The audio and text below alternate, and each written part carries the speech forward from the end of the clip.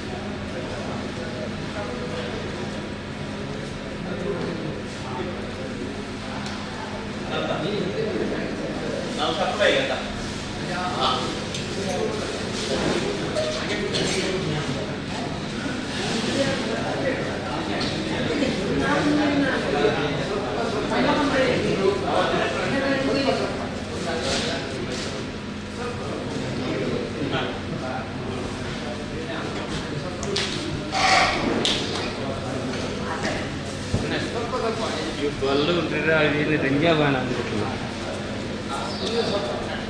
ಬಲ್ಲು ಒಂದು ಕಾಂಪಿಡಿ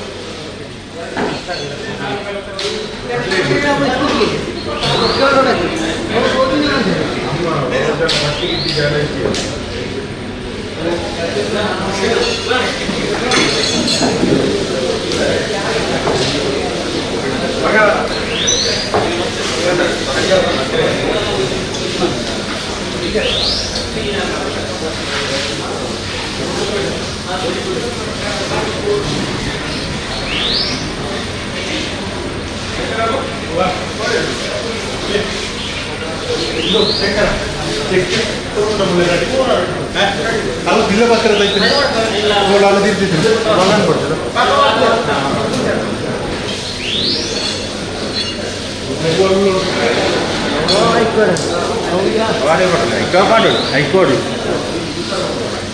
ಮುಳ್ಳೂರಿಗೆ ಉಂಟೋಡ ಬೇರೆ ಊರಿಗೆ ಮುಳ್ಳೆ ಉಪ್ಪು ಓ ಮುಳ್ಳಲ್ಲ ಏನಂದ್ರೆ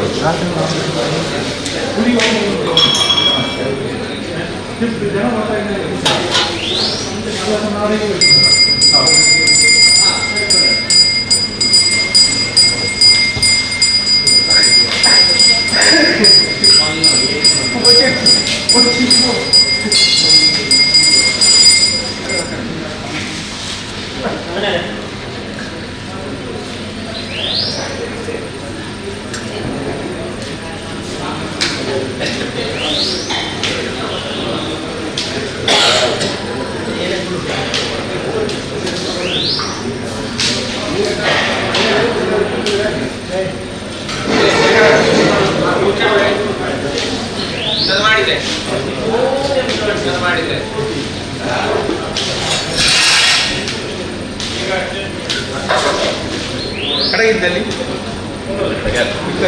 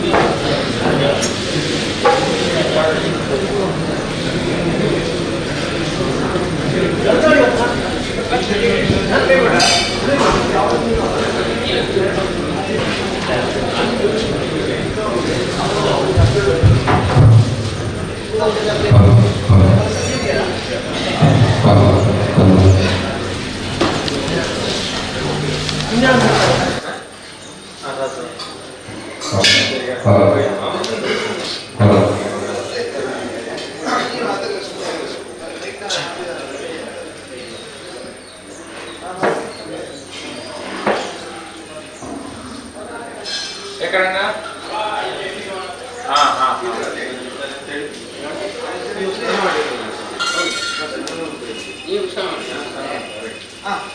ಮಿತ್ತಬಲ್ಲೆ ಮುಟ್ಟ್ಯಾರ ಚೀಟಿ ಮುಟ್ಟ್ಯಾರ ಚೀಟಿ ಮುಟ್ಟಿನ ಪುಸ್ತಕ ಅಂದ ಆಟೋ ಪಸಂದ್ ಇದೆಯಾ ಅದು ಪಸಂದ್ ಇದೆಯಾ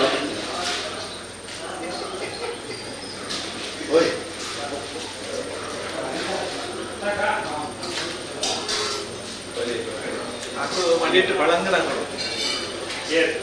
ಯಾವ್ದ್ರಲ್ಲಿ ಪ್ಯೂರ್ ಮಾಡಿ ಲೆಕ್ಕನೆ ಮಾಡಿ ಬರಲಿ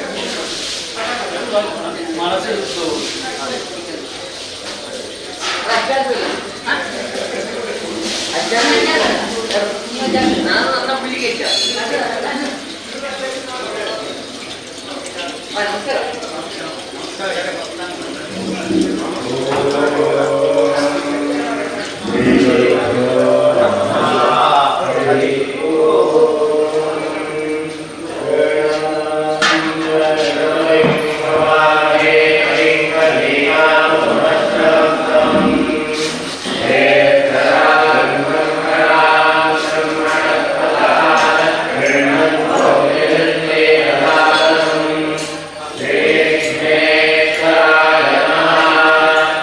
Om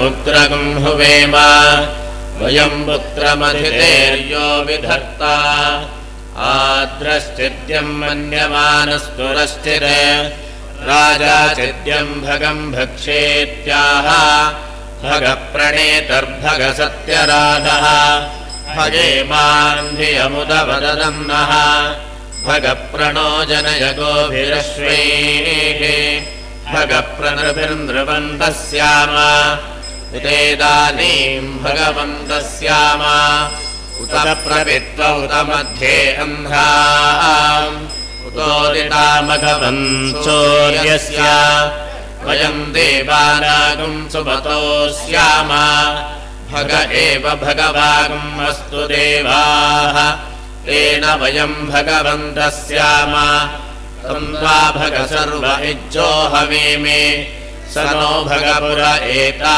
भवेह समध्वरायोषसो नमन्ता अधिक्रावेव शुचये पदाय अरुवाचेनं वसुविदं भगन्नः रथमिवाश्वावाजिनावहन्तो अश्वावतेर्गोमतेर्न उषासः वीरवतेः सदमुच्यन्तु भद्राः घृतं दुहाना विश्वतः प्रवीणाः यूयं बाधस्वस्तिभिः सदा नः यो मा अग्ने भागिनगं सन्तमता भागं चिकीर्षते अभागमग्ने तं कुरु मामग्ने भागिनं कुरु भाग्यदेवतायै नमः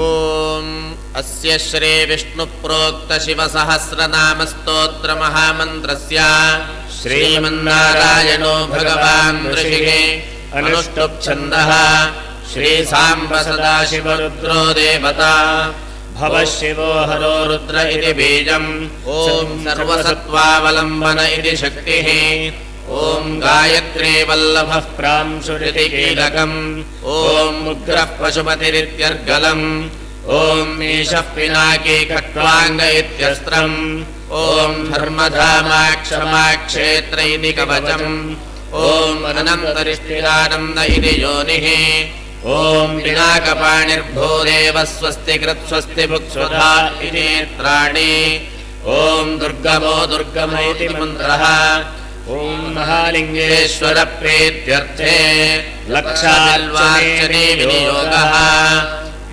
मूर्तिरिति ध्यानम् ॐ भवाय भस्मोद्धूलित विग्रहाय निवृत्तात्मने अङ्गुष्ठाभ्यां नमः ॐ नं धर्मपुञ्जाय धन्विने महोत्साहाय तर्जनेभ्यां नमः ॐ मं महाबलाय यज्ञपतये यज्ञाङ्गाय मध्यमाभ्यां नमः ॐ शिं यज्ञवाहनाय सहस्रमूर्धे सहस्रबाहवे नामिकाभ्यां नमः ॐ वां सर्वेश्वराय त्र्यम्बकाय धूर्जटये विनिष्टिकाभ्यां नमः ॐ यं खण्डपरशवे खड्गिने आश्रितवत्सलाय सर्वसत्त्वावलम्बनाय करतलकरपृष्ठाभ्यां नमः ॐ भवाय भस्मोद्धूलित विग्रहाय निवृत्तात्मने हृदयाय नमः ॐ नं धर्मपुञ्जाय धन्विने महोत्साहाय स्वाहा ॐ मं महाबलाय यज्ञपतये यज्ञाङ्गाय शिखायै वषटे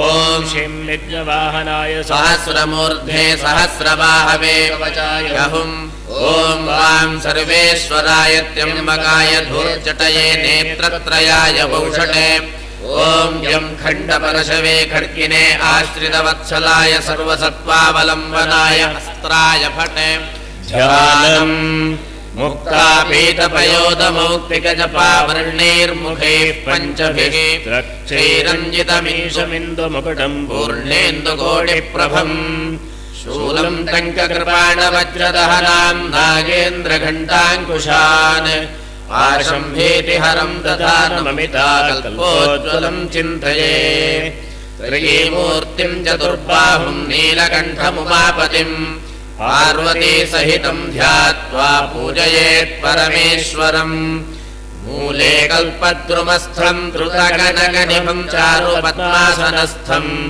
वामाङ्कारूढगौरी निबिडकुचभरा भोगगाढोपगूढम् नानारत्तांशुकान्तिम् वरपरशुमृगाभीतिहस्तम् त्रिनेत्रम् वन्दे बालेन्दुमौलिम् गजवदनगुहाश्लिष्टपार्श्वम् महेशम् कोटिसूर्यप्रतीकाशम् त्रिनेत्रम् चन्द्रशेखरम् शूलखड्गगदाचक्रकुन्तपाशधरम् विभुम् वरदाभयहस्तम् च सर्वाभरणभूषितम् एवम् ध्यात्वार्चयेद्देवम् श्रद्धाभक्तिसमन्वितः सौभाग्यविजयारोग्यधर्मैश्वर्यविवर्धनम् स्वर्गापवर्गदम् नत्वा करिष्ये शिवपूजनम् त्रिशाखैर्बिल्वपत्रैश्च अच्छिद्रैः कोमलैर्दलैः तव पूजाम् करिष्यामि प्रसीद मम शङ्करा।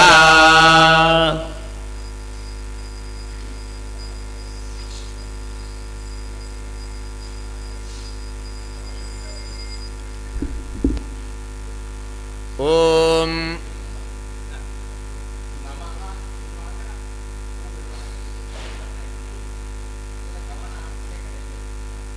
ओम इदं विष्णुर्विचक्रमे त्रेधा निदधे पदम् समूढमस्य वागुं सुरे। ओं नमो भगवते रुद्राय। ओं भवाय नमः। ओं शिवाय नमः। ओं हराय नमः। ओं रुद्राय नमः। ओं पुष्कलाय नमः। ओं मुद्गलाय नमः। ओं बलाय नमः। ओं अग्रगण्याय नमः। ओं सदाचाराय नमः। ओं शर्वाय नमः। ओं शम्भवे नमः।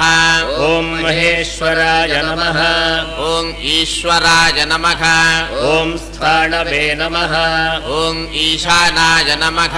ओं सहस्राक्षाय नमः। ओं सहस्रपदे नमः। ओं वरेजसे नमः। ओं वरदाय नमः।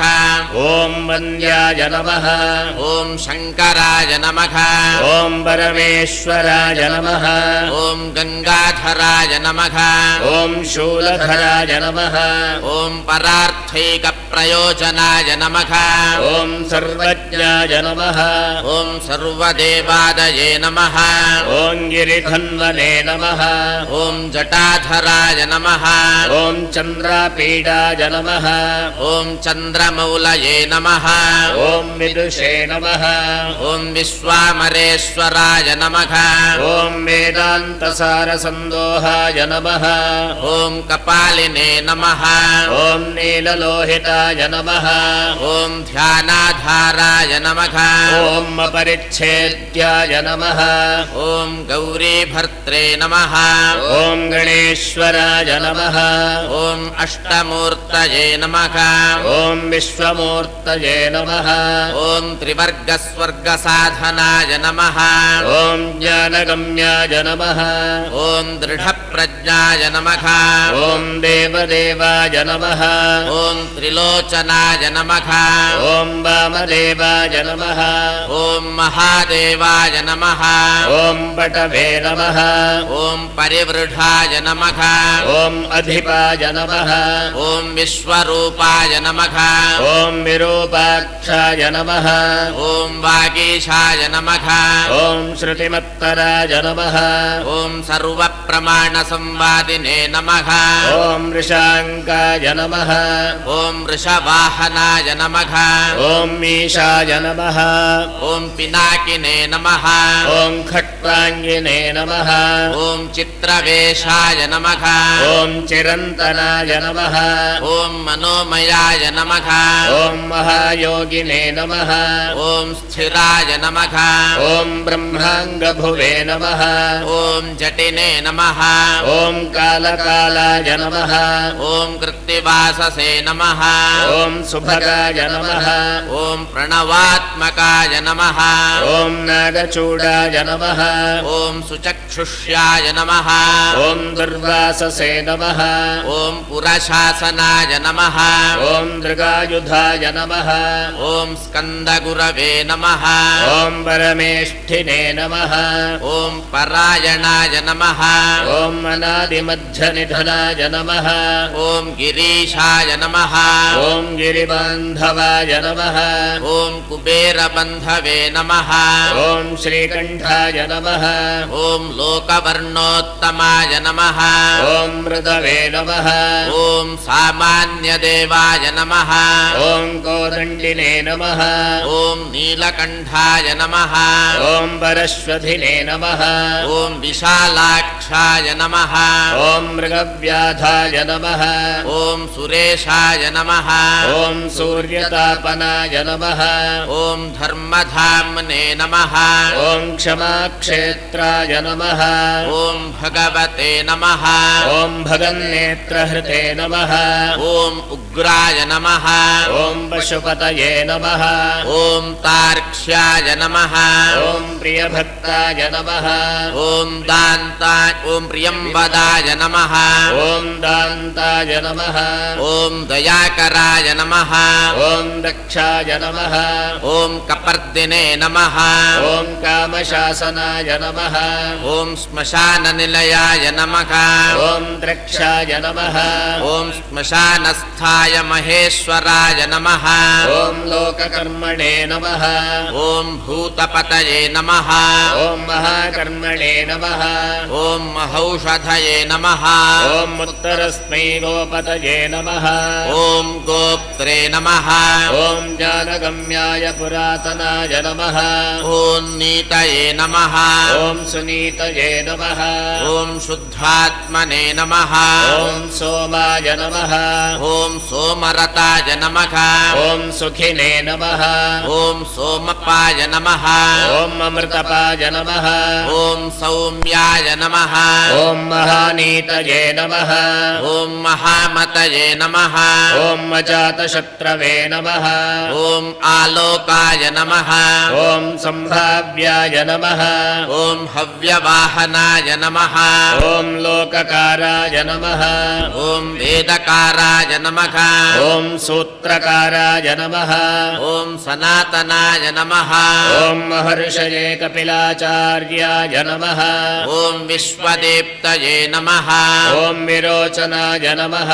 ॐ पिनाकपाणये नमः ॐ भूदेवाय नमः ॐ स्वस्तिदाय नमः ॐ स्वस्तिकृते नमः ॐ सुधायै नमः ॐ धात्रीधामकराय नमः ॐ सर्वस्मै नमः ॐ सर्वदाय नमः ॐ सर्वगोचराय नमः ॐ ब्रह्मश्रये नमः ॐ विश्वसृजे नमः ॐ सर्गाय नमः ॐ कर्णिकारप्रियाय नमः ॐ कवये नमः ॐ शाखाय नमः ॐ विशाखाय नमः ॐ गोशाखाय नमः ॐ शिवाय नमः ॐ भिषजेनुत्तमाय नमः ॐ गङ्गाप्रबोधकाय नमः ॐ भव्याय नमः ॐ पुष्कराय नमः ॐ स्थपतये स्थिताय नमः ॐ विजितात्मने नमः ॐ विधेयात्मने नमः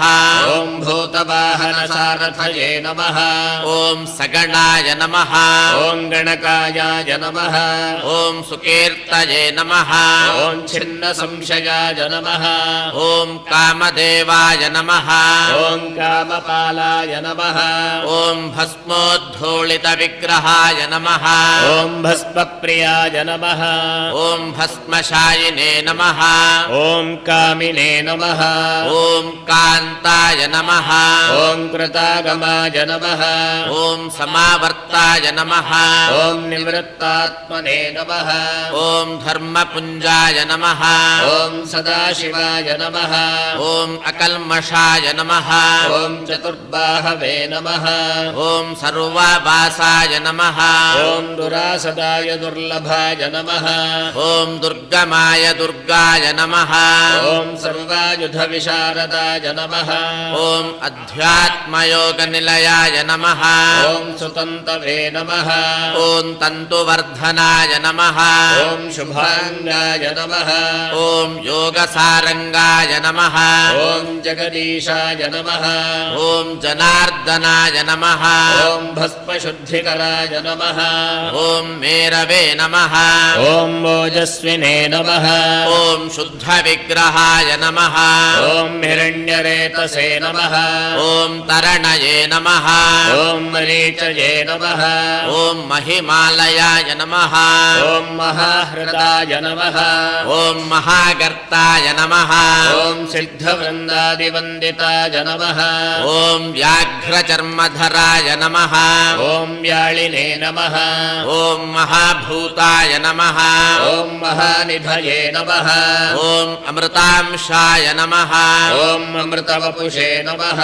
ॐ पञ्चयज्ञप्रभञ्जनाय नमः ॐ पञ्चविंशतितत्त्वस्थाय नमः ॐ पारिजाताय नमः ॐ परावराय नमः ॐ सुलभाय नमः ॐ सुव्रताय नमः ॐ शूराय नमः ॐ वाङ्मयिकनिधये नमः ॐ निधये नमः ॐ वर्णाश्रमगुरवे नमः ॐ वर्णिने नमः ॐ शत्रुजिते नमः ॐ शत्रुतापनाय नमः ॐ आत्मदाय नमः ॐ क्षपणाय नमः ॐ क्षामाय नमः ॐ ज्ञानवते नमः ॐ अचलाय नमः ॐ चलाय नमः ॐ प्रमाणभूताय नमः ॐ दुर्ज्ञेयाय नमः ॐ सुपर्णाय नमः ॐ वायुवाहनाय नमः ॐ धनुर्धराय नमः ॐ धनुर्वेदाय नमः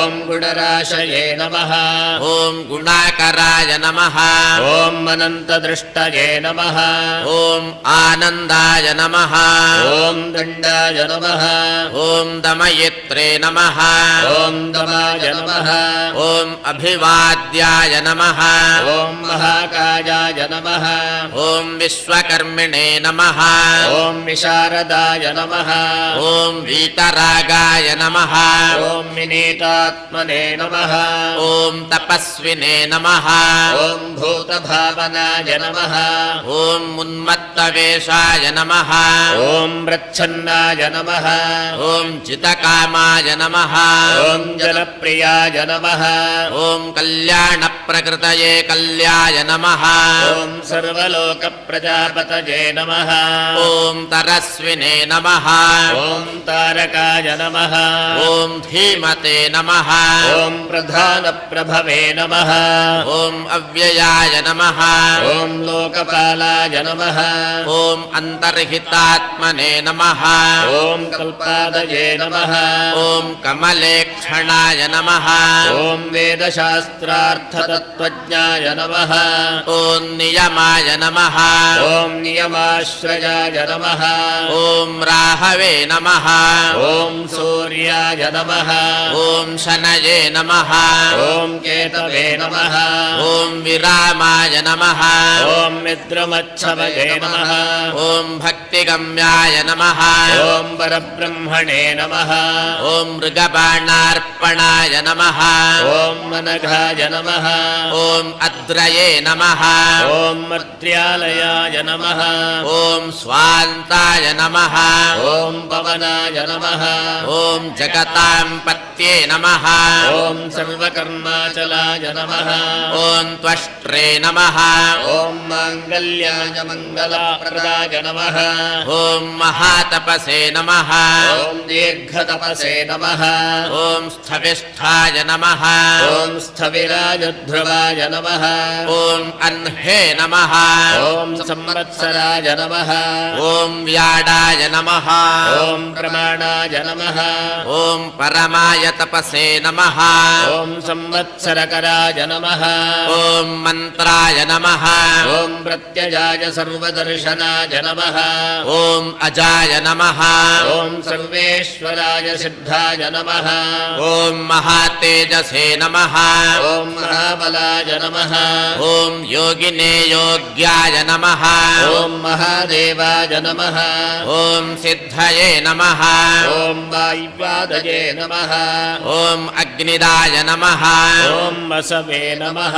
ॐ वसुमनसे नमः ॐ सत्याय नमः ॐ सर्वपापहराय नमः ॐ हराय नमः ॐ अमृताय नमः ॐ शाश्वताय शान्ताय नमः ॐ बाणहस्ताय प्रतापवते नमः ॐ कमण्डलुधराय नमः ॐ धन्विने नमः ॐ वेदाङ्गाय नमः ॐ वेदविन्मुनये भ्राजिष्णवे नमः ॐ भोजनाय नमः ॐ भोक्त्रे नमः ॐ लोकनेत्रे नमः ॐ धुरन्धराय नमः ॐ मतीन्द्रियाय नमः ॐ महामायाय नमः ॐ सर्वावासाय नमः ॐ चतुष्पथाय नमः ॐ कालयोगिने नमः ॐ महानादाय नमः ॐ महोत्साहाय नमः ॐ महाबलाय नमः ॐ महाबुद्धये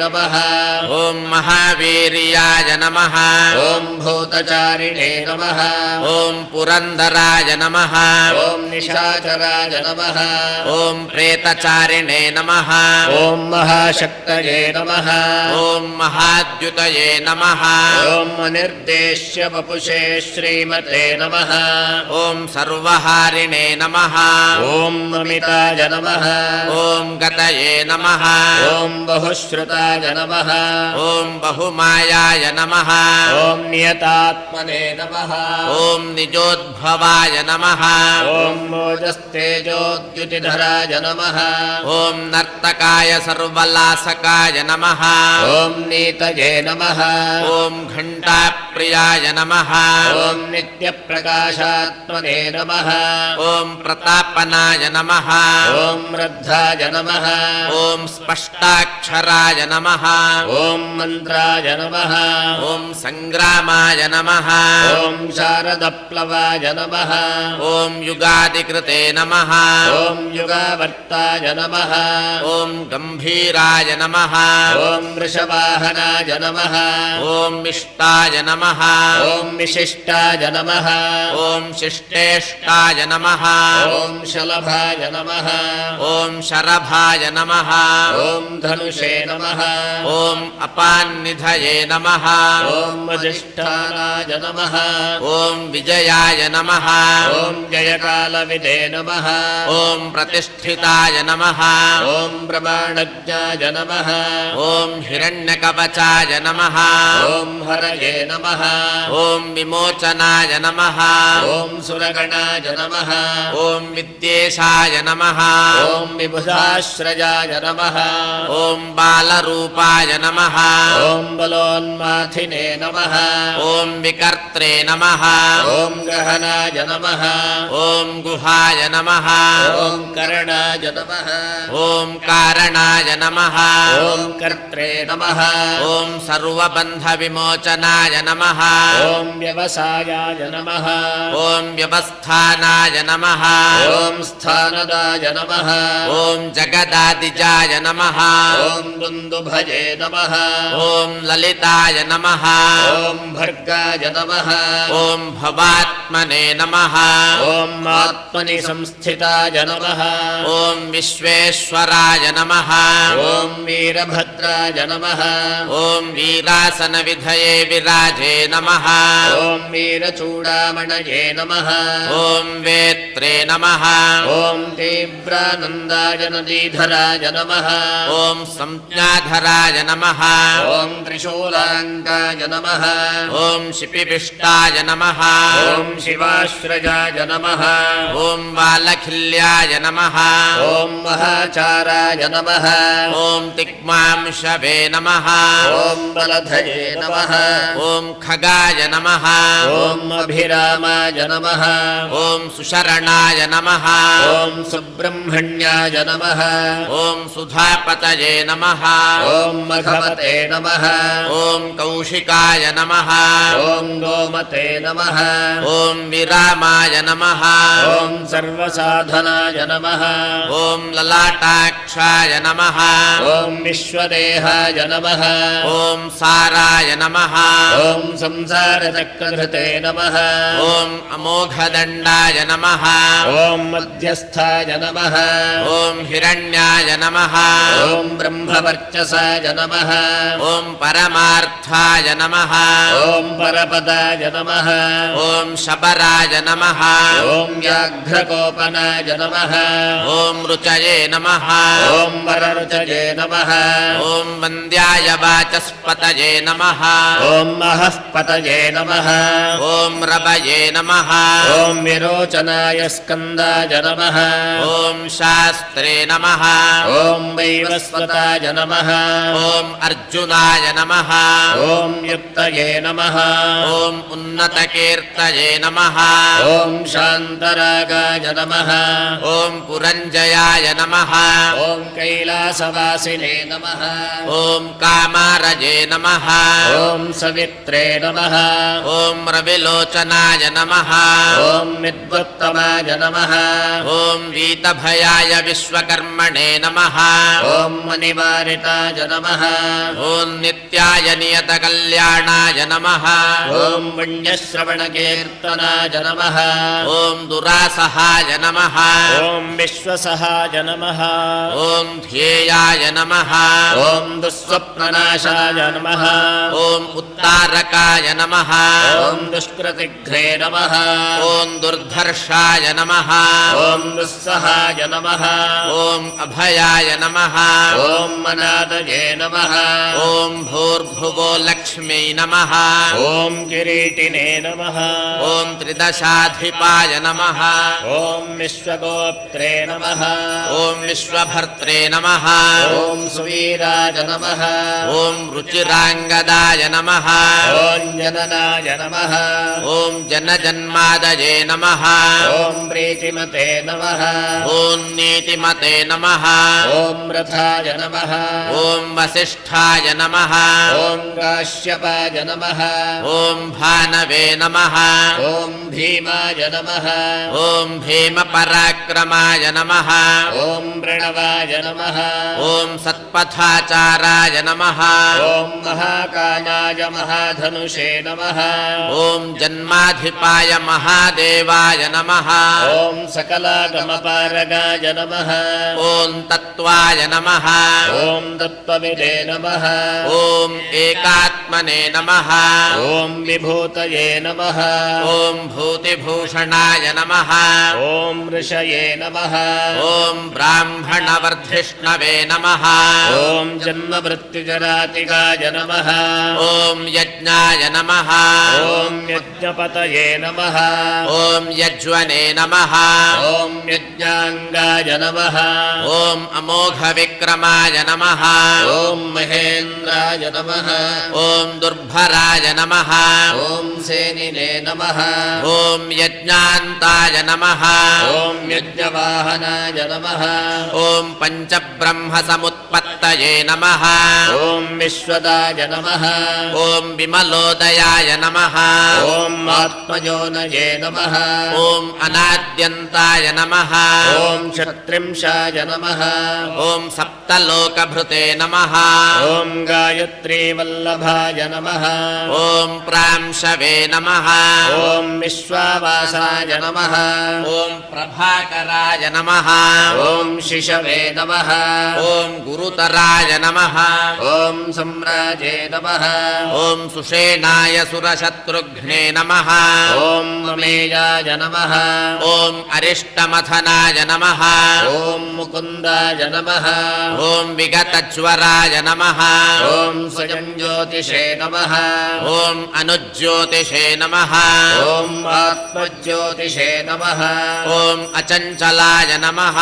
ॐ पिङ्गळाय नमः ॐ कपिलश्मश्रवे नमः ॐ शास्त्रनेत्राय नमः ॐ त्रयीतनवे नमः ॐ ज्ञानस्कन्धाय नमः ॐ महाज्ञानिने नमः ॐ वीरोत्पत्तये नमः ॐ उपप्लवाय नमः ॐ भगाय नमः ॐ विवस्वते नमः ॐ आदित्याय नमः ॐ योगचाराय नमः ॐ दिवस्पतये नमः ॐ उदारकीर्तये नमः ॐ उद्योगिने नमः ॐ सद्योगिने नमः ॐ सदसन्मयाय नमः ॐ नक्षत्रमालिने नमः ॐ नाकेशाय नमः ॐ स्वाधिष्ठानाय नमः ॐ षडाश्वजाय नमः ॐ पवित्रपाणये नमः ॐ पापारये नमः ॐ मणिपूराय नमः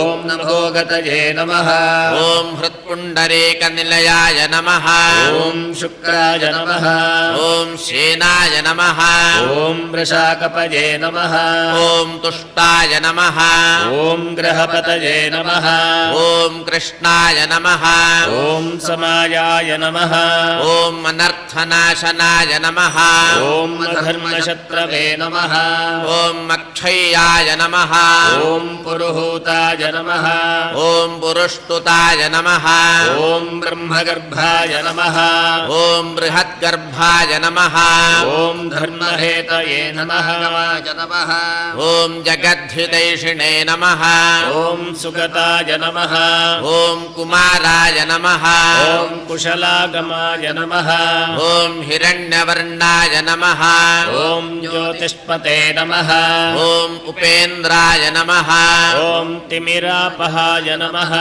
ॐ अरोगाय नमः ॐ तपनाध्यक्षाय नमः ॐ विश्वामित्राय द्विजेश्वराय नमः ॐ ब्रह्मज्योतिषे सुवर्धाम्ने नमः ॐ बृहज्योतिषे नमः ॐ मनुत्तमाय मातामहाय नमः ॐ मातरिश्वने नमः ॐ मनस्विने नागहारधृते नमः ॐ पुलस्त्याय नमः ॐ बुलहाय नमः ॐ अगस्त्याय नमः ॐ जातुकर्णाय नमः ॐ पराशराय नमः ॐ निरावरणविज्ञानाय नमः ॐ विरिञ्चाय नमः ॐ विष्टरश्रवसे नमः ॐ आत्मभुवे नमः ॐ अनिरुद्धाय नमः ॐ मत्रये नमः ॐ ज्ञानमूर्तये नमः ॐ महायशसे नमः ॐ वीरचूडामणये नमः ॐ वीराय नमः ॐ चण्डाय नमः ॐ सत्यपराक्रमाय नमः ॐ याडकल्पाय नमः ॐ महाकल्पाय नमः ॐ कल्पवृक्षाय नमः ॐ कलाधराय नमः ॐ अलङ्करिष्णवे नमः ॐ मचलाय नमः ॐ रोजकृष्णवे नमः ॐ विक्रमोत्तमाय नमः ॐ आशवे नमः ॐ सप्तपतये नमः ॐ वेगिने पवनाय नमः ॐ शिखिसारथये नमः ॐ असंमृष्टाय नमः ॐ अतिथये नमः ॐ शुक्राय नमः ॐ प्रमाथिने नमः ॐ पादपाशनाय नमः ॐ वसुश्रवसे नमः ॐ कव्यवाहाय नमः ॐ व्रतपुत्रे नमः ॐ विश्वभोजनाय नमः ॐ जयाय नमः ॐ जयारजे नमः ॐ शमनाय नमः ॐ रोहिताश्वाय नमः ॐ तनूनपाते नमः ॐ वृषदश्वाय नमः ॐ नभोयोनये नमः ॐ सुप्रतीकाय नमः ॐ तमिस्रघ्ने नमः ॐ निदाघाय तपनाय नमः ॐ मेघाय नमः ॐ पद्माय नमः ॐ परपुरञ्जयाय नमः ॐ सुखानिलाय नमः ॐ सुविष्पन्नाय नमः ॐ सुरभये नमः ॐ शिशिरात्मकाय नमः ॐ वसन्ताय माधवाय नमः ॐ ग्रीष्माय नमः ॐ नभस्याय नमः ॐ द्विजवाहनाय नमः ॐ मनसे नमः ॐ बुद्धये नमः ॐ अहङ्कार क्षेत्रपालनाय नमः ॐ क्षेत्रज्ञाय नमः ॐ क्षेत्रपालकाय नमः ॐ जमदग्नये नमः ॐ जलनिधये नमः ॐ विपाकाय नमः ॐ विश्वकारकाय नमः ॐ अधरस्मै नमः ॐ मनुत्तरायज्ञेयाय नमः ॐ ज्येष्ठाय नमः ॐ निःश्रेयसालयाय नमः ॐ शैलाय नगाय नमः ॐ धनवे नमः ॐ वाहाय नमः ॐ दानवारये नमः ॐ अरिन्दिमाय चामुण्डी जनकाय नमः ॐ चारवे नमः ॐ विशल्याय नमः ॐ लोकशल्यहृते नमः ॐ चतुर्वेदाय नमः ॐ चतुर्बाहवे चतुराय नमः ॐ चत्वरप्रियाय नमः ॐ आत्मयोगसमाम्नायाय नमः ॐ तीर्थदेवाय शिवालयाय नमः ॐ वज्ररूपाय नमः ॐ महारूपाय नमः ॐ सर्वरूपाय नमः ॐ चराचराय नमः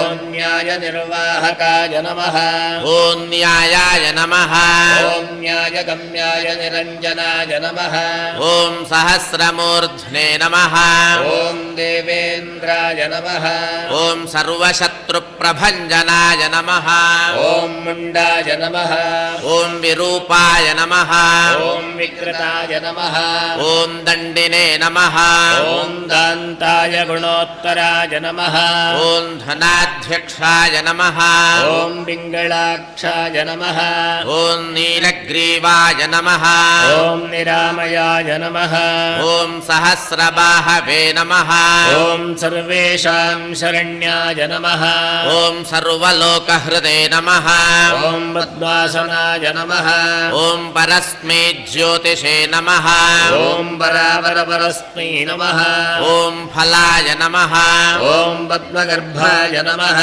ॐ महागर्भाय नमः ॐ विश्वगर्भाय नमः ॐ परक्षणाय नमः ॐ परावरज्ञाय नमः ॐ वरदाय नमः ॐ परेशानाय नमः ॐ महायशसे नमः ॐ देवासुरगुरवे देवाय नमः ॐ देवासुरनमस्कृताय नमः ॐ देवासुरमहामात्राय नमः ॐ देवासुरमहाश्रयाय नमः ॐ देवादिदेवाय नमः ॐ देवर्षये नमः ॐ देवासुरवरप्रदाय नमः ॐ देवसुरेश्वराय नमः ॐ दिव्याय नमः ॐ देवासुरेश्वराय नमः ॐ सर्वदेवमयाय नमः ॐ अचिन्त्याय नमः ॐ देवतात्मने नमः ॐ आत्मसम्भवाय नमः ॐ ईशायानीशाय नमः ॐ सुरव्याघ्राय नमः ॐ देवसिंहाय नमः ॐ दिवाकराय नमः ॐ विबुधाग्रचराय नमः ॐ श्रेष्ठाय नमः ॐ सर्वदेवोत्तमोत्तमाय नमः ॐ शिवध्यानरताय श्रीमते नमः ॐ शिखण्डिने नमः ॐ पार्वतीप्रियाय नमः ॐ वज्रहस्ताय नमः ॐ सुविष्टम्भिने नमः ॐ नरसिंहनिपातनाय नमः ॐ ब्रह्मचारिणे नमः ॐ लोकचारिणे नमः ॐ धर्मचारिणे नमः ॐ धनाधिपाय नमः ॐ नन्दिने नमः ॐ नन्दीश्वराय नमः ॐ नग्नाय नमः ॐ अनग्नवृत्तधराय नमः शुचये नमः ॐ लिङ्गाध्यक्षाय नमः ॐ सुराध्यक्षाय नमः ॐ युगाध्यक्षाय नमः ॐ युगावहाय नमः ॐ सुवशाय नमः ॐ स्वर्गताय नमः ॐ स्वर्गाय नमः ॐ स्वराय नमः ॐ स्वरमयस्वनाय नमः ॐ बीजाध्यक्षाय नमः ॐ बीजकर्त्रे नमः ॐ धर्मकृते नमः ॐ धर्मवर्धनाय नमः ॐ दम्भाय नमः ॐ अदम्भाय नमः ॐ महादम्भाय नमः ॐ सर्वभूतमहेश्वराय नमः ॐ श्मशाननिलयाय नमः ॐ दिश्याय नमः ॐ सेतवे नमः ॐ अप्रतिमाकृतये नमः ॐ ॐ लोकान्तरस्फुटालोकाय नमः ॐ त्र्यम्बकाय नमः ॐ भक्तवत्सलाय नमः ॐ अन्धकारये नमः ॐ मुखद्वेषिणे नमः ॐ विष्णुकन्धरपातनाय नमः ॐ वीतदोषायाक्षय्यगुणाय नमः ॐ दक्षारये नमः ॐ पोषदन्तहृते नमः ॐ धूर्जटये नमः ॐ खण्डपरशवे नमः ॐ सकलाय नमः ॐ निष्कलाय नमः ॐ घनायाकाराय नमः ॐ सकलाधाराय नमः ॐ पाण्डुरङ्गाय नमः ॐ मृडाय नमः ॐ नटाय नमः ॐ पूर्णाय पूरयित्रे नमः ॐ पुण्याय नमः ॐ सुकुमाराय सुलोचनाय नमः ॐ सामगानप्रियाय नमः ॐ मक्रूराय नमः ॐ सत्यकीर्तये नमः ॐ मनामयाय नमः ॐ मनोजवाय नमः ॐ तीर्थकराय नमः ॐ जटिलाय नमः ॐ जीवितेश्वराय नमः ॐ जीवितान्तकराय नमः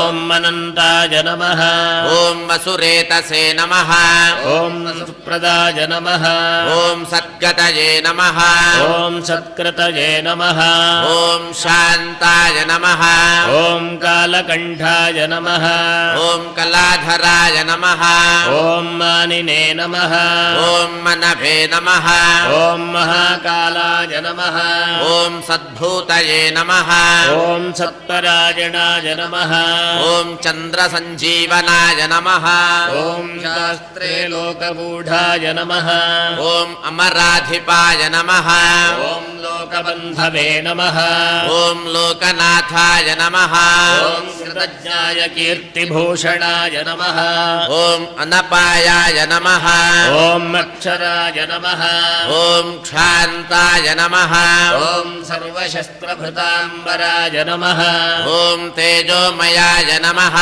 ॐ द्युतिधराय नमः ॐ लोकनाथाय नमः ॐ अग्रण्ये नमः ॐ अणये नमः ॐ शुचिस्मिताय नमः ॐ प्रसन्नात्मने नमः ॐ दुर्जयाय दुरतिक्रमाय नमः ॐ ज्योतिर्मयाय नमः ॐ जगन्नाथाय नमः ॐ निराकाराय नमः ॐ जलेश्वराय नमः ॐ तुम्ब्रवीणाय नमः ॐ महाकोशाय नमः ॐ विशोकाय शोकनाशनाय नमः ॐ त्रिलोकेशाय नमः ॐ त्रिलोकात्मने नमः ॐ शुद्धाय नमः ॐ शुद्धये नमः ॐ मधोक्षजाय नमः ॐ अव्यक्तलक्षणाय नमः ॐ व्यक्ताय नमः ॐ व्यक्ताव्यक्ताय नमः ॐ विशाम्बतये नमः ॐ वरशीलाय वरगुणाय नमः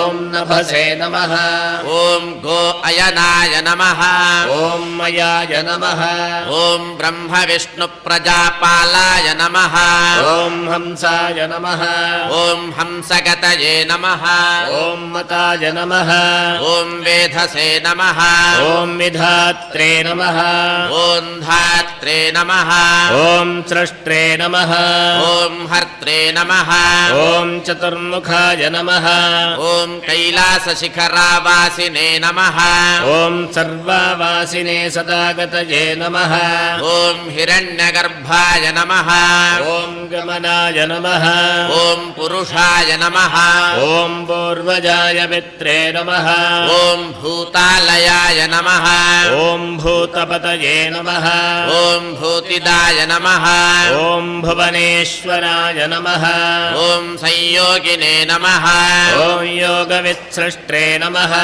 ॐ ब्रह्मण्याय नमः ॐ ब्राह्मणप्रियाय नमः ॐ देवप्रियाय देवनाथाय नमः ॐ दैवज्ञाय नमः ॐ दैवचिन्तकाय नमः ॐ विषमाक्षाय नमः ॐ विलोमाक्षाय नमः ॐ विषादाय नमः ॐ वृषवर्धनाय नमः ॐ निर्ममाय नमः ॐ निरहङ्काराय नमः ॐ निर्मोहाय निरुपद्रवाय नमः ॐ दर्पघ्ने नमः ॐ दर्पदाय नमः ॐ दृप्ताय नमः ॐ सर्वत्वपरिवर्तकाय नमः ॐ सप्तजिह्वाय नमः ॐ सहस्रार्चिषे नमः ॐ स्निग्धप्रकृतिदक्षिणाय नमः ॐ भूतभव्यभवन्नाथाय नमः ॐ प्रभवाय नमः ॐ भ्रान्तिनाशनाय नमः ॐ अर्थाय नमः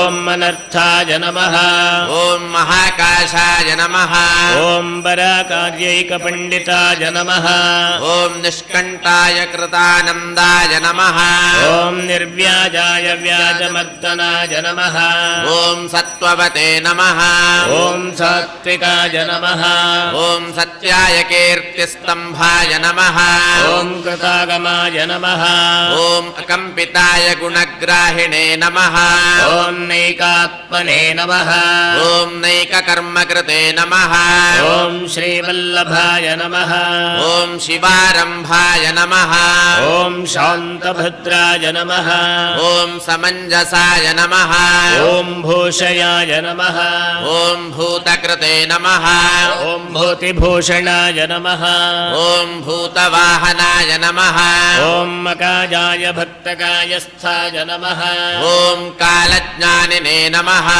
ॐ महावटवे नमः ॐ सत्यव्रताय नमः ॐ महात्यागिने नमः ॐ इच्छाशक्तये नमः ॐ परायणाय नमः ॐ परार्थवृत्तये नमः ॐ विविक्ताय नमः ॐ श्रुतिसागराय नमः ॐ निर्विण्णाय नमः ॐ गुणग्राहिणे नमः ॐ निष्कळङ्काय कळङ्कघ्ने नमः ॐ स्वभावभद्राय नमः ॐ मध्यस्थाय नमः ॐ शत्रुघ्नाय शत्रुतापनाय नमः ॐ शिखण्डिने नमः ॐ कवचिने नमः ॐ शूलिने नमः ॐ जटिने नमः ॐ मुण्डिने नमः ॐ कुण्डलिने नमः ॐ लेखलिने नमः ॐ कटकिने नमः ॐ खड्गिने नमः ॐ मालिने नमः ॐ संसारसारथये नमः ॐ अमृत्यवे नमः ॐ सर्वजित्सिंहाय नमः ॐ तेजोराशये महामणये नमः ॐ सङ्ख्येयाय नमः ॐ अप्रमेयात्मने नमः ॐ मेर्यवते नमः ॐ कार्यकोविदाय नमः ॐ मेद्याय वैद्याय नमः ॐ यद्गोक्त्रे नमः ॐ सप्तावरमुनीश्वराय नमः ॐ अनुत्तमाय दुराधर्षाय नमः ॐ मधुराय प्रियदर्शनाय नमः ॐ सुरेशाय नमः ॐ शरणाय नमः ॐ शर्मणे नमः ॐ सर्वदेवाय नमः ॐ सताङ्गतये नमः ॐ कालवक्षाय नमः ॐ कलङ्कारये नमः ॐ कङ्कणीकृतवासुकये नमः ॐ महेश्वासाय महीभर्त्रे नमः ॐ निष्कलङ्काय नमः ॐ विशृङ्खलाय नमः ॐ यमणये नमः ॐ तरणये नमः ॐ धन्याय नमः ॐ सिद्धिदाय नमः ॐ सिद्धिसाधनाय नमः ॐ विवृताय नमः ॐ संवृताय नमः ॐ शिल्पिने नमः ॐ व्यूढोरस्काय नमः ॐ महाभुजाय नमः ॐ एकज्योतिषे नमः ॐ निरातङ्काय नमः ॐ नरनारायणप्रियाय नमः ॐ निर्लेपाय निष्प्रपञ्चात्मने नमः ॐ निर्व्यग्राय नमः ॐ व्यग्रनाशनाय नमः ॐ स्तव्याय नमः ॐ स्तव्यप्रियाय नमः ॐ स्तोत्रे नमः ॐ व्याप्तमूर्तये नमः ॐ मनाकुलाय नमः ॐ निरवध्यपदोपायाय नमः ॐ विद्याराशये नमः ॐ अकृत्रिमाय नमः ॐ प्रशान्तदृष्टये नमः ॐ अक्षुद्राय क्षुत्रघ्ने नमः ॐ नित्यसुन्दराय नमः ॐ धुर्याय नमः ॐ अग्रधुर्याय नमः ॐ धात्रीशाय नमः ॐ शाकल्याय नमः ॐ शर्वरेपतये नमः ॐ परमार्थगुरवे नमः ॐ व्याप्ताय नमः ॐ शुचये नमः ॐ आश्रितवत्सलाय नमः ॐ रसाय नमः ॐ रसज्ञाय नमः ॐ सारज्ञाय नमः ॐ सर्वसत्त्वावलम्बनाय नमः ॐ नमो रुद्रेभ्यो ये पृथिव्यां येऽन्तरिक्षे ये दिवि येषामन्नं पातो वर्षमिषवस्तेभ्यो दश दक्षिणा दश प्रतीचेर्दशोदिचेर्दशोर्ध्वास्तेभ्यो नमस्ते नो मृडयन्तु तेऽं विष्णो यश्च नो द्वेष्टितं भोजं भेदधामि हर नमः पार्वतीपतये हर हर महादेव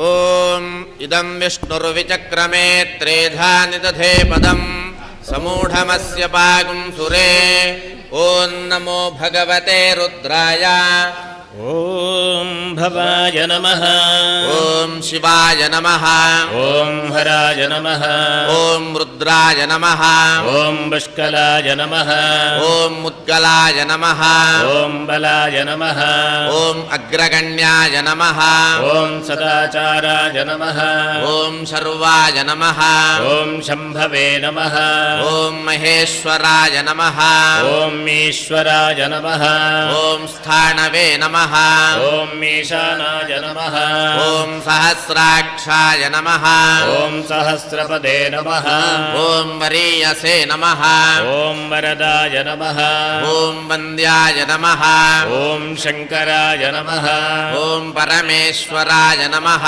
ॐ गङ्गाधराय नमः ॐ शूलधराय नमः ॐ परार्थैकप्रयोजनाय नमः ॐ सर्वज्ञाय नमः ॐ सर्वदेवादये नमः ॐ गिरिधन्विने नमः ॐ जटाधराय नमः ॐ चन्द्रपीडाय नमः ॐ चन्द्रमूलये नमः ॐ विदुषे नमः ॐ विश्वामरेश्वराय नमः ॐ वेदान्तसारसन्दोहाय नमः ॐ कपालिने नमः ॐ नीललोहिताय नमः ॐ ध्यानाधाराय नमः ॐ अपरिच्छेद्याय नमः ॐ गौरीभद्रे नमः ॐ गणेश्वराय नमः ॐ अष्टमूर्तये नमः ॐ विश्वमूर्तये नमः ॐ त्रिवर्गस्वर्गसाधनाय नमः ॐ ज्ञानगम्याय नमः ॐ दृढप्रज्ञाय नमः ॐ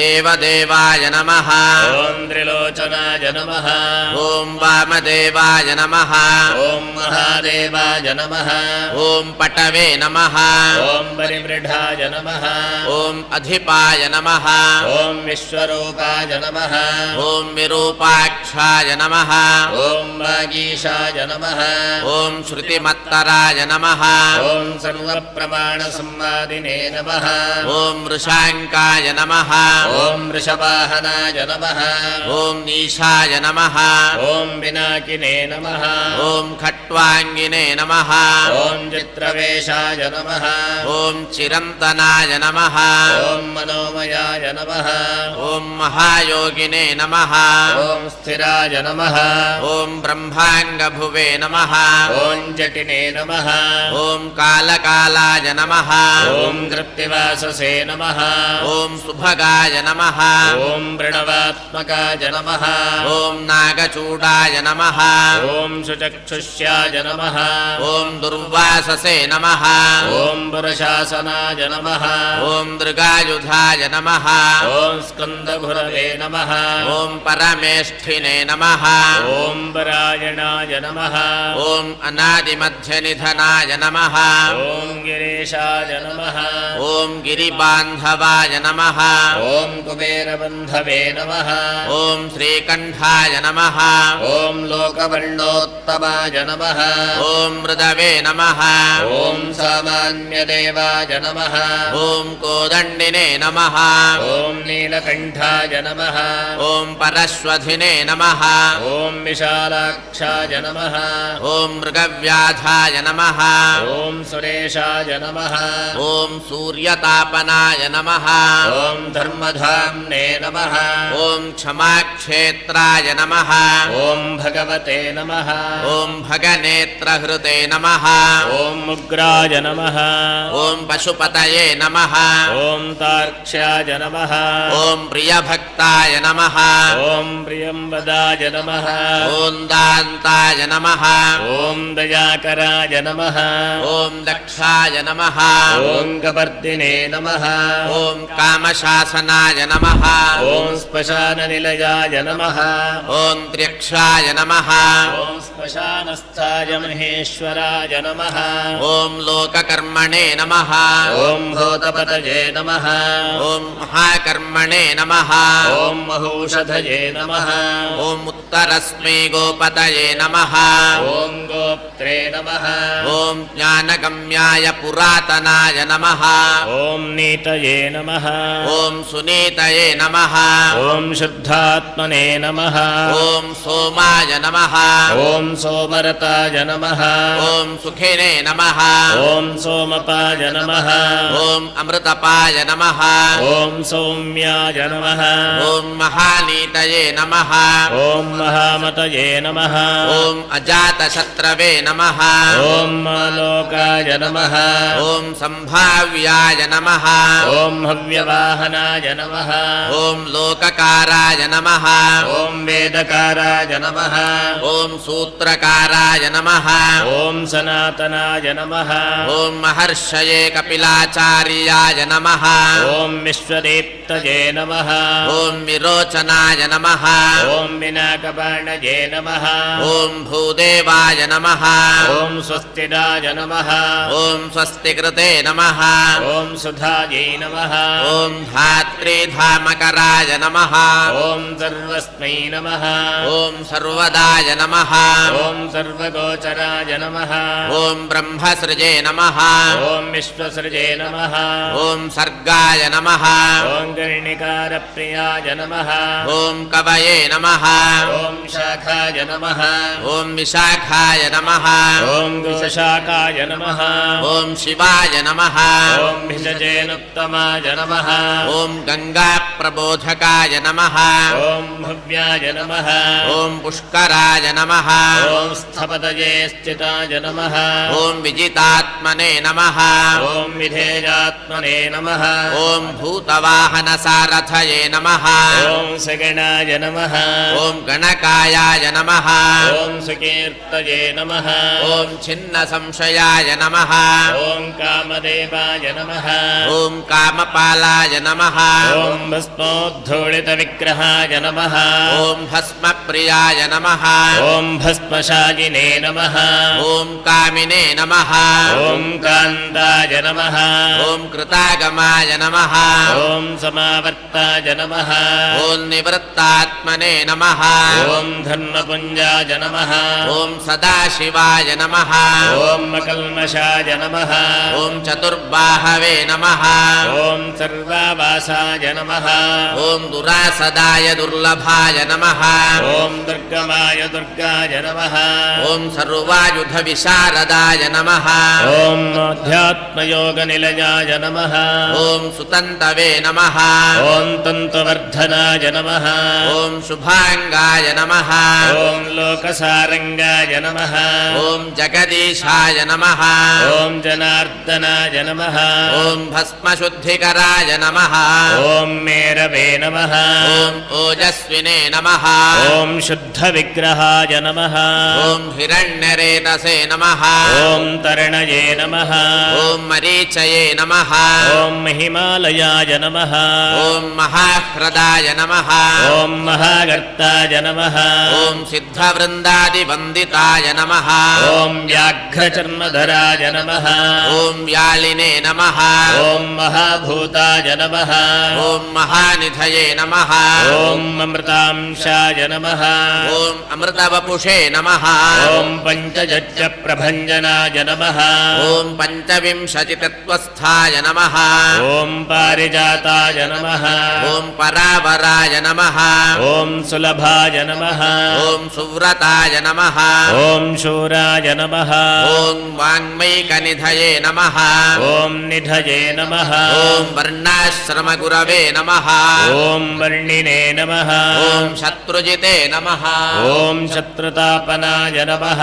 ॐ आत्मदाय नमः ॐ क्षपणाय नमः ॐ क्षामाय नमः ॐ ज्ञानवते नमः ॐ अचलाय नमः ॐ नमः ॐ प्रमाणभूताय नमः ॐ दुर्ज्ञेयाय नमः ॐ सुपर्णाय नमः ॐ वायुवाहनाय नमः ॐ धनुर्धराय नमः ॐ धनुर्वेदाय नमः ॐ गुणराशये नमः ॐ गुणाकराय नमः ॐ अनन्तदृष्टये नमः ॐ आनन्दाय नमः ॐ दण्डाय नमः ॐ दमयित्रे नमः ॐ दमाय नमः ॐ अभिवाद्याय नमः ॐ महाकायाय नमः ॐ विश्वकर्मिणे नमः ॐ विशारदाय नमः ॐ वीतरागाय नमः ॐ विनीतात्मने नमः ॐ तपस्विने नमः ॐ भूतभावनाय नमः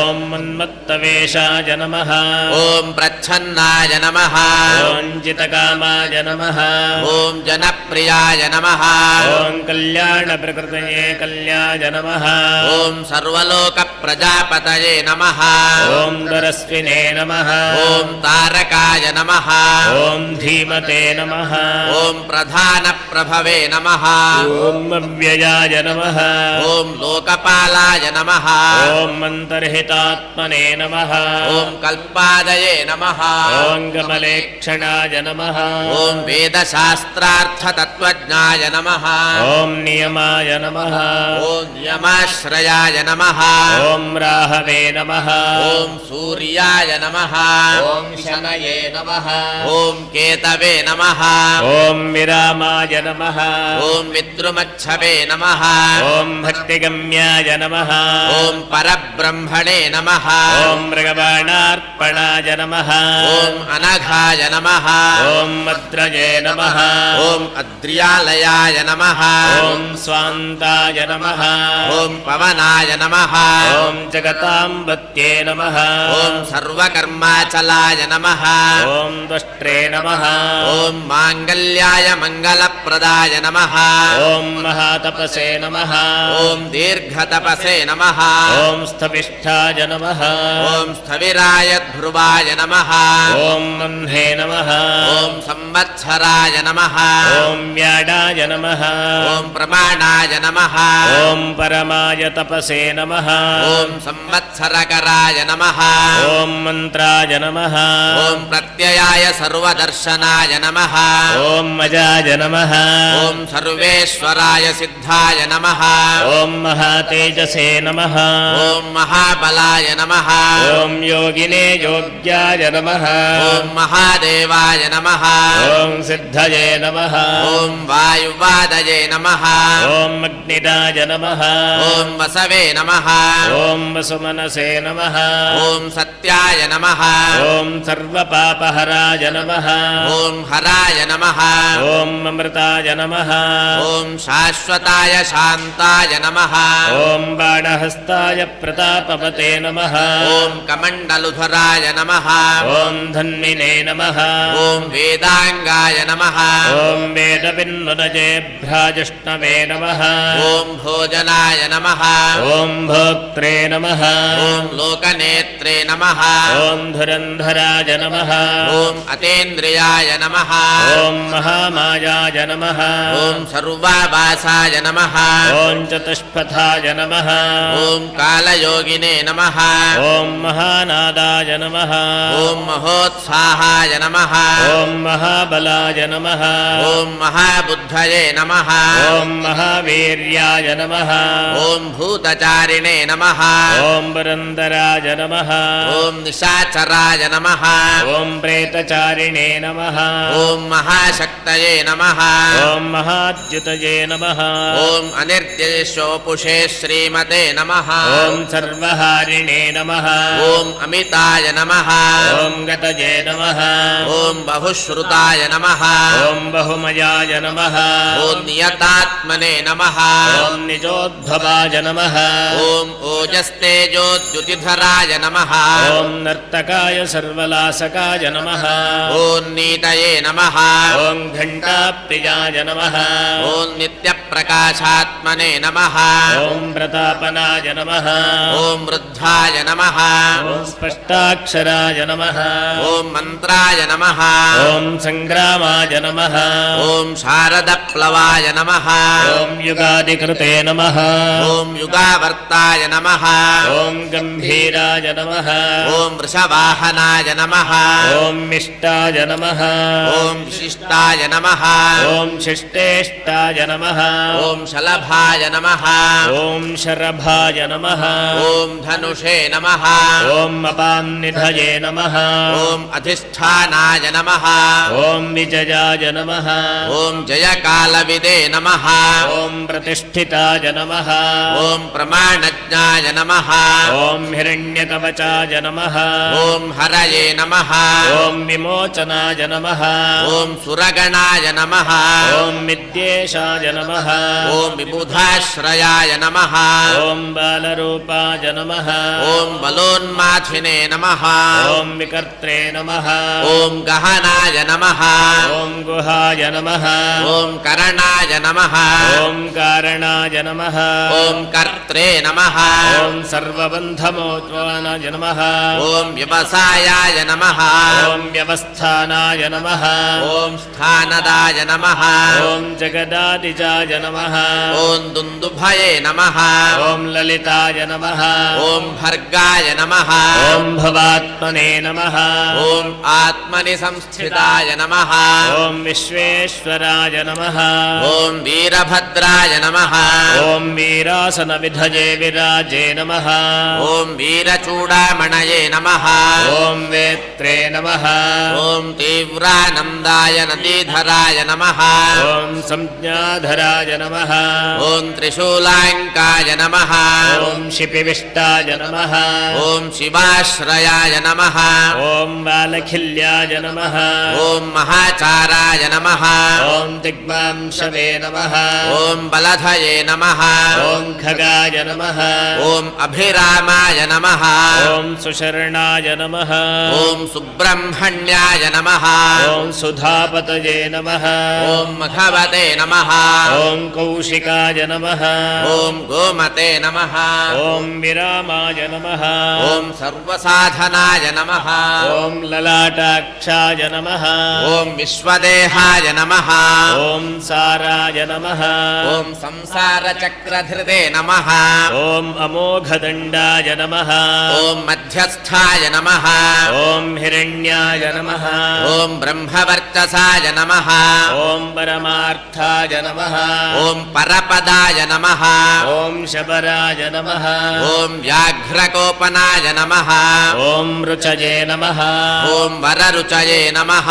ॐ वन्द्याय वाचस्पतये नमः ॐ अहःपतये नमः ॐ रवये नमः ॐ विरोचनाय स्कन्दाय नमः ॐ शास्त्रे नमः ॐ वैवस्वताय नमः ॐ अर्जुनाय नमः ॐ युक्तये नमः ॐ उन्नतकीर्तये नमः ॐ शान्तरागाय नमः ॐ पुरञ्जयाय नमः ॐ कैलासवासिने नमः ॐ कामारजे नमः ॐ सवित्रे नमः ॐ रविलोचनाय नमः ॐ विद्वत्तमाय नमः ॐ वीतभयाय विश्वकर्मणे नमः ॐ अनिवारिताय नमः ॐ नित्याय नियतकल्याणाय नमः ॐ पुण्यश्रवणकीर्तनाय नमः ॐ दुरासहाय नमः ॐ विश्वसहाय नमः ॐ ध्येयाय नमः ॐ दुःस्वप्ननाशनाय नमः ॐ उत्तारकाय नमः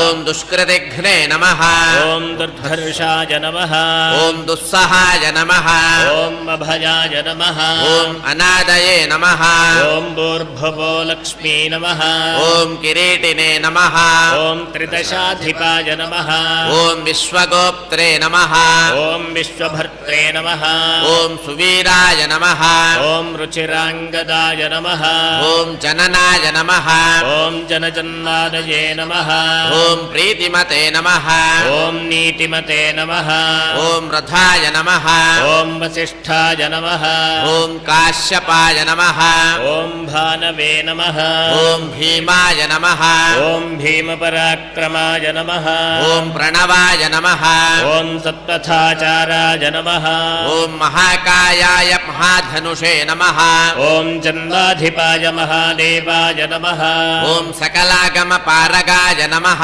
ॐ दत्ताय नमः ॐ तत्त्वविदे नमः ॐ एकात्मने नमः ॐ विभूतये नमः ॐ भूतिभूषणाय नमः ॐ ऋषये नमः ॐ ब्राह्मणवर्धिष्णवे नमः ॐ जन्ममृत्युजरातिगाय नमः ॐ यज्ञाय नमः ॐ यज्ञपतये नमः ॐ यज्वने नमः ॐ यज्ञाङ्गाय नमः ॐ अमोघविक्रमाय नमः ॐ महेन्द्राय नमः ॐ दुर्भराय नमः ॐ सेनिने नमः ॐ यज्ञान्ताय नमः ॐ यज्ञवाहनाय नमः ॐ पञ्चब्रह्मसमुत्पत्तये नमः ॐ विश्वदाय नमः ॐ विमलोदयाय नमः ॐ आत्मयोनये नमः ॐ मनाद्यन्ताय नमः ॐ षट्त्रिंशाय नमः ॐ सप्तलोकभृते नमः ॐ गायत्रे वल्लभाय नमः ॐ ब्रांशवे नमः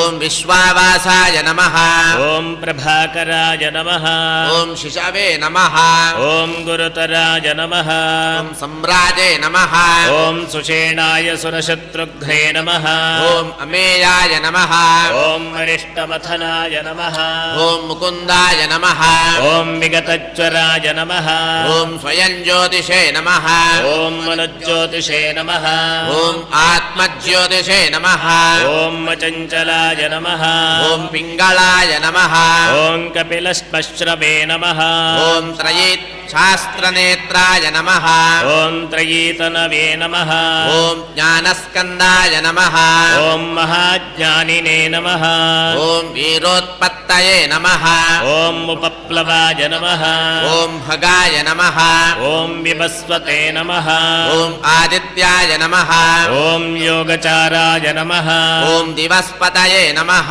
ॐ उदारकीर्तये नमः ॐ उद्योगिने नमः ॐ सद्योगिने नमः ॐ सदसन्मयाय नमः ॐ नक्षत्रमालिने नमः ॐ नाकेशाय नमः ॐ स्वादिष्ठानाय नमः ॐ षडाश्रयाय नमः ॐ पवित्रपाणये नमः ॐ पापारये पतये नमः ॐ मणिपुराय नमः ॐ नभोगतये नमः ॐ हृत्पुण्डरीकनिलयाय नमः ॐ शुक्राय नमः ॐ क्षीणाय नमः ॐ वृषाकपये नमः ॐ दुष्टाय नमः ॐ ग्रहपतये नमः ॐ कृष्णाय नमः ॐ समायाय नमः ॐ अनर्थनाशनाय नमः ॐ अधर्मशत्रवे नमः ॐ क्षय्याय नमः ॐ पुरुहूताय नमः ॐ पुरुष्टुताय नमः ॐ ब्रह्मगर्भाय नमः ॐ बृहद्गर्भाय नमः ॐ धर्महेतवे धनागमाय नमः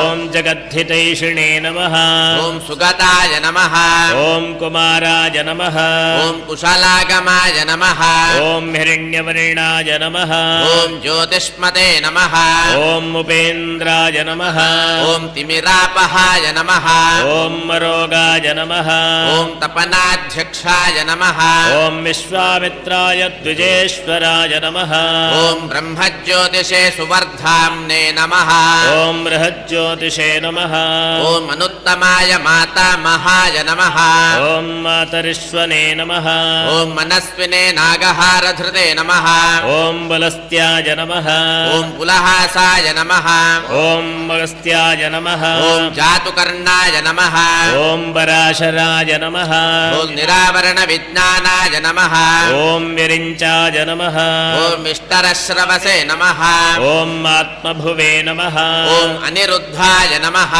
ॐ मत्रये नमः ॐ ज्ञानमूर्तये नमः ॐ महायशसे नमः ॐ वीरचूडामणये नमः ॐ वीराय नमः ॐ चण्डाय नमः ॐ सत्यपराक्रमाय नमः ॐ व्याडकल्पाय नमः ॐ महाकल्पाय नमः ॐ कल्पवृक्षाय नमः ॐ कलाधराय नमः ॐ मलङ्करिष्णवे नमः ॐ मचलाय नमः ॐ रोचिष्णवे नमः ॐ विक्रमोत्तमाय नमः ॐ आशवे नमः ॐ सप्तपतये नमः ॐ वेगिने पवनाय नमः ॐ शिखिसारथये नमः ॐ असमृष्टाय नमः ॐ अतिथये नमः ॐ शुक्राय नमः ॐ प्रमाथिने नमः ॐ पादपाशनाय नमः ॐ वसुश्रवसे नमः ॐ कव्यवाहनाय नमः ॐ व्रतप्त्रे नमः ॐ विश्व नमः ॐ जयाय नमः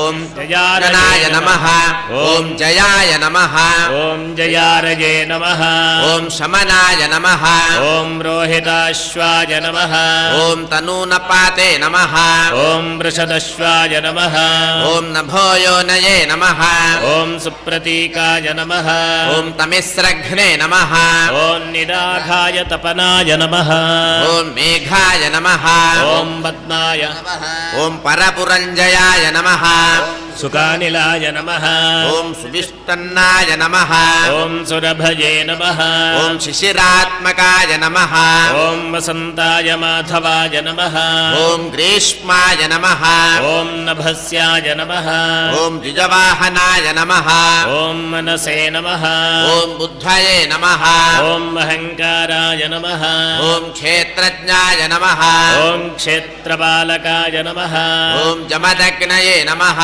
ॐ जलनिधये नमः ॐ विपाकाय नमः ॐ विश्वकारकाय नमः ॐ अधरस्मे नमः ॐ अनुत्तराय ज्ञेयाय नमः ॐ ज्येष्ठाय नमः ॐ निःश्रेयसालयाय नमः ॐ शैलाय नगाय नमः ॐ दरवे नमः ॐ वाहाय नमः ॐ दानवारये नमः ॐ अरिन्दिमाय चामुण्डे जनकाय नमः ॐ चारवे नमः ॐ विशल्याय नमः ॐ लोकशल्यहृते नमः ॐ चतुर्वेदाय नमः ॐ चतुर्बाहवे चतुराय नमः ॐ चत्वरप्रियाय नमः ॐ आत्मयोगसमाम्नायाय नमः ॐ तीर्थदेवाय शिवालयाय नमः ॐ वज्ररूपाय नमः ॐ महारूपाय नमः ॐ सर्वरूपाय नमः ॐ चराचराय नमः ॐ न्यायनिर्वाहकाय नमः ॐ न्यायाय नमः ॐ न्यायगम्याय निरञ्जनाय नमः नमः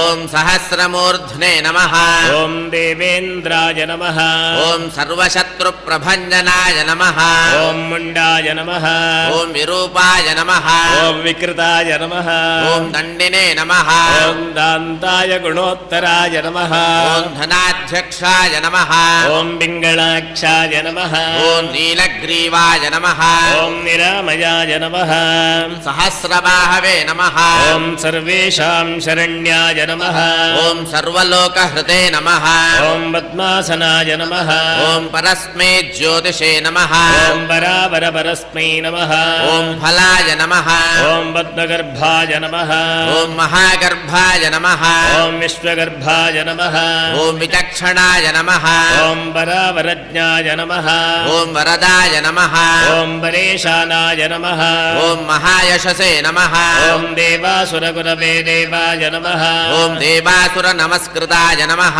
ॐ देवासुरमहामात्राय नमः ॐ देवासुरमहाश्रयाय नमः ॐ देवादिदेवाय नमः ॐ देवर्षये नमः ॐ देवासुरवरप्रदाय नमः ॐ देवासुरेश्वराय नमः ॐ दिव्याय नमः ॐ देवासुरमहेश्वराय नमः ॐ सर्वदेवमयाय नमः ॐ अचिन्त्याय नमः ॐ देवतात्मने नमः ॐ आत्मसम्भवाय नमः ॐ ईशायानीशाय नमः ॐ सुरव्याघ्राय नमः ॐ देवसिंहाय नमः ॐ दिवाकराय नमः ॐ विबुधाग्रचराय नमः ॐ श्रेष्ठाय नमः ॐ सर्वदेवोत्तमोत्तमाय नमः ॐ शिवध्यानरताय श्रीमते नमः ॐ शिखण्डिने नमः ॐ पार्वतीप्रियाय नमः ॐ वज्रहस्ताय नमः ॐ सुविष्टम्भिने नमः ॐ नरसिंहनिपातनाय नमः ॐ ब्रह्मचारिणे नमः ॐ लोकचारिणे नमः ॐ धर्मचारिणे नमः ॐ धनाधिपाय नमः ॐ नन्दिने नमः ॐ नन्दीश्वराय नमः ॐ नग्नाय नमः ॐ अनग्नव्रतधराय शुचये नमः ॐ लिङ्गाध्यक्षाय नमः ॐ सुराध्यक्षाय नमः ॐ युगाध्यक्षाय नमः ॐ युगावहाय नमः ॐ सुवशाय नमः ॐ स्वर्गताय नमः ॐ स्वर्गाय नमः ॐ स्वराय नमः ॐ स्वरमयस्वनाय नमः ॐ बीजाध्यक्षाय नमः ॐ बीजकर्त्रे नमः ॐ धर्मकृते नमः ॐ धर्मवर्धनाय नमः ॐ दम्भाय नमः ॐ अदम्भाय नमः ॐ महादम्भाय नमः ॐ सर्वभूतमहेश्वराय नमः ॐ श्मशाननिलयाय नमः ॐ तिष्याय नमः ॐ तीर्थवे नमः ॐ अप्रतिमाकृतये नमः ॐ लोकान्तरस्फुटालोकाय नमः ॐ त्र्यम्बकाय नमः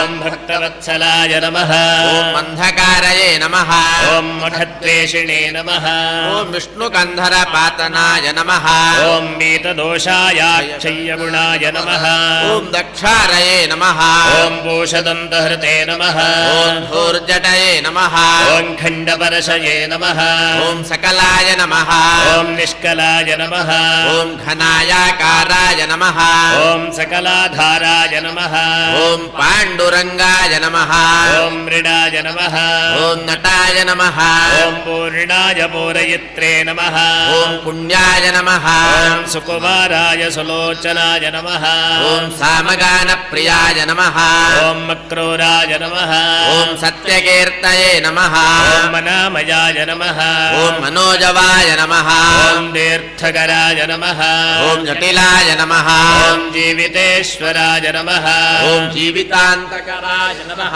ॐ अनन्ताय नमः ॐ सुरेतसे नमः ॐ वसुप्रदाय नमः ॐ सत्यतये नमः ॐ सत्कृतये नमः ॐ शान्ताय नमः ॐ कालकण्ठाय नमः ॐ कलाधराय नमः ॐ मानिने नमः ॐ मनवे नमः ॐ महाकालाय नमः ॐ सद्भूतये नमः ॐ सत्परायणाय नमः ॐ चन्द्रसञ्जीवनाय नमः ॐ शास्त्रे लोकगूढाय नमः ॐ अमराधिपाय नमः ॐ लोकबन्धवे नमः ॐ लोकनाथाय नमः ॐ कृतज्ञाय नमः नमः ॐ अनपायाय नमः ॐ अक्षराय नमः ॐ शान्ताय नमः ॐ सर्वशस्त्रभृताम्बराय नमः ॐ तेजोमयाय नमः ॐ द्युतिधराय नमः ॐ लोकनाथाय लोकनाथाय नमः ॐ अग्रण्ये नमः ॐ अणये नमः ॐ शुचिस्मिताय नमः ॐ प्रसन्नात्मने नमः ॐ दुर्जयाय दुरतिक्रमाय नमः ॐ ज्योतिर्मयाय नमः ॐ जगन्नाथाय नमः ॐ निराकाराय नमः ॐ जलेश्वराय नमः ॐ तुम्ब्रवीणाय नमः ॐ महाकोशाय नमः ॐ विशोकाय शोकनाशनाय नमः ॐ त्रिलोकेशाय नमः ॐ त्रिलोकात्मने नमः ॐ शुद्धाय नमः ॐ शुद्धये नमः ॐ मधोक्षजाय नमः ॐ अव्यक्तलक्षणाय नमः ॐ व्यक्ताय नमः शान्ताय नमः ॐ विशाम्पतये नमः ॐ वरशीलाय वरगुणाय नमः ॐ नभसे नमः ॐ अयनाय नमः ॐ मयाय नमः ॐ ब्रह्मविष्णुप्रजापालाय नमः ॐ हंसाय नमः ॐ हंसगतये नमः ॐ मताय नमः ॐ वेधसे नमः ॐ विधात्रे नमः ॐ धात्रे नमः ॐ स्रष्ट्रे नमः ॐ हर्त्रे नमः ॐ चतुर्मुखाय नमः ॐ कैलासशिखरावासिने नमः ॐ सर्वावासिने सदागतये नमः ॐ हिरण्यगर्भाय नमः ॐ गमनाय नमः ॐ पुरुषाय नमः ॐ पूर्वजाय पित्रे नमः ॐ भूतालयाय नमः ॐ भूतपतये नमः ॐ भूतिदाय नमः ॐ भुवनेश्वराय नमः ॐ संयोगिने नमः ॐ योगविस्रष्ट्रे नमः ॐ ब्रह्मण्याय नमः ॐ ब्राह्मणप्रियाय नमः ॐ देवप्रियाय नाथाय नमः ॐ दैवज्ञाय नमः ॐ दैवचिन्तकाय नमः ॐ विषमाक्षाय नमः ॐ विलोमाक्षाय नमः ॐ विषादाय नमः ॐ वृषवर्धनाय नमः ॐ निर्ममाय नमः ॐ निरहङ्काराय नमः ॐ निर्मोहाय निरुपद्रवाय नमः ॐ दर्पघ्ने नमः ॐ दर्पदाय नमः ॐ दृप्ताय नमः ॐ सर्वत्वपरिवर्तकाय नमः ॐ सप्तजिह्वाय नमः ॐ सहस्रार्चिषे नमः ॐ स्निग्धप्रकृतिदक्षिणाय नमः ॐ भूतभव्यभवन्नाथाय नमः ॐ प्रभवाय नमः ॐ भ्रान्तिनाशनाय नमः ॐ मर्थाय नमः ॐ अनर्थाय नमः ॐ महाकाशाय नमः ॐ परकार्यैकपण्डिताय नमः ॐ निष्कण्ठाय कृतानन्दाय नमः ॐ निर्व्याजाय व्याजमर्दनाय नमः ॐ सत्त्वपते नमः ॐ सात्विकाय नमः ॐ सत्याय कीर्तिस्तम्भाय नमः ॐ कृतागमाय नमः ॐ अकम्पिताय गुणग्राहिणे नमः ॐ नैकात्मने नमः ॐ नैककर्मकृते नमः ॐ श्रीवल्लभाय नमः ॐ शिवारम्भाय नमः ॐ शान्तभद्राय नमः ॐ समञ्जसाय नमः ॐ भूषजाय नमः ॐ भूतकृते नमः ॐ भूतिभूषणाय नमः ॐ भूतवाहनाय नमः ॐ मकायाय भक्तकायस्थाय नमः ॐ कालज्ञानिने नमः ॐ महावटवे नमः ॐ सत्यव्रताय नमः ॐ महात्यागिने नमः ॐ इच्छाशक्तये नमः ॐ परायणाय नमः ॐ पदार्थवृत्तये वरदाय नमः ॐ विविक्ताय नमः ॐ श्रुतिसागराय नमः ॐ निर्विण्णाय नमः ॐ गुणग्राहिणे नमः ॐ निष्कळङ्काय कळङ्कघ्ने नमः ॐ स्वभावभद्राय नमः ॐ मध्यस्थाय नमः ॐ शत्रुघ्नाय शत्रुतापनाय नमः ॐ शिखण्डिने नमः ॐ कवचिने नमः ॐ शूलिने नमः ॐ जटिने नमः ॐ मुण्डिने नमः ॐ कुण्डलिने नमः ॐ मेखलिने नमः ॐ कटकिने नमः ॐ खड्गिने नमः ॐ मालिने नमः ॐ संसारसारथये नमः ॐ अमृत्यवे नमः ॐ सर्वजित्सिंहाय नमः ॐ तेजोराशये महामणये नमः ॐ असङ्ख्येयाय नमः ॐ अप्रमेयात्मने नमः ॐ वीर्यवते नमः ॐ कार्यकोविदाय नमः ॐ वेद्याय वैद्याय नमः ॐ यद्गोप्त्रे नमः ॐ सप्ताव वरमुनीश्वराय नमः ॐ अनुत्तमाय दुराधर्षाय नमः ॐ मधुराय प्रियदर्शनाय नमः ॐ सुरेशाय नमः ॐ शरणाय नमः ॐ शर्मणे नमः ॐ सर्वदेवाय नमः ॐ ताङ्गतये नमः ॐ कालवक्षाय नमः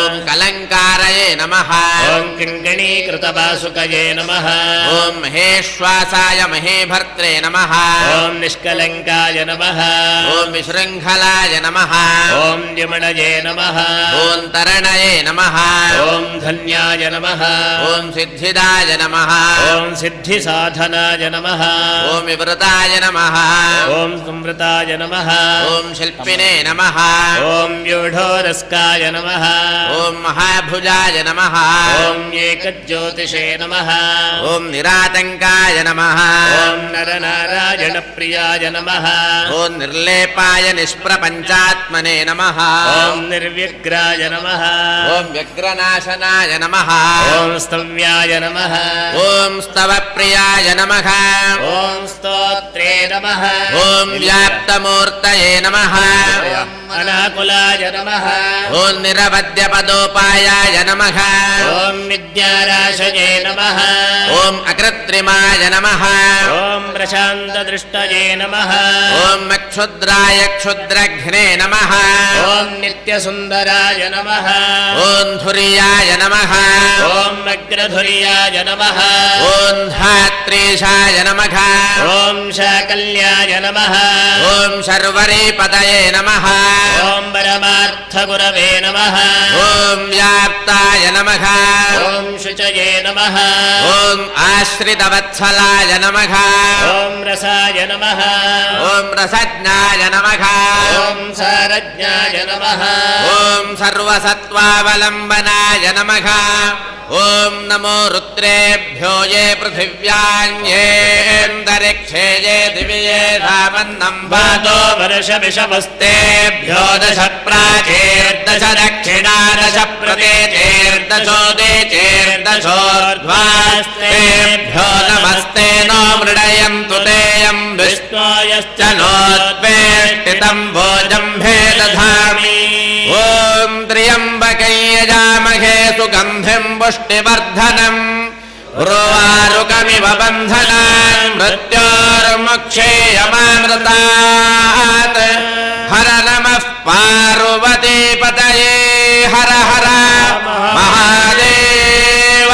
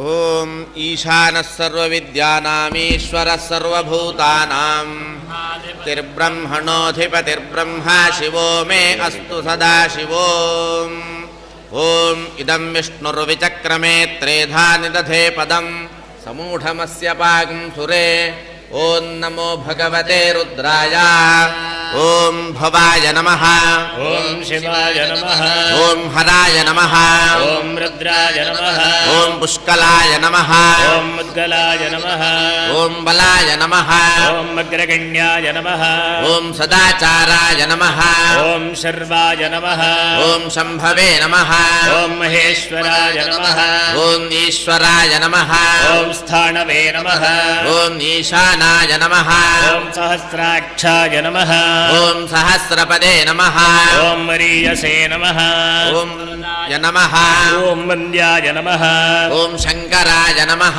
ॐ परमेश्वराय नमः ॐ गङ्गाधराय नमः ॐ शूलधराय नमः ॐ परार्थैकप्रयोजनाय नमः ॐ सर्वज्ञाय नमः ॐ सर्वदेवादये नमः ॐ गिरिधन्वने नमः ॐ जटाधराय नमः ॐ चन्द्रापीडाय नमः ॐ चन्द्रमौळये नमः ॐ विदुषे नमः ॐ विश्वामरेश्वराय नमः ॐ वेदान्तसारसन्दोहाय नमः ॐ कपालिने नमः ॐ नीललोहिताय नमः ॐ ध्यानाधाराय नमः ॐ अपरिच्छेद्याय नमः ॐ गौरीभर्त्रे नमः ॐ गणेश्वराय नमः ॐ अष्टमूर्तये नमः ॐ महामूर्तये नमः ॐ त्रिवर्गस्वर्गसाधनाय नमः ॐ ज्ञानगम्याय नमः ॐ दृढप्रज्ञाय नमः ॐ देवदेवाय नमः ॐ त्रिलोचनाय नमः ॐ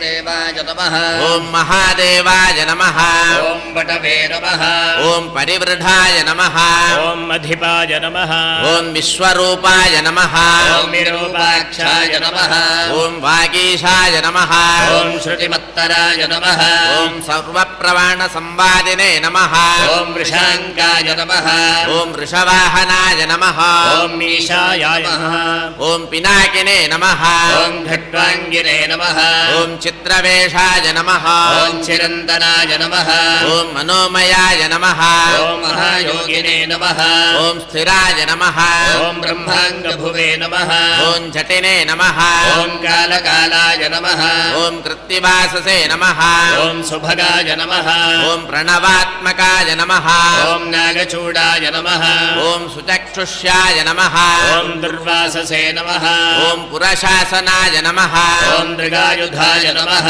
ॐ स्कन्दगुरवे नमः ॐ परमेष्ठिने नमः ॐ परायणाय नमः ॐ अनादिमध्यनिलयाय नमः ॐ गिरीशाय नमः ॐ गिरिबान्धवाय नमः ॐ कुबेरबन्धवे नमः ॐ श्रीकण्ठाय नमः ॐ लोकवर्णोत्तमाय नमः ॐ मृदवे नमः ॐ सामान्यदेवाय नमः ॐ कोदण्डिने नमः ॐ नीलकण्ठाय नमः ॐ परश्वधिने नमः ॐ विशालाक्षाय नमः ॐ मृगव्याधाय नमः ॐ सुरेशाय नमः ॐ सूर्यतापनाय नमः ॐ धर्मधाम्ने नमः ॐ क्षमाक्षेत्राय नमः ॐ भगवते नमः ॐ भगनेत्रहृते नमः ॐ उग्राय नमः ॐ पशुपतये नमः ॐ तार्क्ष्याय नमः ॐ प्रियभक्ताय नमः ॐ प्रियंवदाय नमः ॐ दान्ताय नमः ॐ दयाकराय नमः ॐ दक्षाय नमः ॐ कपर्दिने नमः ॐ कामशासनाय नमः ॐ श्मशाननिलयाय नमः ॐ दृक्षाय नमः ॐ श्मशानस्थाय महेश्वराय नमः ॐ लोककर्मणे नमः ॐ भूतपतये नमः ॐ महाकर्मणे नमः ॐ महौषधये नमः ॐ उत्तरस्मै नमः ॐ गोप्त्रे नमः ॐ ज्ञानगम्याय पुरातनाय नमः ॐ नीतये नमः ॐ सुनीतये नमः ॐ शुद्धात्मने नमः ॐ सोमाय नमः ॐ सोमरताय नमः ॐ सुखिने नमः ॐ सोमपाय नमः ॐ अमृतपाय नमः ॐ सौम्याय नमः ॐ महानीतये नमः ॐ महामतये नमः ॐ अजातशत्रवे नमः ॐ आलोकाय नमः ॐ सम्भाव्याय नमः ॐ हव्यवाहनाय नमः ॐ लोककाराय नमः ॐ वेदकाराय नमः ॐ सूत्रकाराय नमः ॐ सनातनाय नमः ॐ महर्षये कपिलाचार्याय नमः ॐ विश्वदीप्तये नमः ॐ विरोचनाय नमः ॐ पिनाकपर्णये नमः ॐ भूदेवाय नमः ॐ स्वस्तिराय नमः ॐ स्वस्तिकृते नमः ॐ सुधायै नमः ॐ धात्रीधामकराय नमः ॐ सर्वस्मै नमः ॐ सर्वदाय नमः ॐ सर्वगोचराय नमः ॐ ब्रह्मसृजे नमः ॐ विश्वसृजे नमः ॐ सर्गाय नमः ॐ कर्णिकारप्रियाय नमः ॐ गवये नमः ॐ शाखाय नमः ॐ विशाखाय नमः ॐ गोशाखाय नमः ॐ शिवाय नमः ॐ भिषजेनुत्तमाय नमः ॐ गङ्गाप्रबोधकाय नमः ॐ भव्याय नमः ॐ पुष्कराय नमः ॐ स्थपतये स्थिताय नमः ॐ विजितात्मने नमः ॐ विधेयात्मने नमः ॐ भूतवाहनसारथये नमः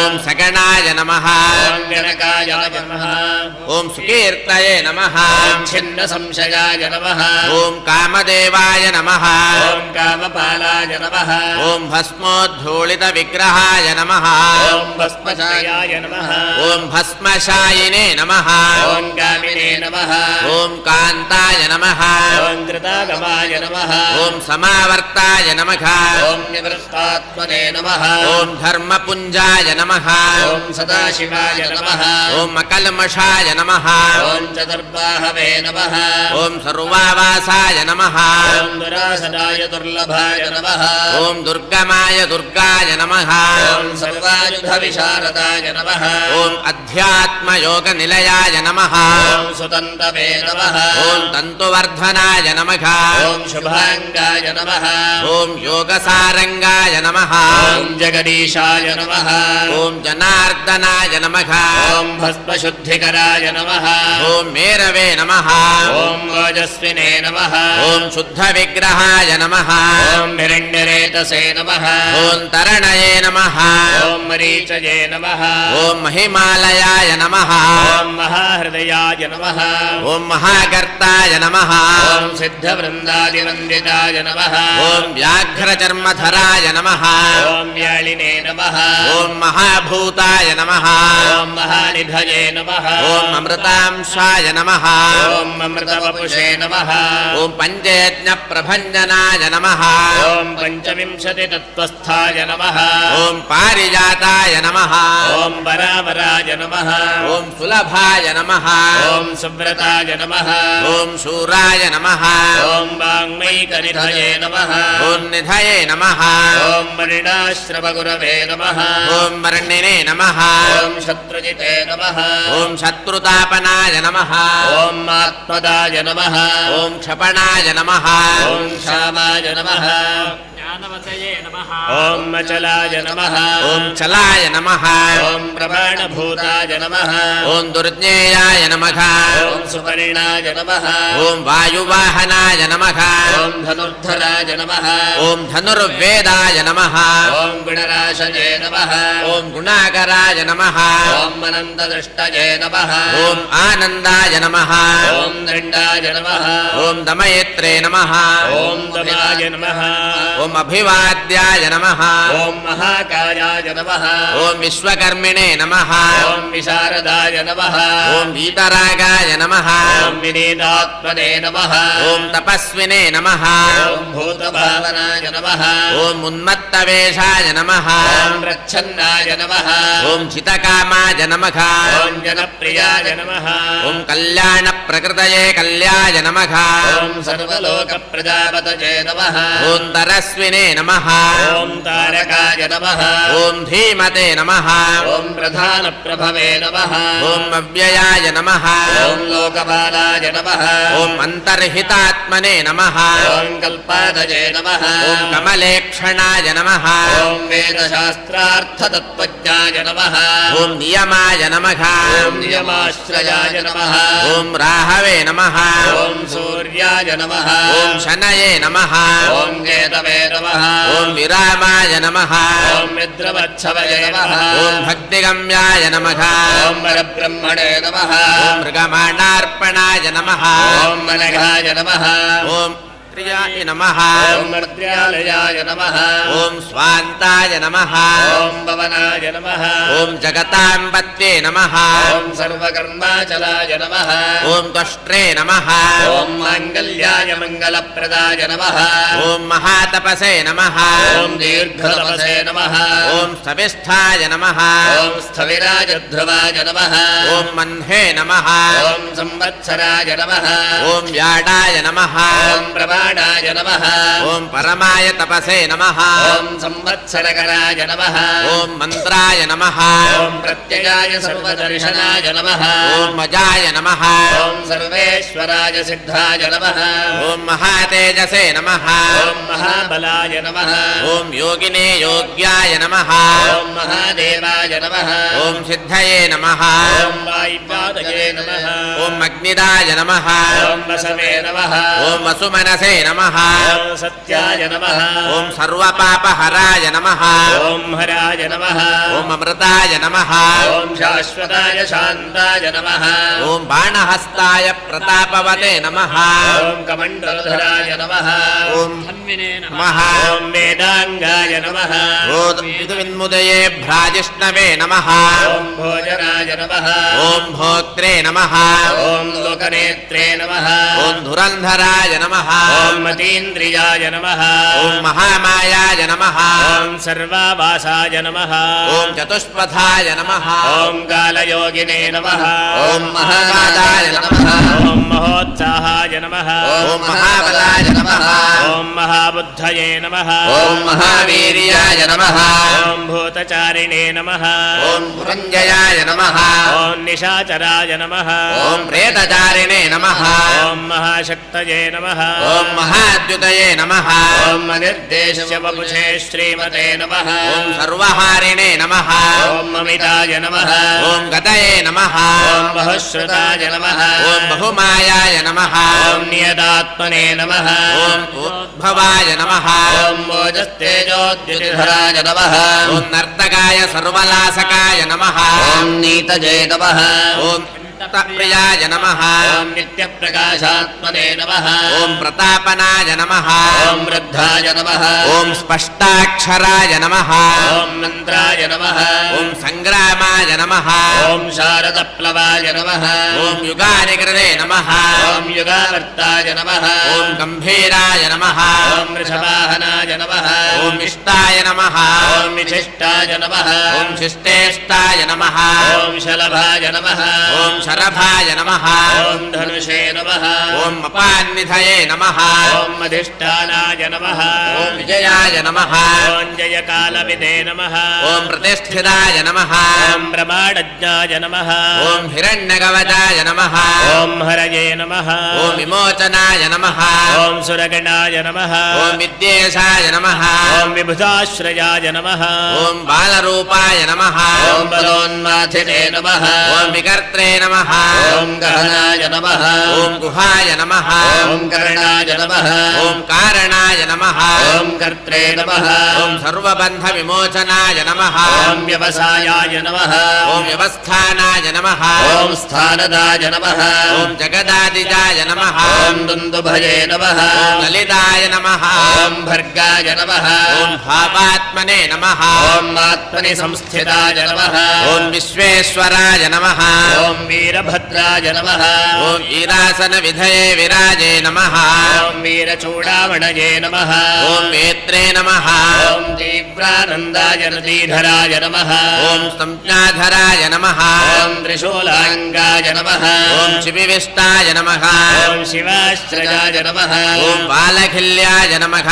ॐ महाचाराय नमः ॐ तिग्मांशवे नमः ॐ बलधये नमः ॐ खगाय नमः ॐ अभिरामाय नमः ॐ सुशरणाय नमः ॐ सुब्रह्मण्याय नमः ॐ सुधापतये नमः ॐ मघवते नमः ॐ कौशिकाय नमः ॐ गोमते नमः ॐ विरामाय नमः ॐ सर्वसाधनाय नमः ॐ ललाटाक्षाय नमः ॐ विश्वदेहाय नमः ॐ साराय नमः ॐ संसारचक्रधृते नमः ॐ ममोघदण्डाय नमः ॐ मध्यस्थाय नमः ॐ हिरण्याय नमः ॐ ब्रह्मवर्चसाय नमः ॐ परमार्थाय नमः ॐ परपदाय नमः ॐ शबराय नमः ॐ व्याघ्रकोपनाय नमः ॐ ऋचये नमः ॐ वररुचये नमः ॐ वन्द्याय वाचस्पतये नमः महस्पतये नमः ॐ रवये नमः ॐ विरोचनाय स्कन्दाय नमः ॐ शास्त्रे नमः ॐ वैवस्वताय नमः ॐ अर्जुनाय नमः ॐ युक्तये नमः ॐ उन्नतकीर्तये नमः ॐ शान्तरागाय नमः ॐ पुरञ्जयाय नमः ॐ कैलासवासिने नमः ॐ कामारये नमः ॐ सवित्रे नमः ॐ रविलोचनाय नमः ॐ विद्वत्तमाय नमः ॐ वीतभयाय विश्वकर्मणे नमः ॐ मणिवारिताय नमः ॐ नित्याय नेतकल्याणाय नमः ॐ पुण्यश्रवणकीर्तनाय नमः ॐ दुरासहाय नमः ॐ विश्वसहाय नमः ॐ ध्येयाय नमः ॐ दुःस्वप्ननाशनाय नमः ॐ उत्तारकाय नमः ॐ दुष्कृतिघ्ने नमः ॐ दुर्धर्षाय नमः ॐ दुःसहाय नमः ॐ अभयाय नमः ॐ मनादये नमः ॐ भूर्भो लक्ष्म्यै नमः ॐ किरीटिने नमः ॐ त्रिदशाधिपाय नमः ॐ विश्वगोप्त्रे नमः ॐ विश्वभर्त्रे नमः ॐ सुवीराय नमः ॐ रुचिराङ्गदाय नमः ॐ जननाय नमः ॐ जनजन्मादये नमः ॐ प्रीतिमते नमः ॐ नीतिमते नमः ॐ रथाय नमः ॐ वसिष्ठाय नमः ॐ गाश्यपाय नमः ॐ भानवे नमः ॐ भीमाय नमः ॐ प्रणवाय नमः पराक्रमाय नमः ॐ प्रणवाय नमः ॐ सत्पथाचाराय नमः ॐ महाकायाय महाधनुषे नमः ॐ जन्माधिपाय महादेवाय नमः ॐ सकलागमपारकाय नमः ॐ तत्त्वाय नमः ॐ तत्त्वविदे नमः ॐ एकात्मने नमः ॐ विभूतये नमः ॐ कृष्णाय नमः ॐ ऋषये नमः ॐ ब्राह्मणवर्धिष्णवे नमः ॐ जन्ममृत्युजरातिकाय नमः ॐ यज्ञाय नमः ॐ यज्ञपतये नमः ॐ यज्वने नमः ॐ यज्ञाङ्गाय नमः ॐ अमोघविक्रमाय नमः ॐ महेन्द्राय नमः ॐ दुर्भराय नमः ॐ सेनिने नमः ॐ यज्ञान्ताय नमः ॐ यज्ञवाहनाय नमः ॐ पञ्चब्रह्मसमुत्पत्तये नमः ॐ विश्वदाय नमः ॐ विमलोदयाय नमः ॐ आत्मयोनये नमः ॐ अनाद्यन्ताय नमः ॐ षट्त्रिंशाय नमः ॐ सप्तलोकभृते नमः ॐ गायत्रे वल्लभाय नमः ॐ रांशवे नमः ॐ विश्वाभासाय नमः ॐ प्रभाकराय नमः ॐ शिशवे नमः ॐ गुरुतराय नमः ॐ सम्राजे नमः ॐ सुषेणाय सुरशत्रुघ्ने नमः ॐ अमेजाय नमः ॐ अरिष्टमथनाय नमः ॐ मुकुन्दाय नमः ॐ विगतज्वराय नमः ॐ स्वयंज्योतिषे नमः ॐ मनुज्योतिषे नमः ॐ आत्मज्योतिषे नमः ॐ अचञ्चलाय नमः ॐ पिङ्गळाय नमः ॐ कपिलश्मश्रवे नमः ॐ शास्त्रनेत्राय नमः ॐ त्रयीतनवे नमः ॐ ज्ञानस्कन्दाय नमः ॐ महाज्ञानिने नमः ॐ वीरोत्पत्तये नमः ॐ उपप्लवाय नमः ॐ भगाय नमः ॐ विवस्वते नमः ॐ आदित्याय नमः ॐ योगचाराय नमः ॐ निवस्पतये नमः ॐ उदारकीर्तये नमः ॐ उद्योगिने नमः ॐ सद्योगिने नमः ॐ सदसन्मजाय नमः ॐ नक्षत्रमालिने नमः ॐ नागेशाय नमः ॐ स्वाधिष्ठानाय नमः ॐ षडाश्रयाय नमः ॐ पवित्रबाणये नमः ॐ पापारये नमः ॐ मणिपूराय नमः ॐ नभोगतये नमः ॐ हृत्पुण्डरीकनिलयाय नमः ॐ शुक्राय नमः ॐ शेनाय नमः ॐ वृषाकपये नमः ॐ तुष्टाय नमः ॐ ग्रहवतये नमः ॐ कृष्णाय नमः ॐ समायाय नमः ॐ अनर्थनाशनाय नमः ॐ अधर्मशत्रवे नमः ॐ अक्षय्याय नमः ॐ पुरुहूताय नमः ॐ पुरुष्टुताय नमः ॐ ब्रह्मगर्भाय नमः ॐ बृहद्गर्भाय नमः ॐ धर्महेतवे धनागमाय नमः ॐ जगद्धिदैषिणे नमः ॐ सुगताय नमः ॐ कुमाराय नमः ॐ कुशलागमाय नमः ॐ हिरण्यवर्णाय नमः ॐ ज्योतिष्पते नमः ॐ उपेन्द्राय नमः ॐ तिमिरापहाय नमः ॐ अरोगाय नमः ॐ कपलाध्यक्षाय नमः ॐ विश्वामित्राय द्विजेश्वराय नमः ॐ ब्रह्मज्योतिषे महज्योतिषे सुवर्धाम्ने नमः ॐ बृहज्योतिषे नमः ॐ मनुत्तमाय मातामहाय नमः ॐ मातरिश्वने नमः ॐ मनस्विने नागहारधृते नमः ॐ पुलस्त्याय नमः ॐ बुलहाय नमः ॐ गस्त्याय नमः ॐ जातुकर्णाय नमः ॐ पराशराय नमः ॐ निरावरणविज्ञानाय नमः ॐ विरिञ्चाय नमः ॐ विष्टरश्रवसे नमः ॐ आत्मभुवे नमः ॐ मनिरुद्धाय नमः ॐ मत्रये नमः ॐ ज्ञानमूर्तये नमः ॐ महायशसे नमः ॐ वीरचूडामणये नमः ॐ वीराय नमः ॐ चण्डाय नमः ॐ सत्यपराक्रमाय नमः ॐ व्याडकल्पाय नमः ॐ कल्पवृक्षः ॐ कल्पवृक्षाय नमः ॐ कलाधराय नमः ॐ मलङ्करिष्णवे नमः ॐ मचलाय नमः ॐ रोजिष्णवे नमः ॐ विक्रमोत्तमाय नमः ॐ माशवे नमः ॐ सप्तपदये नमः ॐ वेगिने नमः ॐ शिखिसारथये नमः ॐ असंमृष्टाय नमः ॐ अतिथये नमः ॐ शुक्राय नमः ॐ प्रमाथिने नमः ॐ बालवासनाय नमः ॐ वसुश्रवसे नमः ॐ कव्यवाहाय नमः ॐ प्रदप्त्रे नमः ॐ विश्वभोजनाय नमः ॐ जयाय नमः ॐ जयारजे नमः ॐ शमनाय नमः ॐ रोहिताश्वाय नमः ॐ तनूनपाते नमः ॐ वृषदश्वाय नमः ॐ नभोयोनये नमः ॐ सुप्रतीकाय नमः ॐ तमिस्रघ्ने नमः ॐ निदाघाय तपनाय नमः ॐ मेघाय नमः ॐ पद्माय नमः ॐ परपुरञ्जयाय नमः ॐ सुखानिलाय नमः ॐ सुनिष्पन्नाय नमः ॐ सुरभजे नमः ॐ शिशिरात्मकाय नमः ॐ वसन्ताय माधवाय नमः ॐ ग्रीष्माय नमः ॐ नभस्याय नमः ॐ द्विजवाहनाय नमः ॐ मनसे नमः ॐ बुद्धये नमः ॐ अहङ्काराय नमः ॐ क्षेत्रज्ञाय नमः ॐ क्षेत्रबालकाय नमः ॐ जमदग्नये नमः ॐ जलनिधये नमः ॐ विपाकाय नमः ॐ विश्वकारकाय नमः ॐ अधरस्मै नमः ॐ मरुत्तराय ज्ञेयाय नमः ॐ ज्येष्ठाय नमः ॐ निःश्रेयसालयाय नमः ॐ शैलाय नगाय नमः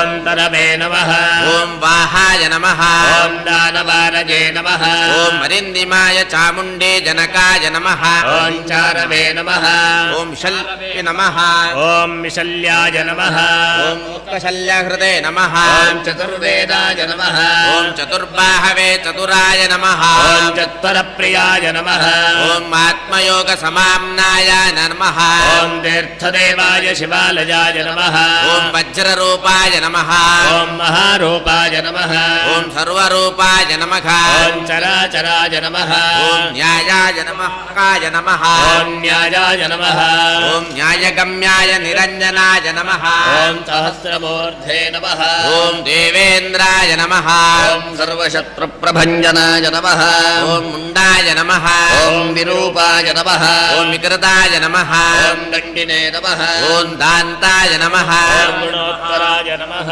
ॐ धनाध्यक्षाय नमः ॐ पिङ्गलाक्षाय नमः ॐ नीलग्रीवाय नमः ॐ निरामयाय नमः ॐ सहस्रबाहवे नमः ॐ सर्वेषां शरण्याय नमः ॐ सर्वलोकहृदे नमः ॐ पद्मासनाय नमः ॐ परस्मै ज्योतिषे नमः ॐ परावरपरस्मै नमः ॐ फलाय नमः ॐ पद्मगर्भाय नमः ॐ महागर्भाय नमः ॐ विश्वगर्भाय नमः ॐ विचक्षणाय नमः ॐ परावरज्ञाय नमः ॐ वरदाय नमः ॐ परेशानाय नमः ॐ महायशसे नमः ॐ देवासुरगुरवे देवाय नमः ॐ देवासुरनमस्कृताय नमः ॐ देवासुरमहामात्राय नमः ॐ देवासुरमहाश्रयाय नमः ॐ देवादिदेवाय नमः ॐ देवर्षये नमः ॐ देवासुरवरप्रदाय नमः ॐ देवासुरेश्वराय नमः ॐ दिव्याय नमः ॐ देवासुरमहेश्वराय नमः ॐ सर्वदेवमयाय नमः ॐ अचिन्त्याय नमः ॐ देवात्मने नमः ॐ आत्मसम्भवाय नमः ॐ ईशायानीशाय नमः ॐ सुरव्याघ्राय नमः ॐ ॐ देवसिंहाय नमः ॐ दिवाकराय नमः ॐ विबुधाग्रजराय नमः ॐ श्रेष्ठाय नमः ॐ सर्वदेवोत्तमोत्तमाय नमः ॐ शिवध्यानरताय श्रीमते नमः ॐ शिखण्डिने नमः ॐ पार्वतीप्रियाय नमः ॐ वज्रहस्ताय नमः ॐ सुविष्टम्भिने नमः ॐ नरसिंहनिपातनाय नमः ॐ ब्रह्मचारिणे नमः ॐ लोकचारिणे नमः ॐ धर्मचारिणे नमः ॐ धनाधिपाय नमः ॐ नन्दिने नमः ॐ नन्देश्वराय नमः ॐ नग्नाय नमः ॐ नग्नव्रतधराय नमः ॐ लिङ्गाध्यक्षाय नमः ॐ सुराध्यक्षाय नमः ॐ युगाध्यक्षाय नमः ॐ युगामहाय नमः ॐ सुवशाय नमः ॐ स्वर्गताय नमः ॐ स्वर्गाय नमः ॐ स्वराय नमः ॐ स्वरमयस्वनाय नमः ॐ बीजाध्यक्षाय नमः ॐ बीजकर्त्रे नमः ॐ धर्मकृते नमः ॐ धर्मवर्धनाय नमः ॐ दम्भाय नमः ॐ मदम्भाय नमः ॐ महादम्भाय नमः ॐ सर्वभूतमहेश्वराय नमः ॐ श्मशाननिलयाय नमः ॐ दिश्याय नमः ॐ सेतवे नमः ॐ अप्रतिमाकृतये स्मः ॐ लोकान्तरस्फुटालोकाय नमः ॐ त्र्यम्बकाय नमः ॐ भक्तवत्सलाय नमः ॐ अन्धकारये नमः ॐ मुखद्वेषिणे नमः ॐ विष्णुकन्धरपातनाय नमः ॐ ईशदोषायाक्षाय गुणाय नमः ॐ दक्षारये नमः ॐ भूषदन्तहृते नमः ॐ धूर्जटये नमः ॐ खण्डपरशवे नमः ॐ सकलाय नमः ॐ निष्कलङ्काय नमः ॐ निष्कालाय नमः ॐ घनाजाकाराय नमः ॐ सकलाधाराय नमः ॐ पाण्डुरङ्गाय नमः ॐ मृडाय नमः ॐ नताय नमः ॐ पूर्णाय पूरयित्रे नमः ॐ पुण्याय नमः ॐ सुकुमाराय सुलोचनाय नमः ॐ सामगानप्रियाय नमः ॐ मक्रूराय नमः ॐ सत्यकीर्तये नमः ॐ अनामयाय नमः ॐ मनोजवाय नमः ॐ तीर्थकराय नमः ॐ जटिलेय नमः ॐ जीवितेश्वराय नमः ॐ जीवितान्तकराय नमः ॐ अनन्ताय नमः ॐ वसुरेतसे नमः ॐ वसुप्रदाय नमः ॐ सद्गतये नमः ॐ शाक्ते नमः शान्ताय नमः ॐ कालकण्ठाय नमः ॐ गलाधराय नमः ॐ मानिने नमः ॐ मनवे नमः ॐ महाकालाय नमः ॐ सद्भोतये नमः ॐ सत्परायणाय नमः ॐ चन्द्रसञ्जीवाय नमः ॐ शास्त्रे लोकगूढाय नमः ॐ अमराधिपाय नमः ॐ लोकबन्धवे नमः ॐ लोकनाथाय नमः ॐ कृतज्ञाय कीर्तिभूषणाय नमः ॐ मनपायाय नमः ॐ अक्षराय नमः ॐ शान्ताय नमः ॐ सर्वशस्त्रभृताम्बराय नमः ॐ तेजोपजाय नमः ॐ द्युतिधराय नमः ॐ लोकनाथाय नमः ॐ अग्रण्ये नमः ॐ मणजे नमः पिताय नमः ॐ प्रसन्नात्मदे नमः ॐ दुर्जयाय दुरतिक्रमाय नमः ॐ ज्योतिर्मयाय नमः ॐ जगन्नाथाय नमः ॐ निराकाराय नमः ॐ जलेश्वराय नमः ॐ ब्रह्मवीणाय नमः ॐ महाकोशाय नमः ॐ विशोकाय शोकनाशनाय नमः ॐ त्रिलोकेशाय नमः ॐ त्रिलोकात्मदे नमः ॐ शुद्धाय नमः ॐ शुद्धये नमः ॐ मधोक्षजाय नमः ॐ अव्यक्तलक्षणाय नमः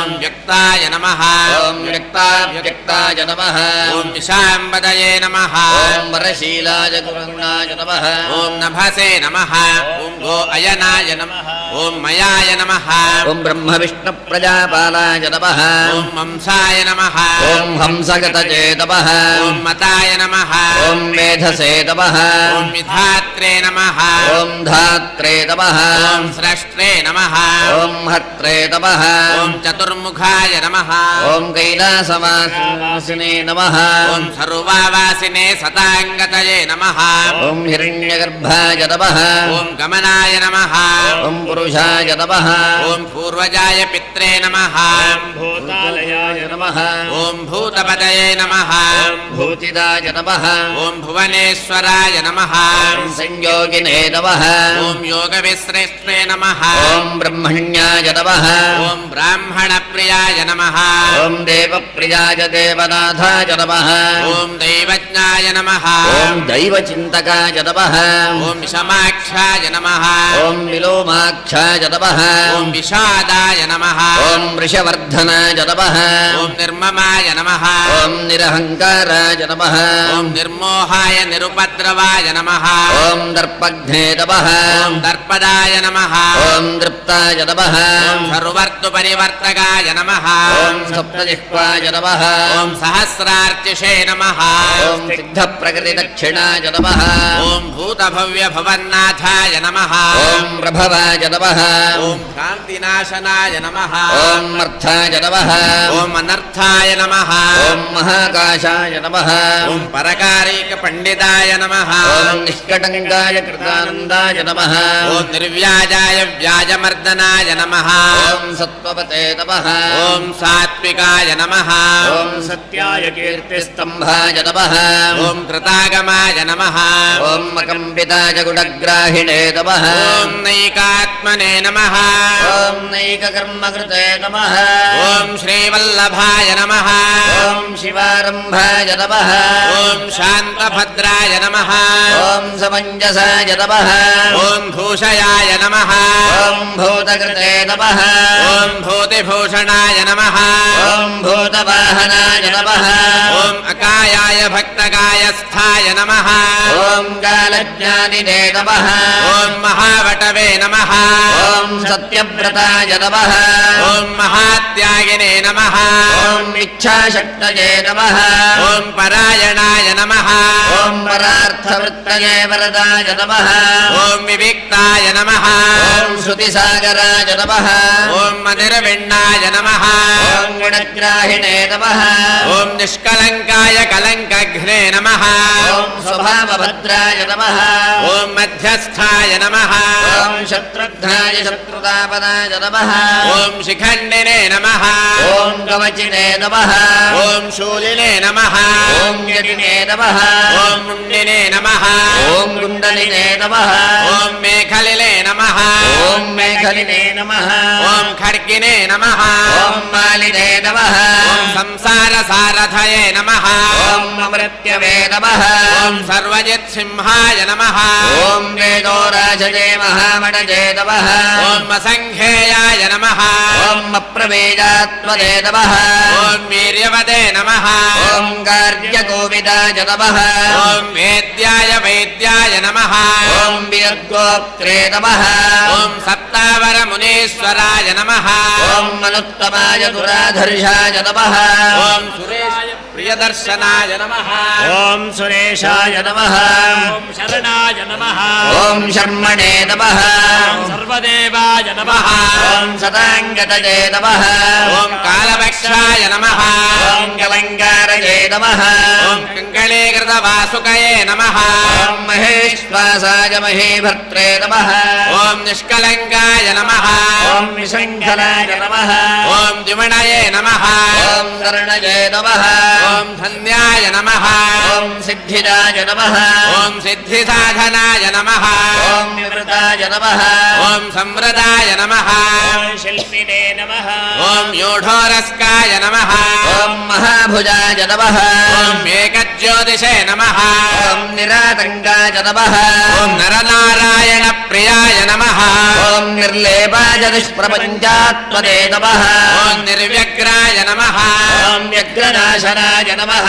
ఓం స్తవ్యాయ నమః ఓం స్తవప్రియాయ నమః ఓం స్తోత్రే నమః ఓం వ్యాప్తమూర్తయే నమః ఓం అనాకులాయ నమః ఓం నిరవద్యపదోపాయాయ నమః ఓం విద్యారాశయే నమః ఓం అకృత్రిమాయ నమః ఓం ప్రశాంతదృష్టయే నమః ఓం అక్షుద్రాయ క్షుద్రఘ్నే నమః ఓం నిత్యసుందరాయ నమః ఓం ధుర్యాయ నమః ఓం అగ్రధుర్యాయ నమః ఓం ధాత్రీయాయ నమః ఓం శాకల్యాయ నమః ఓం శర్వరీపదయే నమః ఓం పరమార్థగురవే నమః ఓం వ్యాప్తాయ నమః ఓం శుజ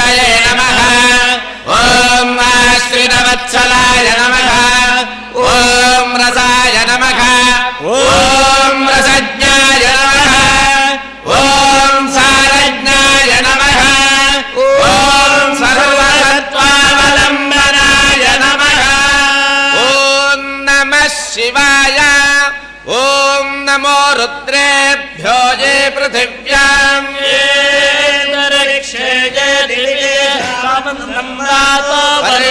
वर्षमिदमस्तेभ्यो दश प्राचेर्दश दक्षिणा दश प्रदेशेर्दशोदेशेर्दशोर्ध्वास्तेभ्यो नमस्ते नो वृणयन्तु तेयं विष्णो यश्च नोद्वेष्टिरं भोजं भेदधामि ॐ ये ते सहस्रमयुतं पाशा मृत्योमत्याय हन्तवे ताय यज्ञस्य मायया सर्वानवयजामहे मृत्यवे स्वाहा मृत्यवे स्वाहा ॐ नमो भगवते रुद्राय विष्णवे मृत्युर्मे पाहि सदाशिवो मम मृत्युर्नः सत्त्वायुर्वर्धताम् हर नमः पार्वतीपतये हर हर महादेव ॐ इडादेव भूर्मनुर्यज्ञनेर्बृहस्पतिरुत्थामदानि शगुंसि षद्विश्वे देवाः उक्तवाचः पृथिवीमातर्मामाघिगुंसेर्मधुमनिष्ये मधुवक्ष्यामि मधुवदिष्यामि मधुवदीं देवेभ्यो वाचमुद्यासकुं शुश्रूषेण्यां मनुष्येभ्यस्तं मा देवा अवन्तु शोभायै पितरो नुमदन्तु ॐ शान्तिः शान्तिः शान्तिः ॐ भवाय भस्मोद्धूलितविग्रहाय निवृत्तात्मने अङ्गुष्ठाभ्यां नमः ॐ नं धर्मपुञ्जाय धन्विने महोत्साहाय तर्जनेभ्यां नमः ॐ मं महाबलाय यज्ञपतये यज्ञाङ्गाय मध्यमाभ्यां नमः ॐ श्रीं यज्ञवाहनाय सहस्रमूर्ध्ने अनामिकाभ्यां नमः ॐ वां सर्वेश्वराय त्र्यम्बकाय धूर्जटये कनिष्ठिकाभ्यां नमः ॐ यं खड्गिने आश्रितवत्सलाय सर्वसत्त्वावलम्बनाय करतलकरपृष्ठाभ्यां नमः ॐ भवाय भस्मोद्धूलितविग्रहाय हृदयाय नमः ॐ नं धर्मपुञ्जाय धन्विने महोत्साहाय शिरसे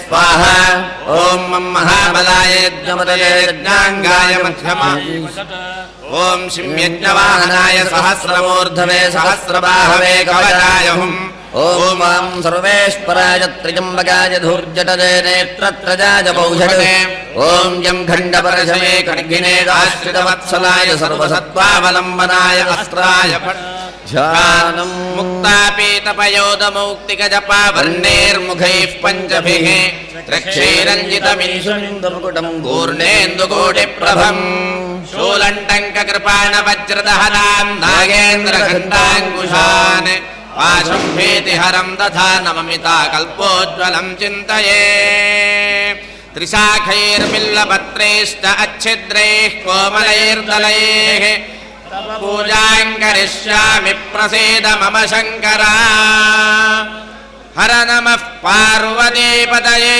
हर हर महादेव अथ अष्टोत्तरशतनामार्चनं करिष्ये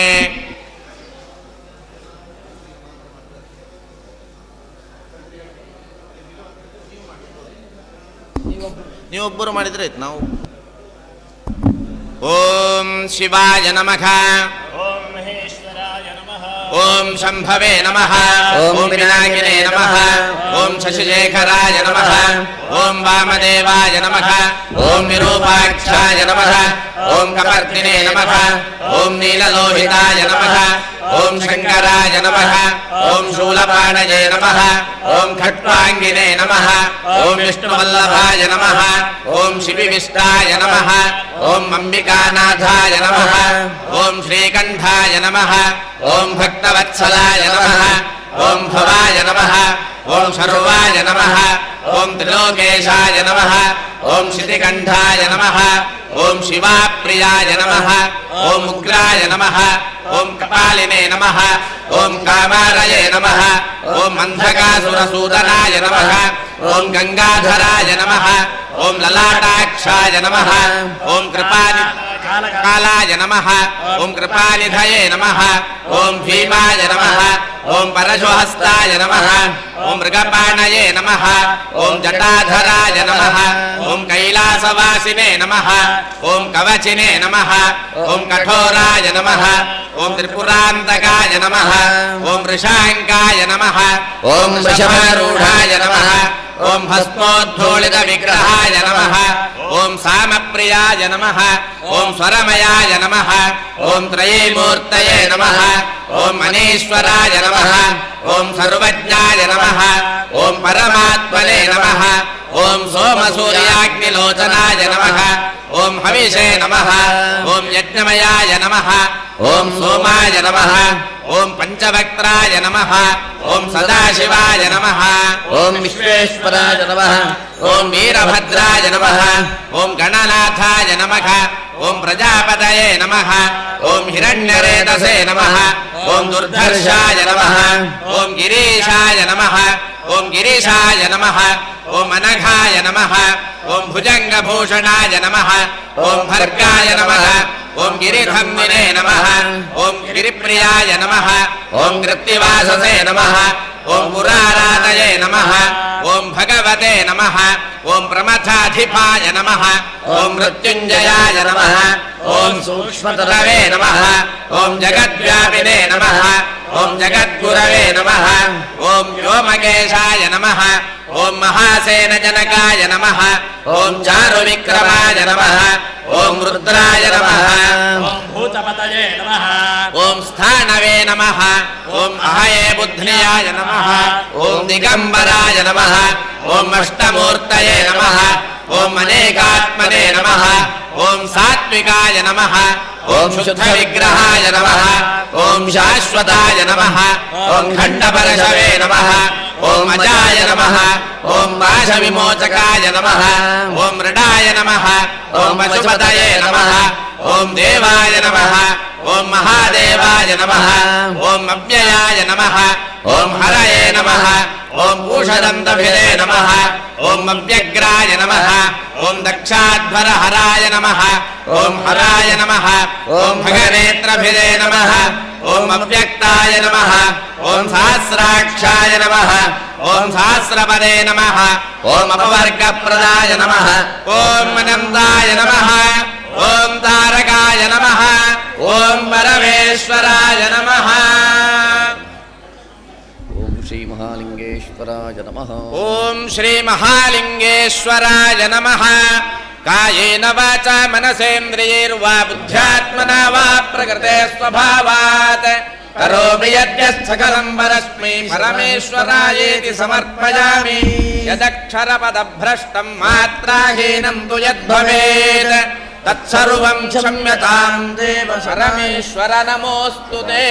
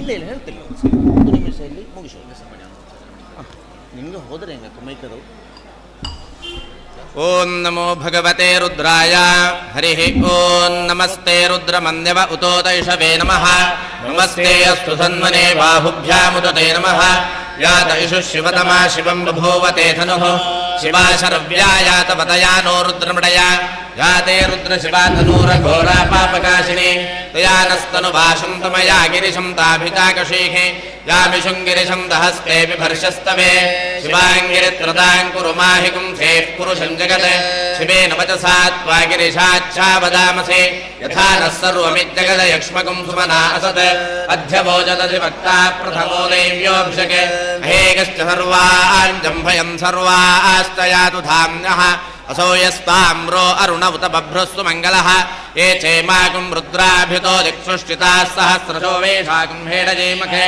असौ योपसर्पति नीलग्रीवो विलोहितः उदैनं गोपादृशं नदृशं नुदहार्यः उदैनं विश्वाभूतानि तदृष्टो मृडयादिनः नमोऽस्तु नीलग्रीवाय सहस्राक्षाय मेढुषे अथो ये अस्य सत्त्वानो हन्तेभ्यो करं नमः प्रमुञ्च धन्मनस्तु मुभयोराग्नियोर्ज्याम् याश्च देहस्त इह वः पराता भगवो वप वदप्यधनुस्तकं सहस्राक्षजते शुधे निषेणशल्यानां मुखा शिवो नः सुमना भव विद्यं धनुः कवर्दिनो विशल्यो बाणवाकुं उता आपनस्य निशङ्गथिगे या देहे धर्मेषुष्टमहस्ते भूवते धनुः तयास्मानि विश्वतस्त्वमेक्ष्मया परिभुजा नमस्ते अस्त्वायुधायानातदाय दृष्टये उभाभ्यामुदते नमो बाहुभ्यां तव धन्मने परिते धन्मनो हेतिरस्मान् वृणक्तु विश्वतः अथो जयषुदिस्तवारे अस्मन्निधेतं श्रीशम्भवे नमः नमस्ते अस्तु भगवन् विश्वेश्वराय महादेवाय त्र्यम्बकाय त्रिपुरान्तकाय त्रिकाग्ने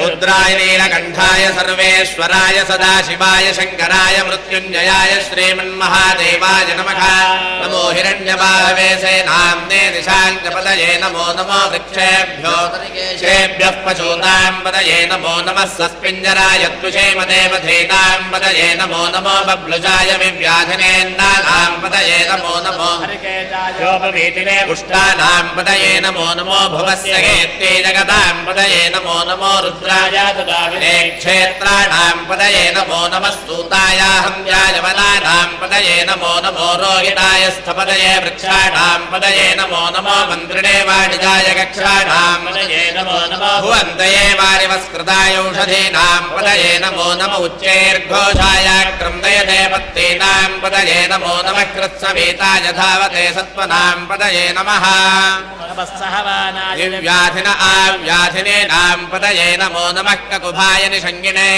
स्तेनानां पदये नमो नमो निषङ्गिण इषुधिपते तस्कराणां पदये नमो नमो वञ्जते परिवञ्जते वायूनां पदये नमो नमो निचेरवे परिजरायारण्यानां पदये नमो नमः श्रीकाविभ्यो जिघागुं सद्भ्यो मृष्टतां पदये नमो नमो शिवभ्यो नक्तञ्जलद्भ्यः प्रकृन्दानां पदये नमो नमो उष्णेषिणे गिरिजराय कुलुञ्चानां पदये नमो नम इषुमध्यो दन्भाविभ्यश्च वो नमो नम आतन्वानेभ्यः प्रतिदधानेभ्यश्च वो नमो नम आयच्छद्भ्यो विसृजद्भ्यश्च वो नमो नमोऽस्यद्भ्यो विद्यद्भ्यश्च वो नमो नम आसीनेभ्यश्च वो नमो नमः स्वपद्भ्यो जाग्रद्भ्यश्च वो नमो नमस्तिष्ठद्भ्यो धावद्भ्यश्च वो नमो नमः सभाभ्यः सभापतिभ्यश्च वो नमो नमो स्वपतिभ्यश्च वो नमः नमः व्याधिनेभ्यो विविध्यन्तेभ्यश्च वो नमो नमः उगणाभ्यस्त्रकं हतेभ्यश्च वो नमो नमो वृक्षेभ्यो वृत्सवनेभ्यश्च वो नमो नमो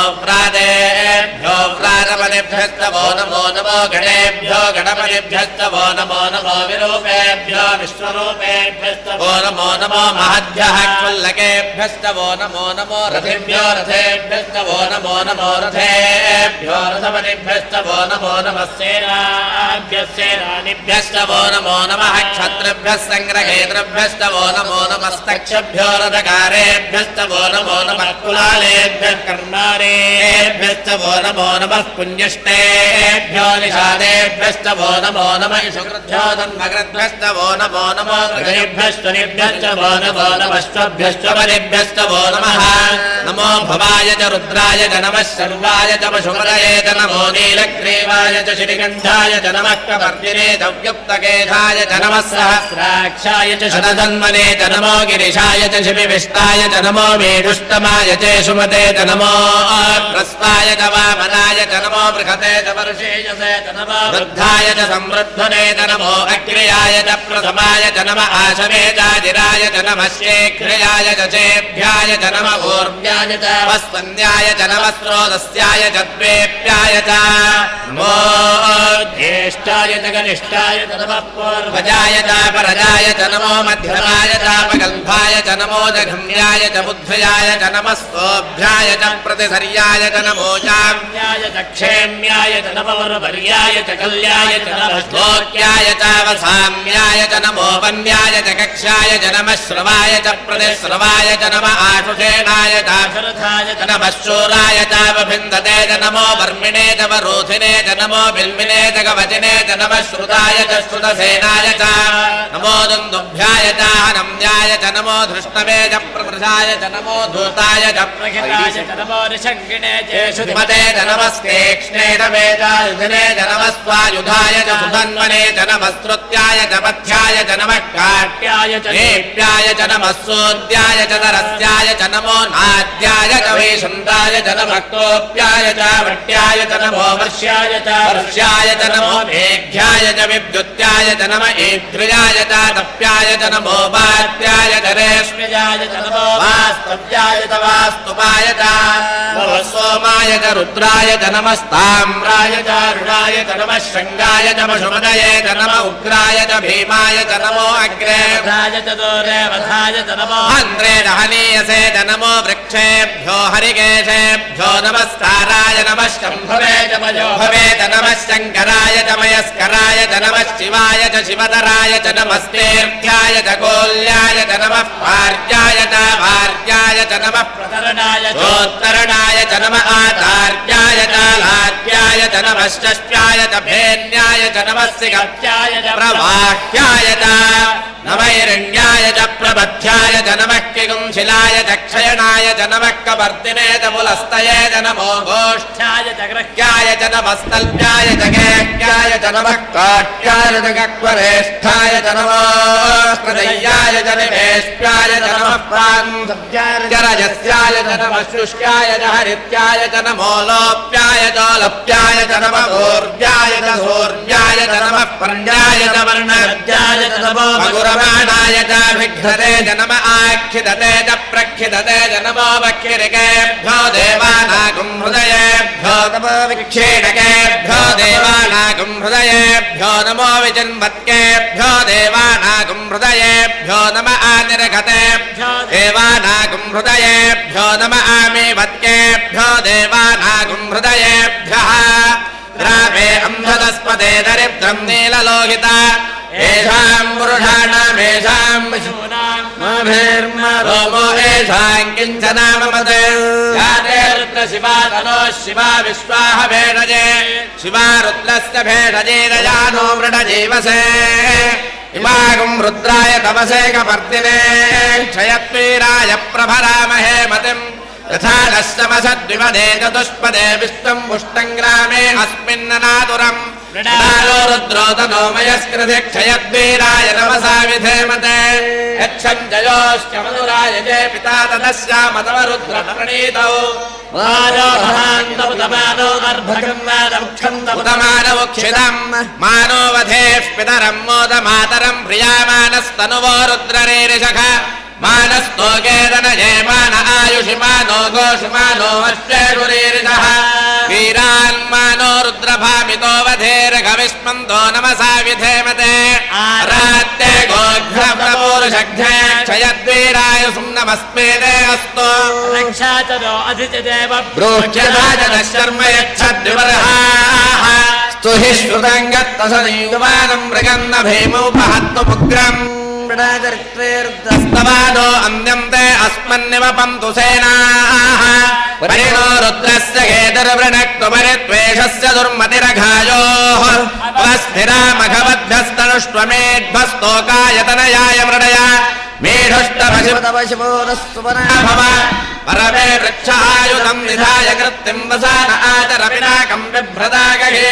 विकिरित विलोहित नमस्ते अस्तु भगवः यास्ते सहस्रगं हेतयोऽन्यमस्मन्निव बन्धुताः सहस्राणि सहस्रधा बाहुवोस्तव हेतयः ईशानो भगवः पराचीनामुखाकृते सहस्राणि सहस्रशो ये रुद्राधिभूम्याम् सहस्रयोजने वधन्वानि तन्मसे अस्मिन् महत्यर्णवेन्दरिक्षे भवाधि नीलग्रीवास्यति कण्ठाः सर्वाधः क्षमाचराः नीलग्रीवास्यति कण्ठादिवगुं रुद्रा उपश्रिताः ये वृक्षेषु तस्मिञ्जरा नीलग्रीवा विलोहिताः ये भूतानामधिपतयो विशिखासक्कवर्तिनः ये अन्नेषु विविध्यन्ति पात्रेषु पिबतो जनान् ये पथिरक्षय ऐलमृदायव्युदः ये तीर्थानि प्रचरन्ति सृगावन्तो निषङ्गिणः ये वनान्युपसर्पन्ति तेभ्यो वृष्टिरुदाजते ये ग्राम्यानुपसर्पन्ति तेभ्यो व्युष्टिमुपासते येनावन्तश्च भूयागुंसश्च दिशो रुद्रामिदस्थिरे तन्मसे नमो रुद्रेभ्यो ये पृथिव्यां येऽन्तरिक्षे ये दिवीषामन्नं वातो वर्षविषमस्तेभ्यो दश प्राचेर्दश दक्षिणादश प्रदेचेर्दशो देचेर्दशोर्ध्वास्तेभ्यो नमस्ते नो मृडयन्तु तेयं विष्णोयश्च वेष्टितं भोजम्भे दधामि ॐ नमः शिवाय ॐ नमो नारायणाय ॐ एते सहस्रमयुतं पाशामृत्योमर्त्याय हन्तवे तानि यज्ञस्य मायया सर्वानवयजामहे मृत्यवे स्वाहा मृत्यवे स्वाहा ॐ नमो भगवते रुद्राय विष्णवे मृत्युर्मे पाहि सदाशिवो ॐ शञ्च मे मयश्च मे प्रियञ्च मे नु कामश्च मे सौमनसश्च मे भद्रञ्च मे श्रेयश्च मे वस्यश्च मे यशश्च मे भगश्च मे द्रविडञ्च मे चन्दाच मे धर्ता च मे क्षेमश्च मे धृतिश्च मे विश्वं च मे महश्च मे संविच्च मे ज्ञात्रञ्च मे सोश्च मे प्रसोश्च मे क्षीरञ्च मे लयश्च मरुतं च मे मृतं च मे क्ष्वञ्च मे दावयश्च मे जीवादुश्च मे दीर्घायुत्वं च मे न मित्रं च मे भयं च मे सुखं च मे शयनं च मे सोषा च मे सुदिनं च मे ॐ इडादेव भूर्मनुर्यज्ञनेर्बृहस्पतिरुक्था मदानि च गुंशयद्विश्वे देवास्तोत्तमाच पृथिवीमाधर्मा माहि गुंसेर्मधुमनिष्ये मधुजनिष्ये मधुवक्ष्यामि मधुवदिष्यामि मधुमते देवेभ्यो वाचमुद्यासगुं श्वश्रोषेण्यामनुष्येभ्यस्तं वा देवा अवन्तु शोभायै वितरो न वदन्तु ॐ शान्तिः शान्तिः शान्तिः ॐ सहस्रशीर्षा पुरुषः सहस्राक्षः सहस्रपाद ॐ विश्वतो वृत्वा अत्यतिष्ठद्दशाङ्गुलम् पुरुष एवेदगुं सर्वम् यद्भूतै यच्च भव्यम् उदामृतत्वस्येषानः जगन्धेनातिरोहते एतावानस्य महिमा अध्यायागश्च पुरुषः पादोऽस्य विश्वभूतानि पादस्यामृतं दिवे पादोऽर्धमुदेत्पुरुषः पादोश्चेह भवात् पुनः ततो विश्वं व्यक्रामत आशासने अभे अस्मात् विराट जायत विराजो अधिपुरुषः जातोऽत्यरिच्यत चान्नोमि मधो पुरः यत्पुरुषेण हविषा देवायज्ञपतन्वत असन्तोऽस्याधीराज्यम् गृहेष्मयद्भः शरद्धभिः भक्तास्यासन् परिधयः सप्तसमिधः कृताः देवायद्यज्ञं तन्वानाः अबद्धं पुरुषं वशम् तैयज्ञं बर्हिषि प्रोक्षन् पुरुषं जातमकृतः तेन देवा अयजन्त आध्यार्षयस्तजे अस्माद्यज्ञात् सर्वभूतः संवृतं बृहदाद्यम् अशोकस्ताकश्चक्रे वायुव्यार हरिण्यान् ग्राम्यास्तजे अस्माद्यज्ञात् सर्वभूतः तस्सामानि जज्ञे छन्दागुंसि जज्ञिरे तस्मात् तस्मादजायत तस्मादश्वाजायन्त तस्मात् जावयः यत्पुरुषं व्यदधुको व्यकल्पयन् भङ्गिमस्य गौ बाहो मुच्यते ब्राह्मणोऽस्य मुखमासीत् पुरोदलस्य यद्वेषः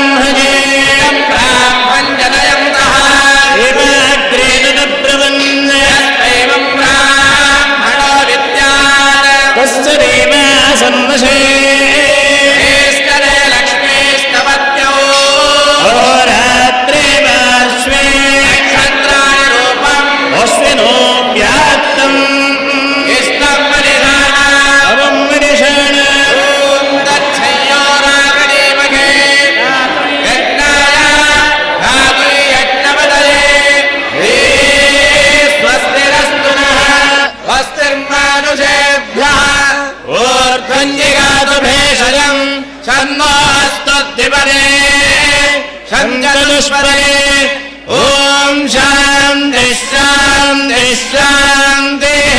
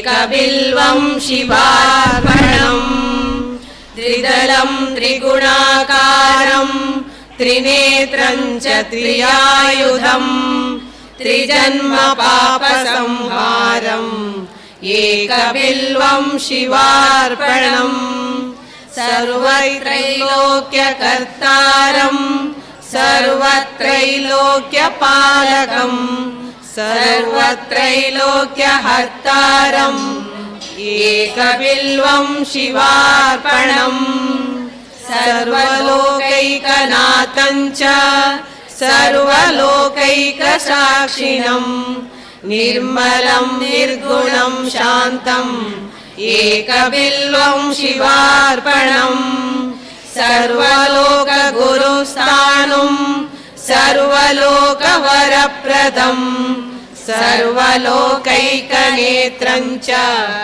एकबिल्वं शिवार्पणम् सर्वतत्त्वात्मकं साम्बं सर्वतत्त्वविदूरकम् सर्वसत्त्वस्वरूपं च एकबिल्वं शिवार्पणम्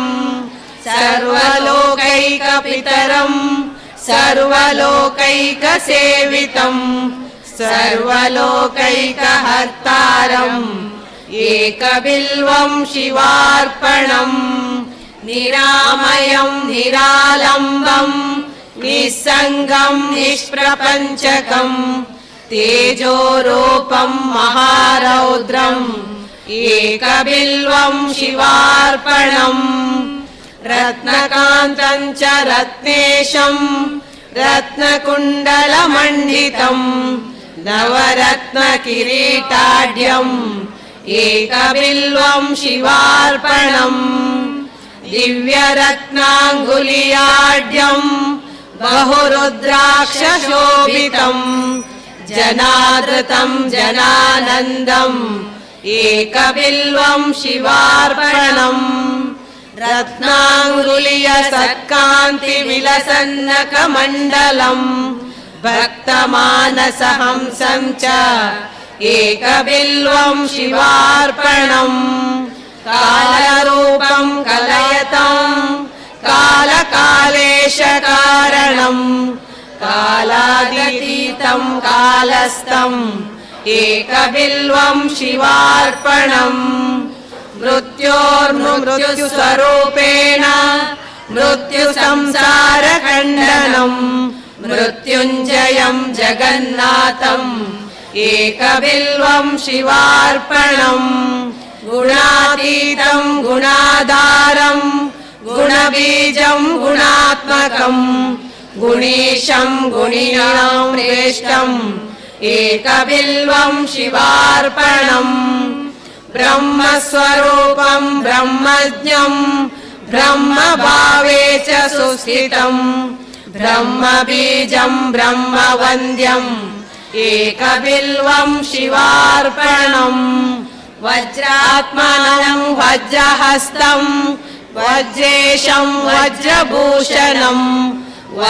वज्रसहायं च एकबिल्वं शिवार्पणम् दिगम्बरं दिगाधारं दिशां प्रतिभिरीडितम् दिगीशं दिग्वधूसेव्यम् एकबिल्वं शिवार्पणम् कम्बुग्रीवं कम्बुहस्तमम्बुजासनशासनम् शार्दूलचर्मवसनम् एकबिल्वं शिवार्पणम् मन्दारमूलनिलयम्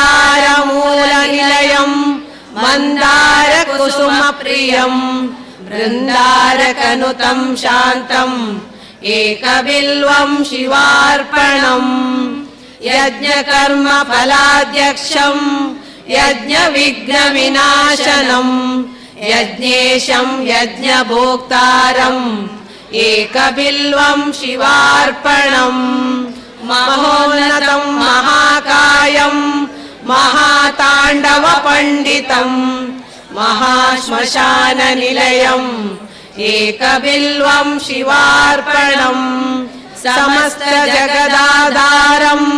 समस्तगुणसागरं सत्यं सत्यगुणैः सेव्यम् एकबिल्वं शिवार्पणम् जीवाध्यक्षं जीववन्द्यं जीवजीवन जीवनम् जीवकृज्जीवहरणम् एकबिल्वं शिवार्पणम् विश्वात्मानं विश्ववन्द्यं विश्वेशं विश्वकारणम् विश्वं विश्वैकभर्तारम् एकबिल्वं शिवार्पणम् वामाङ्गविलसज्जानिं लसचन्द्रार्धशेखरम् उरगाभरणं शान्तम् एकबिल्वं शिवार्पणम् दारिद्र्यदुःखहरणम् रविचन्द्रानलेक्षणम् मृगपाणिं चन्द्रमौलिम्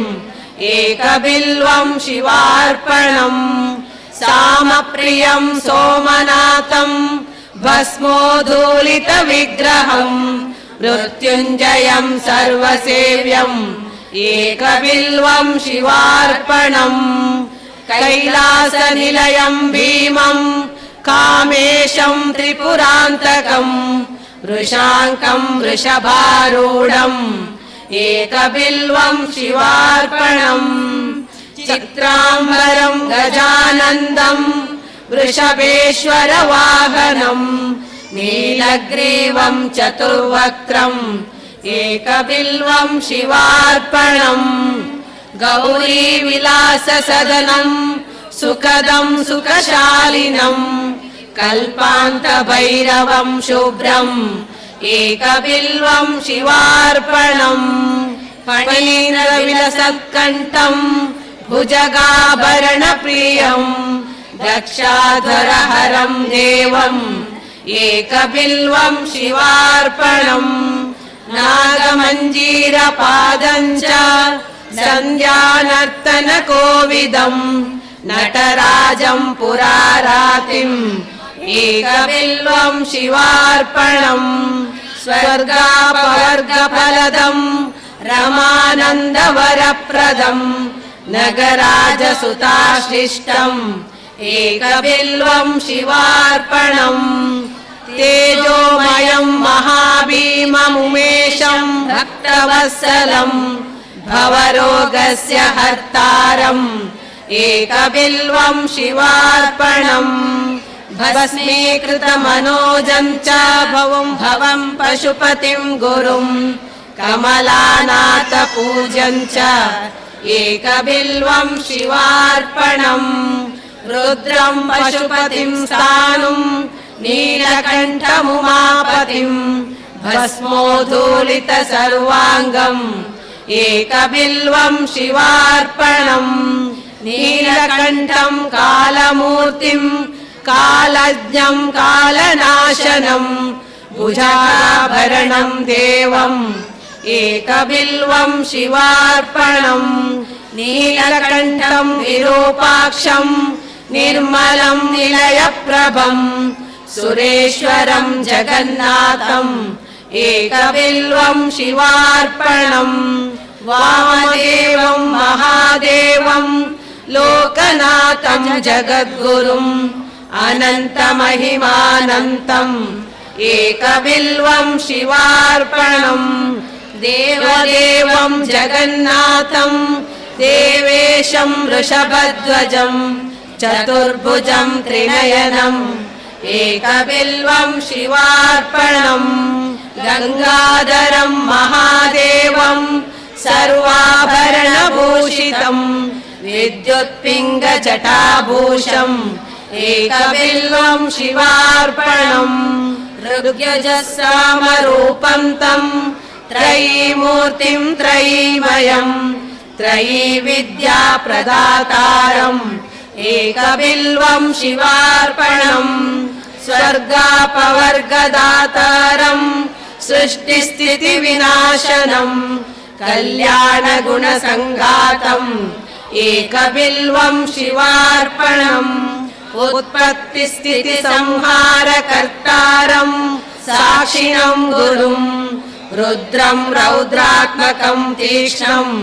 एकबिल्वं शिवार्पणम् धूर्जटिं कृष्णपिङ्गाभजटामण्डलमण्डितम् कर्पूरगौरं गौरीश एकबिल्वं शिवार्पणम् श्मशानभस्मभसितम् दिव्यचन्दनचर्चितम् कपालमाला विभवम् एकबिल्वं शिवार्पणम् कुन्देन्दुशङ्खधवलम् भगनेत्रविदं परम् कालाग्निरुद्रं सर्वज्ञम् एकबिल्वं शिवार्पणम् अनेकदानफलदमनन्तगुणसागरम् अनेकपापसंहारम् एकबिल्वं शिवार्पणम् नागाधिराजवलयम् नागहारेण भूषितम् नागकुण्डलसंयुक्तम् एकबिल्वं शिवार्पणम् अक्षामालाधरं रुद्रम् पार्वती प्रियवल्लभम् चन्द्रशेखरमीशानम् एकबिल्वं शिवार्पणम् त्रिलोचनं दशभुजम् उमादेहार्धधारिणम् विभूतिभूषितं देवम् एकबिल्वं शिवार्पणम् त्रिशूलधारिणं देवम् नागाभरणबासुरम् चन्द्रशेखरमीशानम् एकबिल्वं शिवार्पणम् गङ्गाधरमुमानाथम् फणिकुण्डलमण्डितम् कालकालगिरीशं च एकबिल्वं शिवार्पणम् शुद्धस्फटिकसङ्काशम् शिशिकण्ठं कृपानिधिम् सर्वेश्वरं सदा शान्तम् एकबिल्वं शिवार्पणम् सच्चिदानन्दरूपं च परानन्दमयं शिवम् वागीश्वरं चिदाकाशम् एकबिल्वं शिवार्पणम् शिल्पिविष्टं सहस्राक्षम् दुन्दुभ्यं च निषङ्गिणम् हिरण्यबाहुसेनान्यम् एकबिल्वं शिवार्पणम् अरुणं वामनं तारम् वास्तव्यं चैव वास्तुपम् ज्येष्ठं कनिष्ठं वैशन्त्यम् एकबिल्वं शिवार्पणम् हरिकेशं च नन्दीशम् उज्जैघोषं सनातनम् अघोररूपं घोरं च एकबिल्वं शिवार्पणम् पूरजावरजं याम्यं सूक्ष्मं तस्करनायकम् नीलकण्ठं जगन्यं च एकबिल्वं शिवार्पणम् सुराश्रयं विषहरं वर्मिणं च वरूथिनम् महासेनं महावीरम् एकबिल्वं शिवार्पणम् कुमारं कुशलं गोप्यं वदान्यं च महारथम् अहनन्यं च वन्यं च एकबिल्वं शिवार्पणम् दशकर्णं ललाटाक्षं पञ्चवक्त्र सदाशिवम्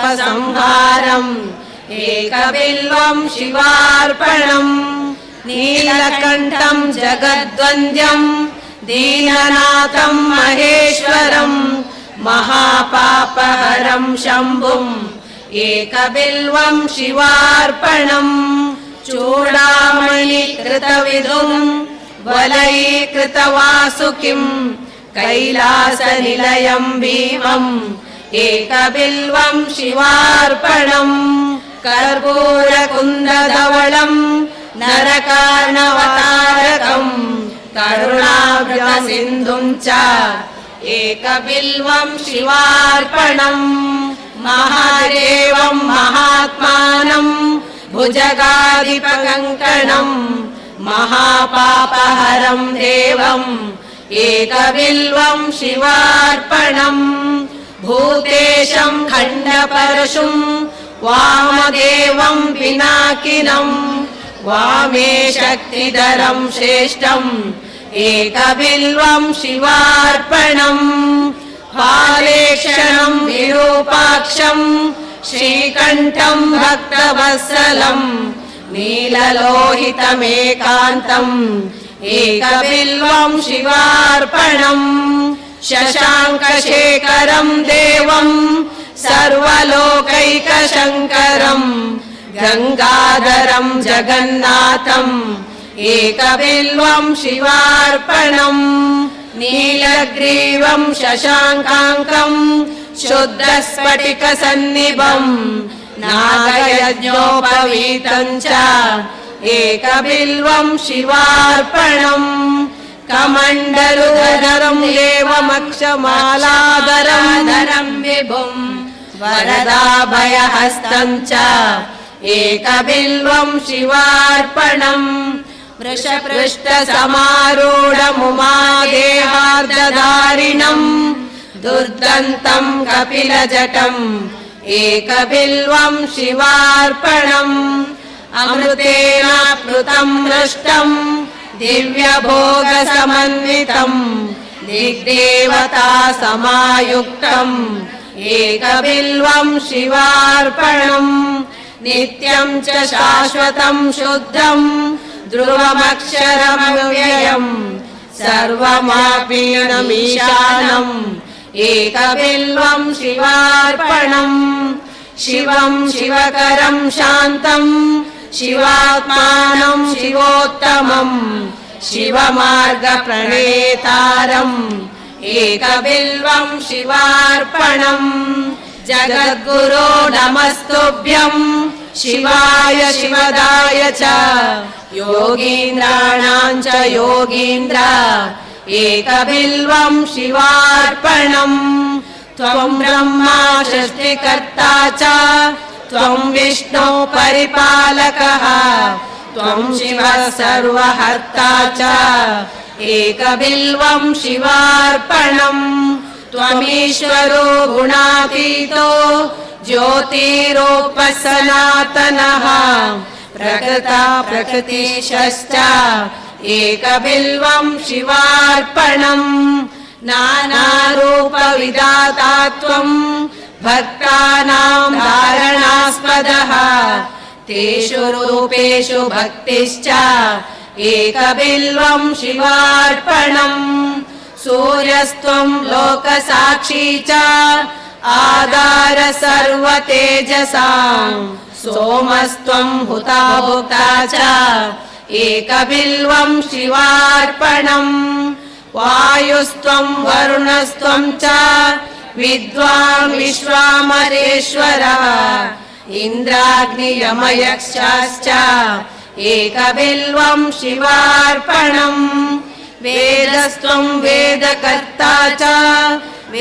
वेदाङ्गपारगः विदुषां जनकस्त्वं च एकबिल्वं शिवार्पणम् मन्त्रस्त्वं हि जपस्त्वं हि तपस्त्वं सत्फलप्रदः वाक्चत्वं वागधीशस्त्वम् एकबिल्वं शिवार्पणम् माघे कृष्ण चतुर्दश्यां शिवपूजा सुदुर्लभा दुर्लभं सर्वदेवानाम् एकबिल्वं शिवार्पणम् नमो मासेन्दुवारेऽपि प्रदोषे शिवपूजनम् अतीव दुर्लभतरम् एकबिल्वं शिवार्पणम् अखण्डबिल्वपत्रेण पूजिते नन्दिकेश्वरे शुद्ध्यन्ति सर्वपापेभ्यो हि एकबिल्वं शिवार्पणम् शालिग्रामशिलादानं वसिष्ठसदृशे द्विजे कोटिकन्या प्रदानं च एकबिल्वं शिवार्पणम् दन्तिकोटिसहस्राणि वाजपेयशतानि च कोटिकन्या प्रदानानि एकबिल्वं शिवार्पणम् तुलसी बिल्व निर्गुण्डी जम्बीरामलकानि च पञ्चबिल्वानि विख्यातानि एकबिल्वं शिवार्पणम् 10 कोटितुरङ्गाणाम् अश्वमेधसहस्रकम् सोमयागसहस्रं च एकबिल्वं शिवार्पणम् चतुर्वेदैश्च षट्शास्त्रैरष्टादश पुराणकैः दुर्लभं तत्फलं सर्वम् एकबिल्वं शिवार्पणम् सर्वरत्नमयं मेरुं दिव्यं काञ्चनमन्दिरम् दत्वापि दुर्लभं पुण्यम् एकबिल्वं शिवार्पणम् काशीयात्राफलं सर्वं कालभैरवदर्शनम् पूजनं विश्वनाथस्य एकबिल्वं शिवार्पणम् शिवलिङ्गप्रतिष्ठायां यत्फलं तत्फलं ध्रुवम् शिवालयस्थापनं च एकबिल्वं शिवार्पणम् सुवर्णभूमिगोदानम् तुलापुरुषदानकम् अभयं सर्वभूतेभ्यो हि एकबिल्वं शिवार्पणम् रत्नोपकीर्णां पृथिवीं सस्यसम्पद्विराजितां षट्कर्मणे ददात्येवम् एकबिल्वं शिवार्पणम् सागरसरितशैलातीर्थानि विविधानि च कलां नारहन्ति बिल्वस्य एकबिल्वं शिवार्पणम् अग्निष्टोम प्रभृतिभिरिष्ट्वा यज्ञैः सदक्षिणैः न तत्फलमाप्नोति एकबिल्वं शिवार्पणम् विधूय कल्मषं सर्वं राजास्या सम्मतः सतां लोके मह्यते सद्भिरेकम् एकबिल्वं शिवार्पणम् यथा सुपतित सम्यक् देहबिन्दु प्रसर्पति बिल्वपूजा फलं तद्वत् एकबिल्वं शिवार्पणम् मोदते च सुखं स्वर्गे देवगन्धर्वपूजितः यो ददाति शिवे बिल्वम् एकबिल्वं शिवार्पणम् यत्किञ्चित् कुरुते पापम् पुरुषो लोभमोदतः तत्सर्वं नाशयेत् क्षिप्रम् एकबिल्वं शिवार्पणम् बुद्धिर्बृहस्पतौ ख्याता मेधा मुनिषु संस्थिता उभयं शिवपूजायाम् एकबिल्वं शिवार्पणम् मुच्यन्ते ब्रह्मः गोघ्नः पितृघ्नो गुरुतल्पगः सर्वपापत्रमुच्येत एकबिल्वं शिवार्पणम् यद्दुस्तरं यद्दुरापं यद्दुर्गं यच्च दुष्करम् तत्सर्वं सुखतः साध्यम् एकबिल्वं शिवार्पणम् तदैव सफलं जन्म तदैव तपसफलम् तदैव पितरस्तृप्तायै एकबिल्वं शिवार्पणम् अष्टोत्तरशतं बिल्वं योर्पये लिङ्गमस्तके अथर्वोक्तं पठेद्यस्तु एकबिल्वं शिवार्पणम् शिवमेकपदं प्रोक्तं शिवमेकपदं परम् शिवमेकपदं शान्तम् एकबिल्वं शिवार्पणम् हर शम्भो महादेव विश्वेशामरवल्लभ शिवशङ्कर सर्वात्मन् नीलकण्ठ नमोऽस्तु ते आजन्म मरणं यस्य महादेवो न दैवतम् मा भूर्नमकुले जन्म कदाचिदपि देहिनः अमृतोद्भव वृक्षस्य महादेव प्रियस्य च मुच्यन्ते कण्टकाघातात् कण्टकेभ्यो हि मानवा बिल्वीदलानि यो नित्य अष्टोत्तरशतं शिवे अर्पये भक्तिसंयुक्तः स श्रीकण्ठो न संशयः विसर्गबिन्दुमात्राणि पदपादाक्षराणि च न्यूनानि चातिरिक्तानि क्षमस्व परमेश्वर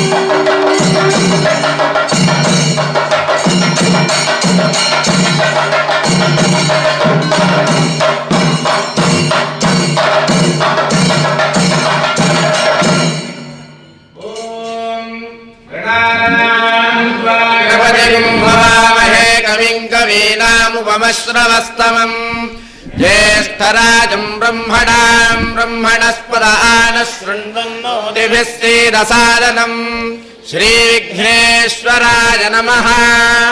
ॐ नमस्ते अस्तु भगवन् विश्वेश्वराय महादेवाय त्र्यम्बकाय त्रिपुरान्तकाय कालाय कालाग्निरुद्राय नीलकण्ठाय सर्वेश्वराय सदाशिवाय शङ्कराय मृत्युञ्जयाय श्रीमन्महादेवाय नमः। ॐ नमो हिरण्यबाहवे हिरण्यवर्णाय हिरण्यरूपाय हिरण्यपतयेऽम्बिकापतये उमापतये पशुपतये नमो नमः। राजाधिराजाय प्रसख्य साहिने नमो वयं वै श्रवणाय कुर्महे समे कामान् कामकामाय मह्यम् कामेश्वरो वै श्रवणो ददातु कुबेराय वै श्रवणाय महाराजाय नमः। अनन्तरायाय सर्वस्तोमोतिरात्रवुत्तममहर्भवति सर्वस्याप्ति सर्वस्य जित्ति सर्वमेव तेनाप्नोति सर्वं जयते यो वेदादोस्तर प्रोक्तो वेदान्तेन प्रतिष्ठितः तस्य प्रकृतिलीनस्य यः परः स महेश्वरः। देवदेवोत्तम देवता सार्वभौम अखिलाण्डकोटि ब्रह्माण्ड नायक श्री महालिंगेश्वर प्रभो वेदोक्त मंत्र पुष्पं समर्पयामि। यानि कानि च पापानि जन्मांतर कृतानि च तानि तानि विनश्यन्ति प्रदक्षिणपदे पदे। माहं पापात्मा पापसंभवा त्राहि मां कृपयादेव शरणागतवत्सला अन्यथा शरणं नास्ति त्वमेव शरणं मम तस्मात् कारुण्यभावेन रक्ष रक्ष ಮಹೇಶ್ವರ. ನಾವೆಲ್ಲರೂ ಕೂಡ ಸೇರಿಕೊಂಡು ನಮ್ಮ ಕ್ಷೇತ್ರದಲ್ಲಿ ಭಗವಂತನ ಮಹಾಶಿವನ ಉಪಾಸನೆಯನ್ನು ಲಕ್ಷ ಬಿಲ್ವಾರ್ಚನೆ ಹೇಳುವಂತಹ ಮಹತ್ತರವಾದಂತಹ ಒಂದು ಕಾರ್ಯವನ್ನು ದೇವರು ನಮಗೆ ಅನುಗ್ರಹ ಮಾಡಿ ಇವತ್ತಿನ ಒಂದು ಪುಣ್ಯದ ದಿವಸಕ್ಕೆ ನಮಗೆ ಆ ಒಂದು ಸೇವೆಯನ್ನು ಭಗವಂತನ ಸನ್ನಿಧಾನಕ್ಕೆ ಸಮರ್ಪಿಸುವಂತಹ ಸೌಭಾಗ್ಯವನ್ನು ದೇವರು ನಮಗೆ ಅನುಗ್ರಹಿಸಿದ್ದಾರೆ.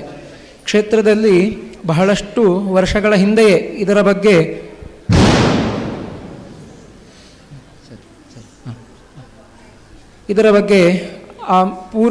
ಹಿಂದಿನ ಕಾಲದಲ್ಲಿಯೇ ಈ ಒಂದು ಸತ್ಕರ್ಮವನ್ನು ಎಲ್ಲರೂ ಸೇರಿ ಆಚರಣೆ ಮಾಡಬೇಕು ಅಂತ ಹೇಳುವಂತಹ ಮಹತ್ತರವಾದಂತಹ ಒಂದು ಇಚ್ಛಾಶಕ್ತಿಯಿಂದಾಗಿ ಅದಕ್ಕೆ ಬೇಕಾಗುವಂತಹ ಬಿಲ್ವ ವೃಕ್ಷದ ಸಸಿಗಳನ್ನು ಆ ಗ್ರಾಮದಲ್ಲಿ ಎಲ್ಲ ಭಕ್ತರಿಗೆ ವಿತರಣೆ ಮಾಡಲಿಕ್ಕೆ ಈ ಒಂದು ಕ್ಷೇತ್ರದಲ್ಲಿ ವಿತರಣೆ ಮಾಡಿ ಅದರ ಸಾಫಲ್ಯ ಅಂತ ಹೇಳುವಂತೆ ಇವತ್ತಿನ ದಿವಸ ನಮ್ಮ ಮನೆಯಲ್ಲಿ ಬೆಳೆದಂತಹ ಬಿಲ್ವಪತ್ರೆಯನ್ನು ಶಿವದೇವರಿಗೆ ಸಮರ್ಪಣೆ ಮಾಡುವಂತಹ ಸಹಸ್ರನಾಮವನ್ನು ಲಕ್ಷ ಅರ್ಚನೆಯೊಂದಿಗೆ ನಾವು ಎಲ್ಲರೂ ಕೂಡ ಸೇರಿಕೊಂಡು ಋತ್ವಿಜರ ವಿಶೇಷವಾದಂತಹ ಒಂದು ಸಹಕಾರದೊಂದಿಗೆ ನಾವಿವತ್ತು ಮಹಾಲಿಂಗೇಶ್ವರ ದೇವರ ಸನ್ನಿಧಾನಕ್ಕೆ ಸಮರ್ಪಣೆ ಮಾಡಿದ್ದೇವೆ.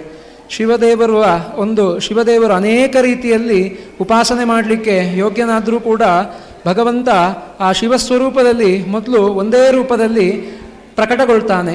ಏಕೋ ರುದ್ರ ನ ದ್ವಿತೀಯಾಯ ತಸ್ಥೆ ಅಂತ ಹೇಳುವಂತೆ. ಮತ್ತೆ ಮುಂದಕ್ಕೆ ಒಂದು ರೂಪದಲ್ಲಿದ್ದಂತಹ ಆ ಪರಮಶಿವನ ಅವತಾರಗಳು ಅನೇಕ ರೀತಿಯಾಗಿ 5 ವಿಧವಾಗಿ ಆ ಪಂಚಮೂರ್ತಿಗಳಲ್ಲಿ ಭಗವಂತನ ಒಂದು ಅಂಶ ಶಿವಾತ್ಮಕವಾಗಿರುವಂತಹ ಸಾನ್ನಿಧ್ಯ ವ್ಯಕ್ತವಾಗ್ತದಂತೆ.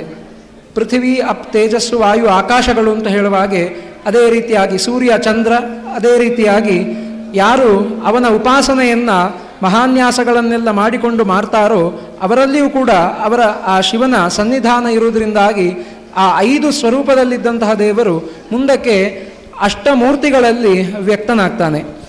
ಪಂಚಮೂರ್ತಿಗಳಲ್ಲಿ ಆ 5 ವಿಧವಾಗಿ ಸಾಕಾರಗೊಂಡಂತಹ ಪರಮಶಿವನ ಸ್ವರೂಪ ನಮ್ಮ ಮನಸ್ಸಿಗೆ ನಿಯಾಮಕನಾಗಿ ಶಿವದೇವರ ಅನುಗ್ರಹದಿಂದಾಗಿ ನಮ್ಮ ಮನಸ್ಸಿಗೆ ಒಳ್ಳೆಯ ರೀತಿಯಾದಂತಹ ಪ್ರೇರೇಪಣೆಯನ್ನೆಲ್ಲ ಬರಬೇಕು ಅಂತ ಹೇಳಿ ಆದರೆ ಶಿವದೇವರ ಆರಾಧನೆಯನ್ನು ಮಾಡಬೇಕು ಅಂತ ಹೇಳಿ ಮನಸ್ಸಿನಲ್ಲಿಯೂ ಕೂಡ ಮನಸ್ಸು, ಬುದ್ಧಿ, ಅಹಂಕಾರ, ಚಿತ್ತ, ಚೇತನ ಅಂತ ಹೇಳುವ ಹಾಗೆ 5 ವಿಕಾರಗಳಿರ್ತದೆ.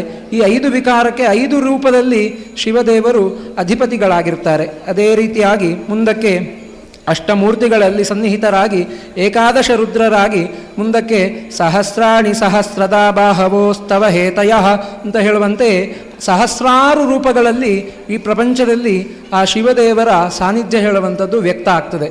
ಹಾಗಿರುವಾಗ ಮುಖ್ಯವಾಗಿ ಸೂರ್ಯಚಂದ್ರರಲ್ಲೂ ಕೂಡ ಸೂರ್ಯದೇವರಲ್ಲಿ ಬೆಳಕು ಹೇಳುವಂತಹ ಅಂಶದಲ್ಲಿ ಶಿವದೇವರ ಚೈತನ್ಯ ಇರುವುದರಿಂದಾಗಿ ನಮ್ಮ ಭೂಮಿಗೆ ಒಳ್ಳೆಯ ಬೆಳಕನ್ನೆಲ್ಲ ಅನುಗ್ರಹ ಮಾಡಿ ಅದರಿಂದಾಗಿ ನಮಗೆ ಬೇಕಾಗುವಂತಹ ಬೆಳೆಯೆಲ್ಲ ಬೆಳೀಲಿಕ್ಕೆ ಸಾಧ್ಯ ಆಗುವ ಹಾಗೆ ದೇವರು ಅನುಗ್ರಹಿಸ್ತಾರೆ. ಅದೇ ರೀತಿಯಾಗಿ ಆ ಚಂದ್ರದೇವರಲ್ಲಿ ಆ ಶಿವದೇವರ ಅಂಶ ಇದ್ದುಕೊಂಡು ನಮಗೆ ಆ ಓಷಧೀಶನಾಗಿ ಓಷಧಾಂ ಪತಯೇ ನಮಃ ಅಂತ ಹೇಳುವ ಹಾಗೆ ಎಲ್ಲ ವನಸ್ಪತಿಗಳು ಬೆಳಿಬೇಕು ಅಂತ ಹೇಳಿ ಆದರೆ ಅಮೃತಾಪ್ಲಾವ ಆ ಚಂದ್ರನಿಂದ ಬರುವಂತಹ ಅಮೃತಮಯವಾದಂತಹ ಕಿರಣ ನಮಗೆ ತಂಪನ್ನು ಹೇಗೆ ಉಂಟು ಮಾಡ್ತದೋ ಅದೇ ರೀತಿಯಾಗಿ ಭೂಮಿಯಲ್ಲಿ ಎಲ್ಲ ಸಸ್ಯಗಳು ಸಮೃದ್ಧಿಯುತವಾಗಿ ಬೆಳಿಲಿಕ್ಕೆ ಶಿವದೇವರು ಚಂದ್ರನಲ್ಲಿ ಇದ್ದುಕೊಂಡು ನಮಗೆ ಅಮೃತವಾದಂತಹ ಆ ಕಿರಣವನ್ನು ನಮಗೆ ಕೊಡುವ ಮುಖಾಂತರವಾಗಿ ಈ ಭೂಮಿಯಲ್ಲಿ ನಮಗೆ ಒಳ್ಳೆಯ ರೀತಿಯಾದಂತಹ ಜೀವನವನ್ನು ಮಾಡಲಿಕ್ಕೆ ಕಾರಣೀಭೂತರಾಗ್ತಾರೆ. ಅದೇ ರೀತಿಯಾಗಿ ಮಳೆ ಬರಬೇಕು ಅಂತ ಹೇಳಿ ಆದರೂ ಕೂಡ ಶಿವದೇವರ ಅನುಗ್ರಹ ಬೇಕು. ಹೀಗೆ ಶಿವದೇವರ ಸ್ವರೂಪಗಳು ಅತ್ಯಂತ ವೈಶಿಷ್ಟ್ಯವಾದದ್ದು. ಯಾಕೆ ಕೇಳಿದರೆ ವಿಷ್ಣುದೇವರ ಹಾಗೆ ಶಿವದೇವರ ಸ್ವರೂಪಗಳು ಅಲಂಕಾರ ಸರ್ವಾಲಂಕಾರ ಭೂಷಿತನಾಗಿರುವಂಥದ್ದಲ್ಲ, ಆ ಅಲಂಕಾರಗಳೇ ವಿಶೇಷವಾಗಿರುವಂಥದ್ದು. ಶಿವದೇವರು ವಿಷ್ಣುವಿಗೆ ಕಿರೀಟಧಾರಿಯಾಗಿದ್ದರೆ ಶಿವದೇವರು ಜಟಾಮುಕುಟಗಳನ್ನು ಶಿರಸ್ಸಿನಲ್ಲಿ ಧರಿಸಿ ಶಿರಸ್ಸಿನಲ್ಲಿ ಗಂಗೆಯನ್ನು ಕೂಡ ಧಾರಣೆ ಮಾಡಿಕೊಂಡು ಆ ಗಂಗೆಯಿಂದ ಬರುವಂತಹ ಎಲ್ಲ ನಮ್ಮ ಪಾಪಗಳನ್ನು ಕಳಿಲಿಕ್ಕೆ ಬೇಕಾಗುವಂತಹ ಪರಮಾನುಗ್ರಹ ನಮಗೆ ಶಿವದೇವರಿಂದ ಪ್ರಾಪ್ತಿಯಾಗಿದೆ. ಅದೇ ರೀತಿಯಾಗಿ ವಿಷ್ಣುದೇವರು ಗಂಧ, ಚಂದನ ಇತ್ಯಾದಿಗಳನ್ನು ಧಾರಣೆ ಮಾಡಿದರೆ ಶಿವದೇವರು ಭಸ್ಮಾಂಗ ರಾಗ, ಆ ಭಸ್ಮವನ್ನೇ ಲೇಪನ ಮಾಡಿಕೊಂಡು ಭಸ್ಮಾಂಗ ರಾಗ ಅಂತ ಹೇಳುವಂತಹ ವಿಶೇಷವಾಗಿ ಆ ಭಸ್ಮಧಾರಿಯಾಗಿ ಅವನ ಆರಾಧನೆಯನ್ನು ನಾವೆಲ್ಲರೂ ಕೂಡ ಮಾಡ್ತೇವೆ. ಅದೇ ರೀತಿಯಾಗಿ ಪೀತಾಂಬರಧಾರಿಯಲ್ಲ, ಚರ್ಮಾಂಬರಧಾರಿ, ದಿಗಂಬರಧಾರಿ, ಚರ್ಮಾಂಬರವನ್ನೇ ಧಾರಣೆ ಮಾಡಿಕೊಂಡು ಚರ್ಮದ ಬಟ್ಟೆಯನ್ನೇ ಧಾರಣೆ ಮಾಡಿಕೊಂಡು ಇರುವಂತಹ ವಿಶೇಷವಾದಂತಹ ಸ್ವರೂಪ ಶಿವದೇವರದ್ದು. ಹಾಗಿರುವಾಗ ಅಂತಹ ಆ ಶಿವದೇವರ ಕ್ಷೇತ್ರದಲ್ಲಿ ಬಿಲ್ವಾರ್ಚನೆ, ಆ ಬಿಲ್ವಪತ್ರೆಗೆ ಅತ್ಯಂತ ಮಹತ್ತರವಾದಂತಹ ಫಲಗಳನ್ನು ಶಾಸ್ತ್ರಗಳಲ್ಲಿ ಹೇಳ್ತಾರೆ. ಆ ಬಿಲ್ವಪತ್ರೆಯಲ್ಲಿ ಹೇಗೆ 3 ಎಲೆ ಕಾಣ್ತದೋ ಅದು ದೇವರ ಆ ಶಿವದೇವರಿಗೂ ಕೂಡ ನಾವು ಕಾಣಬಹುದು. 3 ಕಣ್ಣು, ಮುಕ್ಕಣ್ಣ ಅಂತ ಹೇಳುವ ಹಾಗೆ ಆ 3 ಕಣ್ಣಿನ ಒಂದು ಪ್ರತೀಕ ಅಂತ ಹೇಳುವ ಹಾಗೆ ಶಿವದೇವರ ಸಾನ್ನಿಧ್ಯ ಬಿಲ್ವಪತ್ರೆಯಲ್ಲಿ ಸದಾ ಇರ್ತದೆ. ದರ್ಶನಂ ಬಿಲ್ವವೃಕ್ಷಸ್ಯ ಸ್ಪರ್ಶನಂ ಪಾಪನಾಶನಂ ಅಘೋರ ಪಾಪ ಸಂಹಾರಂ ಏಕಬಿಲ್ವಂ ಶಿವಾರ್ಪಣಂ ಅಂತ ಹೇಳುವ ಹಾಗೆ ಬಿಲ್ವಪತ್ರ ವೃಕ್ಷವನ್ನು ನಾವು ದರ್ಶನ ಮಾಡಿದರೆ ಸಾಕಂತೆ ಎಲ್ಲ ಪಾಪಗಳು, ಅಘೋರವಾದಂತಹ ಪಾಪಗಳು ಕೂಡ ಪರಿಹಾರ ಆಗ್ತದೆ. ಅಂತಹ ಒಂದು ಬಿಲ್ವಪತ್ರೆಯನ್ನು ಶಿವದೇವರಿಗೆ ಸಮರ್ಪಣೆ ಮಾಡಿತು ಅಂತ ಹೇಳಿ ಆದರೆ ಅದಕ್ಕೆ ಅಷ್ಟು ಉತ್ತಮವಾದಂತಹ ಫಲಗಳನ್ನು ಶಾಸ್ತ್ರಗಳಲ್ಲಿ ಹೇಳಿದ್ದಾರೆ. ಅದಲ್ಲದೆ ವಿಶೇಷವಾಗಿ ಪುರಾಣದಲ್ಲಿ ಬರುವಂತಹ ಒಂದು ಕಥೆ. ಒಬ್ಬ ವ್ಯಾಧ ಕಾಡಿನಲ್ಲಿ ಹೋಗ್ತಾ ಇರುವಾಗ ಅವನನ್ನು ವನ್ಯ ಮೃಗಗಳು ಬೆನ್ನಟ್ಟಿ ಬರುವಾಗ ಏನು ಮಾಡಬೇಕು ಅಂತ ಹೇಳಿ ದಾರಿ ತೋಚದೆ ಅಲ್ಲಿ ಇದ್ದಂತಹ ಒಂದು ವೃಕ್ಷವನ್ನು ಏರ್ತಾನೆ. ಆ ಸಂದರ್ಭದಲ್ಲಿ ಆ ವನ್ಯ ಮೃಗ ಅಲ್ಲಿಂದ ದೂರ ಸರಿಯುವ ತನಕ ಆ ವೃಕ್ಷದಲ್ಲಿದ್ದಂತಹ ಪತ್ರೆಗಳನ್ನು ಕೆಳಗೆ ಒಂದೊಂದಾಗಿ ಕಿತ್ತು ಹಾಕ್ತಾ ಇರ್ತಾನೆ. ಆ ಸಂದರ್ಭದಲ್ಲಿ ಶಿವದೇವರು ಅಲ್ಲಿ ಸ್ವಯಂವಾಗಿ ಪ್ರತ್ಯಕ್ಷರಾಗಿ ಅವನಿಗೆ ಅನುಗ್ರಹ ಮಾಡ್ತಾರಂತೆ. ಆಗ ಅವನಿಗೆ ತಿಳಿತದೆ ಇದು ಬಿಲ್ವವೃಕ್ಷ ಅಂತ ಹೇಳಿ. ಹಾಗಿರುವಾಗ ಬಿಲ್ವವೃಕ್ಷದಲ್ಲಿದ್ದಂತಹ ಪತ್ರೆಗಳನ್ನು ಕೇವಲ ಭಕ್ತಿಯಿಂದ ಕೆಳಗೆ ಅರ್ಪಣೆ ಮಾಡಿತು ಅಂತ ಹೇಳಿ ಆದರೆ ಅಮಂತ್ರಕವಾಗಿ ಅವ ತಿಳಿಯದೇ ಅರ್ಪಣೆ ಮಾಡಿದರೂ ಕೂಡ ಶಿವದೇವರು ಪ್ರತ್ಯಕ್ಷರಾಗ್ತಾರೆ. ಹಾಗಿರುವಾಗ ನಾವೆಲ್ಲರೂ ಕೂಡ ಸೇರಿಕೊಂಡು ಇವತ್ತು ಅನನ್ಯ ಶ್ರದ್ಧಾ ಭಕ್ತಿಯಿಂದಾಗಿ ಆ ಶಿವ ಸಹಸ್ರನಾಮಗಳನ್ನು ಪಠನೆ ಮಾಡಿಕೊಂಡು ವಿಶೇಷವಾಗಿ ದ್ವಾದಶಲಿಂಗತೋ ಭದ್ರ ಹೇಳುವಂತಹ ಮಂಡಲವನ್ನು ರಚನೆ ಮಾಡಿಕೊಂಡು ಅದರ ಮಧ್ಯದಲ್ಲಿ ಕಲಶವನ್ನು ಪ್ರತಿಷ್ಠಾಪನೆ ಮಾಡಿ ಆ ಎಲ್ಲ ಬಿಲ್ವಪತ್ರೆಗಳನ್ನು ಆ ಮಂತ್ರಗಳಿಂದ ಅರ್ಪಣೆ ಮಾಡಿದಲ್ಲಿಗೆ ಸಾಕ್ಷಾತ್ ಮಹಲಿಂಗೇಶ್ವರ ದೇವರೇ ನಮಗೆಲ್ಲರಿಗೂ ಕೂಡ ಪ್ರತ್ಯಕ್ಷರಾಗಿ ನಮಗೆ ಇವತ್ತು ಅನುಗ್ರಹ ಮಾಡಿರುವಂತಹ ವಿಶೇಷವಾದಂತಹ ಒಂದು ಕಾಲಘಟ್ಟ. ಈ ಸಂದರ್ಭದಲ್ಲಿ ಆ ಬಿಲ್ವಪತ್ರೆಯನ್ನು ಅರ್ಚನೆ ಮಾಡಿತು ಅಂತ ಹೇಳಿ ಆದರೆ ಮತ್ತಷ್ಟು ಫಲಗಳನ್ನು ಹೇಳ್ತಾರೆ. ಕೋಟಿ ಕನ್ಯಾದಾನ ಮಾಡಿದಂತಹ ಫಲ, ಅದೇ ರೀತಿಯಾಗಿ ವಾಜಪೇಯಾದಿ ಯಾಗಗಳನ್ನು ಮಾಡಿದ ಮಹಾಫಲಗಳನ್ನು ಕೂಡ ಬಿಲ್ವಪತ್ರೆಯನ್ನು ಅರ್ಚನೆ ಮಾಡಿದ್ರಿಂದಾಗಿ ನಮಗೆ ಪ್ರಾಪ್ತಿಯಾಗಲಿಕ್ಕೆ ಸಾಧ್ಯ. ಹಾಗಿರುವಾಗ ಈ ಒಂದು ವಿಶೇಷವಾದಂತಹ ಸಂದರ್ಭದಲ್ಲಿ ನಾವು ವಿಶೇಷವಾಗಿ ಶಿವಪಂಚಾಕ್ಷರಿ ಹವನವನ್ನು ಕೂಡ ಈ ಸಂದರ್ಭದಲ್ಲಿ ದೇವರ ಪ್ರೀತ್ಯರ್ಥವಾಗಿ ಲೋಕ ಕಲ್ಯಾಣಾರ್ಥವಾಗಿ ನಾವು ಮಾಡ್ತಾ ಇದ್ದೇವೆ. ಅದೇ ರೀತಿಯಾಗಿ ಆ ದುರ್ಗಾ ಪರಮೇಶ್ವರಿಯ ಪ್ರೀತ್ಯರ್ಥವಾಗಿ ದುರ್ಗಾಹೋಮವನ್ನು ಕೂಡ ಅಗ್ನಿ ಮಧ್ಯದಲ್ಲಿ ಬೇಕಾಗುವಂತಹ ಆಹುತಿಗಳನ್ನು ತತ್ತತ್ ಮಂತ್ರಗಳಿಂದ ಸಮರ್ಪಣೆ ಮಾಡಿ ಇನ್ನೇನು ಪೂರ್ಣಾಹುತಿ ಆಗಲಿಕ್ಕಿದೆ. ಆ ಸಂದರ್ಭದಲ್ಲಿ ನಾವೆಲ್ಲರೂ ಕೂಡ ದೇವರ ಹತ್ರ ಪ್ರಾರ್ಥನೆಯನ್ನು ಮಾಡಿಕೊಳ್ಳುವಂಥದ್ದು. ನಮ್ಮ ಗ್ರಾಮಕ್ಕೆ, ಸಮಸ್ತ ಭಕ್ತವರ್ಗಕ್ಕೆ ಬರುವಂತಹ ಸಮಸ್ತ ರೀತಿಯಾದಂತಹ ಆಪತ್ತುಗಳನ್ನು, ದುರಿತಗಳನ್ನು, ದೋಷಗಳನ್ನು ಎಲ್ಲ ನಿವಾರಣೆ ಮಾಡಿಕೊಟ್ಟು ಶಿವದೇವರು ನಮಗೆ ಪರಿಪೂರ್ಣವಾಗಿ ಅನುಗ್ರಹಿಸಿಕೊಡಬೇಕು. ಹೇಗೆ ಶಿವದೇವರಿಗೆ ನಾವು ತಪಸ್ಸನ್ನು ಆಚರಣೆ ಮಾಡಿತು ಅಂತ ಹೇಳಿ ಆದರೆ ಎಲ್ಲವನ್ನು ಕೂಡ ದೇವರು ಅನುಗ್ರಹಿಸಲಿಕ್ಕೆ ಸರ್ವ ಸಮರ್ಥನಾದಂತಹ ಚೈತನ್ಯ. ಯಾಕೆ ಕೇಳಿದರೆ ಪಾರ್ವತೀದೇವಿ ತಪಸ್ಸನ್ನು ಆಚರಣೆ ಮಾಡಿದಾಗ ಆ ತಪಸ್ಸಿಗೆ ಮೆಚ್ಚಿ ಅವಳಿಗೆ ತನ್ನ ಶರೀರದ ಅರ್ಧ ಭಾಗವನ್ನೇ ಶಿವ ಕೊಟ್ಟು ಅರ್ಧನಾರೀಶ್ವರನಾಗಿ ಪ್ರತ್ಯಕ್ಷನಾದಂತಹ ಒಂದು ಸನ್ನಿವೇಶ ಕೂಡ ನೆನಪಿಸಿಕೊಳ್ಳಬೇಕು. ಹಾಗಿರುವಾಗ ಆ ಶಿವದೇವರು ನಮಗೆ ಪರಿಪೂರ್ಣವಾಗಿ ಇವತ್ತಿನ ದಿವಸ ನಿನ್ನೆಯಿಂದ ನಾವು ಮಾಡಿದಂತಹ ಎಲ್ಲ ಸತ್ಕರ್ಮಗಳನ್ನು ಸಾನ್ನಿಧ್ಯಕ್ಕೆ ಪುಷ್ಟಿಗೆ ಕಾರಣೀಭೂತ ಆಗುವ ಹಾಗೆ ಮಹಾಲಿಂಗೇಶ್ವರ ದೇವರ ಚೈತನ್ಯ ಈ ಒಂದು ಕ್ಷೇತ್ರದಲ್ಲಿ ಸದಾಕಾಲ ಬೆಳಗುವ ಹಾಗೆ ಇನ್ನಷ್ಟು ಧರ್ಮ ಕಾರ್ಯಗಳನ್ನು, ದೇವತಾ ಸತ್ಕರ್ಮಗಳನ್ನೆಲ್ಲ ಈ ಊರಿನ ಎಲ್ಲ ಭಕ್ತವರ್ಗದವರು ಸೇರಿಕೊಂಡು ಅನಾಯಾಸವಾಗಿ ಒಳ್ಳೆಯ ರೀತಿಯಲ್ಲಿ ಈ ಕ್ಷೇತ್ರದಲ್ಲಿ ಮಾಡುವಂತಹ ಸಕಲ ಸೌಭಾಗ್ಯಗಳನ್ನು ಕೂಡ ಅನುಗ್ರಹ ಮಾಡಿಕೊಟ್ಟು ವಿಶೇಷವಾಗಿ ಈ ಒಂದು ಸಂದರ್ಭದಲ್ಲಿ ದೇವರ ಸನ್ನಿಧಾನಕ್ಕೆ ಆ ಬಿಲ್ವಪತ್ರೆಯನ್ನೆಲ್ಲ ಯಾರ್ಯಾರು ಸಮರ್ಪಣೆ ಮಾಡಿದಾರೋ, ಬೇರೆ ಬೇರೆ ರೀತಿಯಾದಂತಹ ಆ ಸಹಕಾರಗಳನ್ನೆಲ್ಲ ಈ ಒಂದು ಸಂದರ್ಭದಲ್ಲಿ ದೇವರ ಸೇವೆಯನ್ನೆಲ್ಲ ಬೇರೆ ಬೇರೆ ರೀತಿಯಾಗಿ ಸಮರ್ಪಣೆ ಮಾಡಿದಾರೋ ಅವರಿಗೆಲ್ಲರಿಗೂ ಕೂಡ ಆ ಲಕ್ಷ ಬಿಲ್ವಾರ್ಚನೆಯ ಪರಿಪೂರ್ಣ ಸತ್ಫಲಗಳನ್ನು ಆ ಮಹಾಲಿಂಗೇಶ್ವರ ಅನುಗ್ರಹ ಮಾಡಿಕೊಟ್ಟು ಸುಖ, ಶಾಂತಿ, ನೆಮ್ಮದಿ, ಆಯುಷ್ಯ, ಆರೋಗ್ಯ, ಸಕಲ ಸೌಭಾಗ್ಯ, ಸಕಲ ಸಮೃದ್ಧಿಗಳನ್ನು ಲೋಕಕ್ಕೆ, ರಾಷ್ಟ್ರಕ್ಕೆ ಬರುವಂತಹ ಸರ್ವ ದುರಿತಗಳನ್ನೆಲ್ಲ ನಿವಾರಣೆ ಮಾಡಿಕೊಟ್ಟು ನಮ್ಮೆಲ್ಲರನ್ನು ಕೂಡ ಆ ಮಹಾಲಿಂಗೇಶ್ವರ ಸದಾಕಾಲ ರಕ್ಷಣೆ ಮಾಡಿಕೊಡಬೇಕು ಅಂತ ಹೇಳಿ ವಿಶೇಷವಾಗಿ ಬಿಲ್ವಾರ್ಚನೆ, ಅದೇ ರೀತಿಯಾಗಿ ಶಿವಪಂಚಾಕ್ಷರಿ ಹೋಮ, ದುರ್ಗಾ ಹೋಮದ ಆ ಪೂರ್ಣಾಹುತಿಯನ್ನು ಮಾಡಲಿಕ್ಕಿರುವಂತಹ ಪ್ರಸನ್ನ ಕಾಲದಲ್ಲಿ ನಾವೆಲ್ಲರೂ ಕೂಡ ಸೇರಿಕೊಂಡು ಕ್ಷೇತ್ರಾಧಿಪತಿ ಸಪರಿವಾರ ಮಹಾಲಿಂಗೇಶ್ವರ ದೇವರನ್ನು ಮನಸಾರೆ ಸ್ಮರಣೆ ಮಾಡಿಕೊಂಡು ದೇವರ ಸನ್ನಿಧಾನದಲ್ಲಿ ಪ್ರಾರ್ಥನೆ ಮಾಡಿಕೊಳ್ಳುವ. निकामेन पर्जन्यो वर्षतु फलिन्यो नवोषधयः पच्यन्तां योगक्षेमो नः कल्पताम्. ಶ್ರೀ ಮಹಾಲಿಂಗೇಶ್ವರ ದೇವರ ಪಾದಾರವಿಂದಕ್ಕೆ ಗೋವಿಂದಾದಿ ಗೋವಿಂದ. ಜನ್ಮಾಂತರಕೃತಾನಿ ತಾನಿ ತಾನಿ ವಿನಶ್ಯಂತಿ ಪ್ರದಕ್ಷಿಣ ಪದೇ ಪದೇ.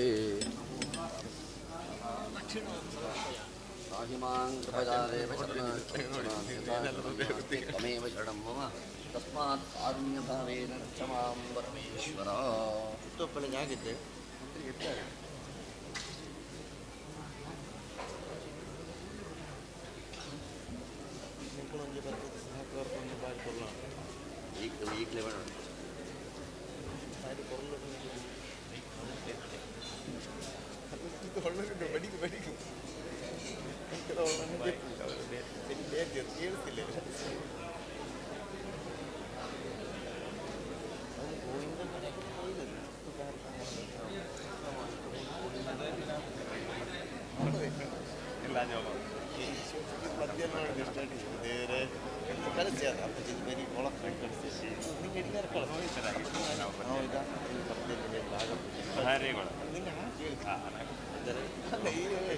ಈಗಲೇ ಬೇಡ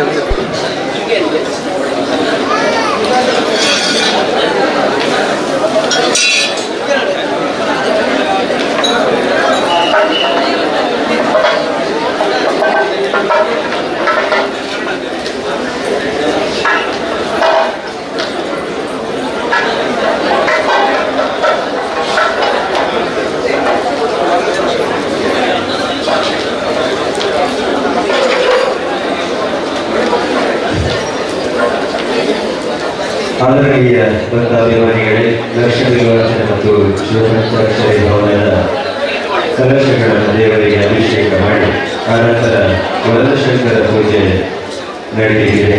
ಅನಂತರ ಮಹಾಪೂಜೆ ಮತ್ತು ಪ್ರಸಾದ ವಿತರಣಾ ಕಾರ್ಯಕ್ರಮಗಳು ನಡೆಯುತ್ತಿವೆ. ಈಗಾಗಲೇ ಬೇರೆ ಬೇರೆ ಸೇವೆಗಳನ್ನು ಮಾಡಿದಂತಹ ಭಕ್ತಾಭಿಮಾನಿಗಳ ಗಮನಕ್ಕೆ ದೇವಾಲಯದ ಎದುರು ಭಾಗದಲ್ಲಿ ಸಂಕಲ್ಪವನ್ನು ಮಾಡ್ತಾ ಇದ್ದಾರೆ. ಈಗಾಗಲೇ ಸೇವೆಯನ್ನು ಮಾಡಿದಂತಹ ಭಕ್ತಾಭಿಮಾನಿಗಳು ಸಂಕಲ್ಪಕ್ಕಾಗಿ ದೇವಾಲಯದ ಎದುರು ಭಾಗದಲ್ಲಿ ಬೆಳಗ್ಗೆಯಿಂದಲೇ ಈ ಕಾರ್ಯಕ್ರಮ ಆರಂಭಗೊಂಡಿದೆ. ಯಾರಿಗೂ ಸಂಕಲ್ಪವನ್ನು ಮಾಡುವುದಕ್ಕೆ ಬಾಕಿ ಅವರು ದೇವಾಲಯದ ಎದುರು ಭಾಗದಲ್ಲಿ ಸಂಕಲ್ಪವನ್ನು ಮಾಡಿಕೊಳ್ಳಬೇಕು. ಆನಂತರ ತಾವು ಮಾಡಿರುವಂತಹ ಎಲ್ಲ ಸೇವೆಗಳ ಪ್ರಸಾದ ವಿತರಣೆಯನ್ನು ಪ್ರತ್ಯೇಕವಾಗಿ ಕೌಂಟರ್ನಲ್ಲಿ ಮಾಡಲಿದ್ದೇವೆ. ಕೌಂಟರ್ನಲ್ಲಿ ಎಲ್ಲ ಸೇವೆಗಳ ಪ್ರಸಾದ ವಿತರಣೆಯನ್ನು ಆನಂತರ ನಾವು ಮಾಡಲಿದ್ದೇವೆ. ದಯವಿಟ್ಟು ಗಮನಿಸಿಕೊಳ್ಳಿ.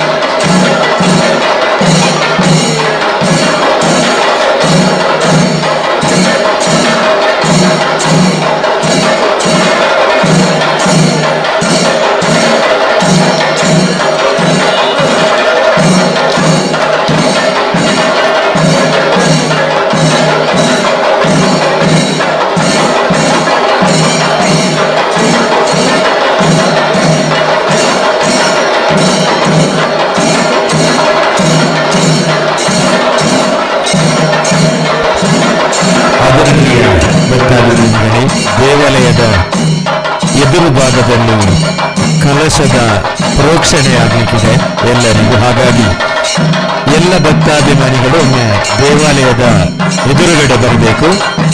ಕಲಶ ಪ್ರೋಕ್ಷಣೆ ಮಾಡಲಿಕ್ಕಿದ್ದಾರೆ. ಹಾಗಾಗಿ ಎಲ್ಲ ಭಕ್ತಾಭಿಮಾನಿಗಳು ದೇವಾಲಯದ ಎದುರು ಭಾಗಕ್ಕೆ ಆಗಮಿಸಬೇಕು ಅಂತ ನಮ್ಮಲ್ಲಿ ವಿನಂತಿಯನ್ನು ಮಾಡ್ತಾ ಇದ್ದೇವೆ. ಕಲಶದ ಪ್ರೋಕ್ಷಣೆಗಾಗಿ ದೇವಾಲಯದ ಎದುರು ಭಾಗಕ್ಕೆ ಎಲ್ಲ ಭಕ್ತಾಭಿಮಾನಿಗಳು ಬರಬೇಕು.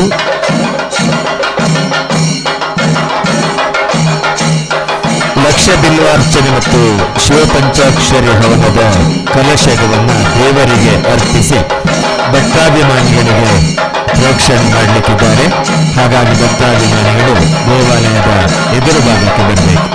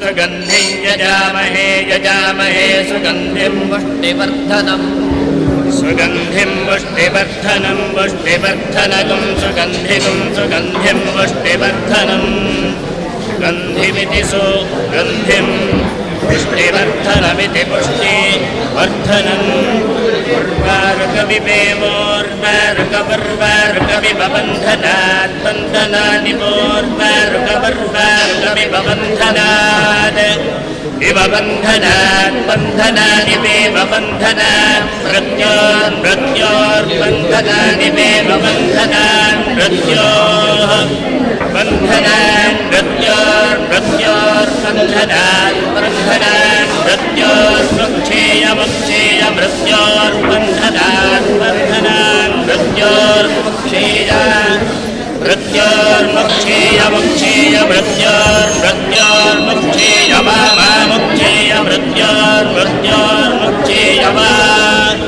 मुक्षेय मुक्षेय मुक्षेय मृदान् मृदान् मुक्षेय मुक्षेय मृदान् मृदान् मृदान् मृदान् अमृतानित्यमृदान् त्रिजम्बकैयजामहे सुगन्धिं पुष्टिवर्धनम् उर्वारुकमिवबन्धनान् मृत्योर्मुक्षेय मृदान् ॐ स्वस्ति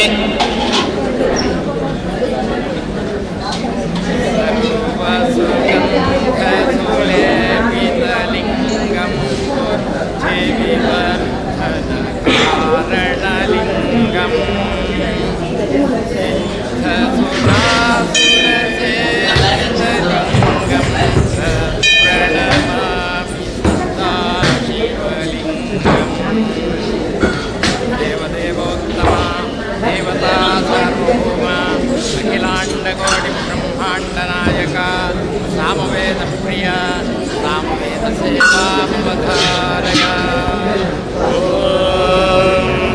रत्नदानाधिपीतजे मृणादो सप्यदातजे दिवोदा सप्यपरिहिषि ॐ एतत्सामगायं दास्ये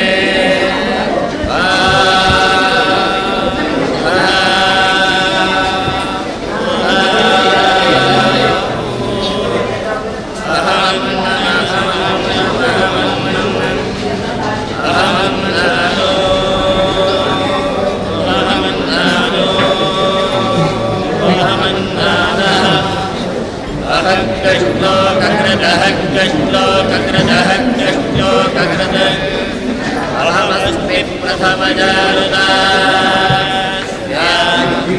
पूर्वं देवेभ्यो तमृतस्य नामायि सोमाददाति शैले मम अहमन्नमन्नमदं तमामि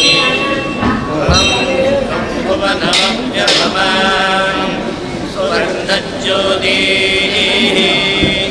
ॐ स्वस्ति कनकमहामणिपूजितलिङ्गं फणिपतिवेष्टितशोभितलिङ्गं रक्षसुयज्ञविनाशकलिङ्गं तत्प्रणमामि सदा शिवलिङ्गम् देवदेवोत्तमा देवता सार्वभौमा अखिलाण्डकोटिब्रह्माण्डनायक अथर्ववेदप्रिय अथर्ववेदसेवामवधारय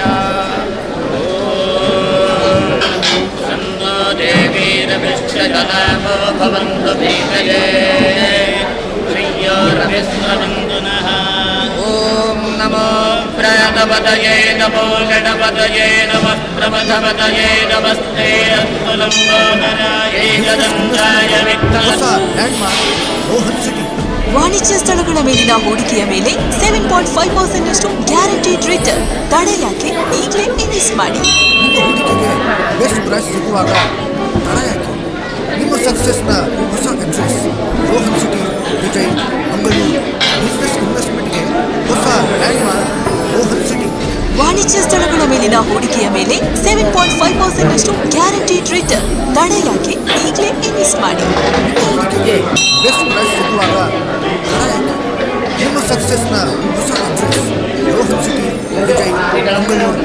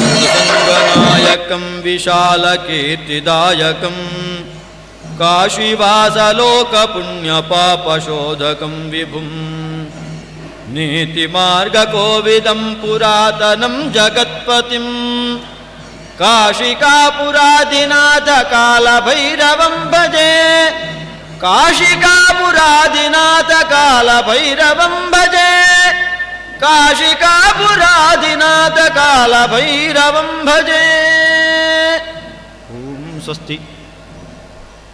अष्टदलोपरिवेष्टितलिङ्गं सर्वसमुद्भवकारणलिङ्गम् अष्टदरिद्रविनाशकलिङ्गं तत्प्रणमामि सदा शिवलिङ्गम्। देवदेवोत्तमा देवता सार्वभौमा अखिलाण्डकोटिब्रह्माण्डनायकः पुराणसेवामवधारय। श्रीगुरुभ्यो नमः। श्रुतिस्मृतिपुराणानामालयं करुणालयं नमामि भगवत्पादं शङ्करं लोकशङ्करम्। ॐ नमः प्रणवार्थाय शुद्धज्ञानैकमूर्तये निर्मलाय प्रशान्ताय दक्षिणामूर्तये नमः। वागर्थामिव सम्पृक्तो वागर्थप्रतिपत्तये जगतः पितरो वन्दे पार्वती परमेश्वरो। ಅಷ್ಟಾವಧಾನ ಸೇವೆಯಲ್ಲಿ ಚತುರ್ವೇದಗಳು, ಶಾಸ್ತ್ರ, ಸ್ತೋತ್ರ, ಪುರಾಣ, ಪಂಚಾಂಗ ಇತ್ಯಾದಿಯಾಗಿ ಬರುವಂತಹ ಅವಧಾನಗಳಲ್ಲಿ ಪುರಾಣ ಸೇವೆಯನ್ನು ಯಥಾಸಾಧ್ಯವಾಗಿ ಸಮರ್ಪಿಸುವುದಕ್ಕೆ ಭಗವಂತನ ಆಶೀರ್ವಾದವನ್ನು ಕೇಳಿಕೊಳ್ಳುತ್ತಾ ಇದ್ದೇನೆ. ಪುರಾ ನವಂ ಅಂತ ಹೇಳಿದ್ದಾರೆ. ಹಳತು ಆದರೆ ತಿಳಿದುಕೊಳ್ಳಬೇಕು ಅಂತ ಓದುವವರಿಗೆ ಅದು ಹೊಸತಾಗಿರುತ್ತದಂತೆ. ಅಂತಹ ಪುರಾಣಗಳು ಒಟ್ಟಾಗಿ 18 ಪುರಾಣಗಳು. ಆ ಪುರಾಣಗಳಲ್ಲೆಲ್ಲ ಭಗವಂತನ ನಾನಾ ವಿಧವಾಗಿರುವಂತಹ ಅವತಾರಗಳನ್ನು ಬೇರೆ ಬೇರೆಯಾಗಿ ಕೊಂಡಾಡಿದ್ದಾರೆ. ಒಟ್ಟಿನಲ್ಲಿ ಅದರ ಕಲ್ಪನೆ ಇಲ್ಲದೆ ಇರುವಂತಹವನಿಗೆ ಅದರ ಕಲ್ಪನೆಯ ಮೂಟೆಯನ್ನು ಕಟ್ಟಿಕೊಡುವಂತಹ ಪ್ರಯತ್ನವನ್ನು ಶಾಸ್ತ್ರಕಾರರು ಪುರಾಣಕಾರರು ನಮಗೆ ಒದಗಿಸಿಕೊಟ್ಟಿದ್ದಾರೆ. ಅಂತಹ ಪುರಾಣದಲ್ಲಿ ಬರುವಂತಹ ಶ್ಲೋಕವೊಂದು ಮೃತ್ಯುಂಜಯಾಯ ರುದ್ರಾಯ ನೀಲಕಂಠಾಯ ಶಂಭವೇ ಅಮೃತೇಶಾಯ ಶರ್ವಾಯ ಮಹಾದೇವಾಯ ತೇ ನಮಃ. ಮೃತ್ಯುಂಜಯ ಅಂತ ಹೇಳ್ತಾರೆ. ಯಾತಕ್ಕಾಗಿ ಅವನಿಗೆ ಮೃತ್ಯುಂಜಯ ಅನ್ನುವಂತಹ ಹೆಸರು ಬಂತು ಅಂತ ಕೇಳಿದರೆ, ಅವನು ಮೃತ್ಯುವಿಗೆ ಅತೀತನಾಗಿದ್ದಾನೆ. ಸಪ್ತ ವಿಧವಾಗಿರುವಂತಹ ಮೃತ್ಯುಗಳು, ಕಾಲಮೃತ್ಯು, ಘೋರ ಮೃತ್ಯು, ಕ್ಷುದ್ರ ಮೃತ್ಯು, ನೀಚ ಮೃತ್ಯು, ವ್ಯಾಳ ಮೃತ್ಯು, ಅಪಮೃತ್ಯು, ಮಹಾಮೃತ್ಯು ಅನ್ನುವಂತಹ ಆಧ್ಯಾತ್ಮಿಕ, ಆದಿಭೌತಿಕ, ಆದಿದೈವಿಕ ತಾಪತ್ರಯಗಳನ್ನು ಹೊಂದಿದಂತಹ ಮನುಷ್ಯನ ಜೀವನದಲ್ಲಿ ಈ ಎಲ್ಲ ಮೃತ್ಯುಗಳು ಯಾವ ಕಾಲಕ್ಕೆ ಬರುತ್ತದೆ ಅಂತ ಗೊತ್ತಿಲ್ಲ. ಆ ಗೊತ್ತಿಲ್ಲದೆ ಇರುವಂತಹ ಸಂದರ್ಭದಲ್ಲಿ ಭಕ್ತಿಯಿಂದ ಪರಮೇಶ್ವರನನ್ನು ಅರ್ಚಿಸಿಕೊಂಡ್ರೆ, ಸೇವಿಸಿಕೊಂಡ್ರೆ, ಪೂಜಿಸಿಕೊಂಡ್ರೆ ಆ ಎಲ್ಲ ಮೃತ್ಯುಗಳಿಂದ ನಮ್ಮನ್ನು ಅವ ದೂರ ಮಾಡುತ್ತಾನಂತೆ. ಅದಕ್ಕಾಗಿ ಆದಿಯೂ ಅಂತ್ಯವೂ ಹುಟ್ಟು ಸಾವು ಎರಡೂ ಇಲ್ಲದೆ ಇರುವಂತಹವ ಮೃತ್ಯುಂಜಯನಾಗಿದ್ದಾನೆ ಅಂತ ಹೇಳುತ್ತಾರೆ. ಮೃತ್ಯುಂಜಯಾಯ ರುದ್ರಾಯ ರುದಂ ದ್ರಾವಯತೀತಿ ರುದ್ರಃ. ಜೀವನದ ಸಂಸಾರದ ಸಾಗರದಲ್ಲಿ ನಾನಾ ವಿಧವಾಗಿರುವಂತಹ ಜೀವನದ್ದೇ ಕಷ್ಟಕ್ಕೆ ಒಳಪಟ್ಟು ದುಃಖದಲ್ಲಿರುವಂತಹ ನಮ್ಮನ್ನು ಆ ದುಃಖಗಳಿಂದ ಯಾರಾದವನು ಪಾರು ಮಾಡುತ್ತಾನೋ, ರೋದನೆಯನ್ನು ಯಾರಾದವನು ವರೆಸಿ ಕಡಿಮೆಗೊಳಿಸುತ್ತಾನೋ ಅವನನ್ನು ರುದ್ರ ಅಂತ ಹೇಳಿದ್ದಾರೆ. ಅಂತಹ ರುದ್ರನಿಗೆ ನಮಸ್ಕಾರ. ಮೃತ್ಯುಂಜಯಾಯ ರುದ್ರಾಯ ನೀಲಕಂಠಾಯ. ನೀಲಕಂಠ ಅಂತ ಹೇಳಿದ್ದಾರೆ. ಹಿಂದೊಮ್ಮೆ ಸಮುದ್ರ ಮಥನ ಕಾಲದಲ್ಲಿ ದೇವಾಸುರರು ಸಮುದ್ರವನ್ನು ಮಥಿಸುವಂತಹ ಸಂದರ್ಭ ಮೊದಲಾಗಿ ಉತ್ಪತ್ತಿಯಾಗಿ ಬಂದದ್ದು ಹಾಲಾಹಲ ವಿಷವಂತೆ.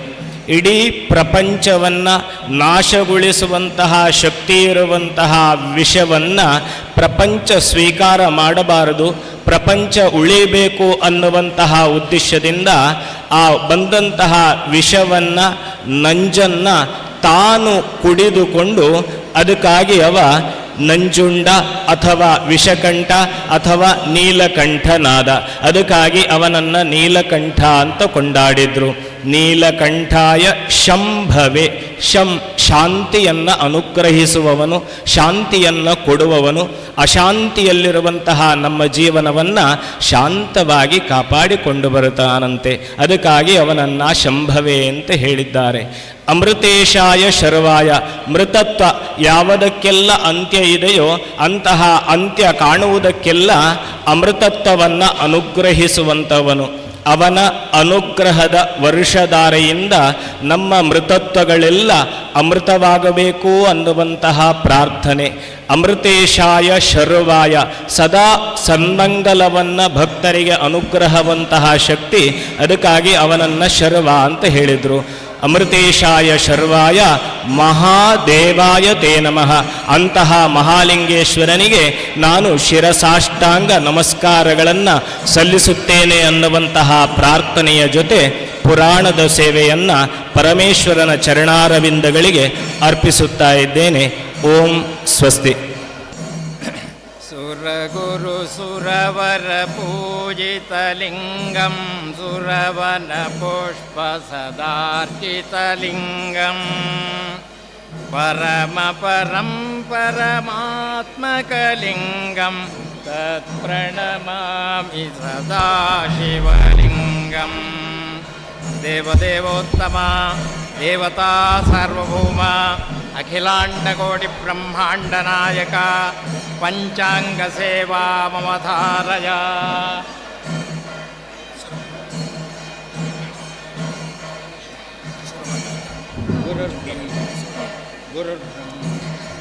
ಗುರುರ್ಬ್ರಹ್ಮ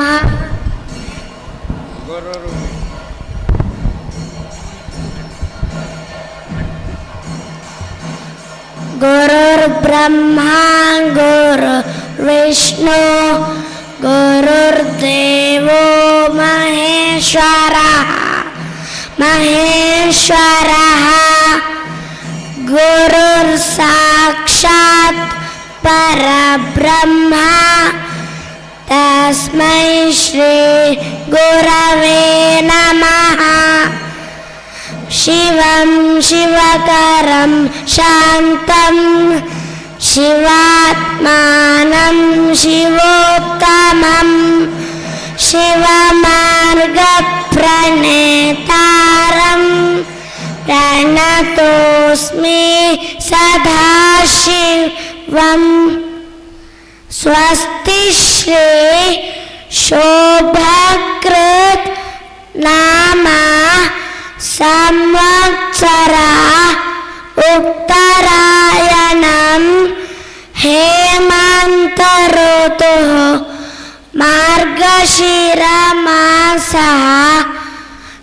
कृष्णपक्षः अद्य चतुर्थ्यां तिथौ मघानक्षत्र प्रीतिनामयोगः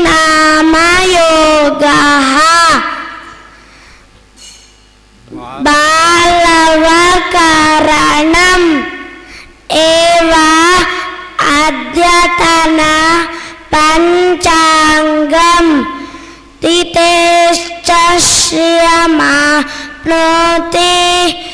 वारादायुष्यवर्धनम् नक्षत्राद्धरते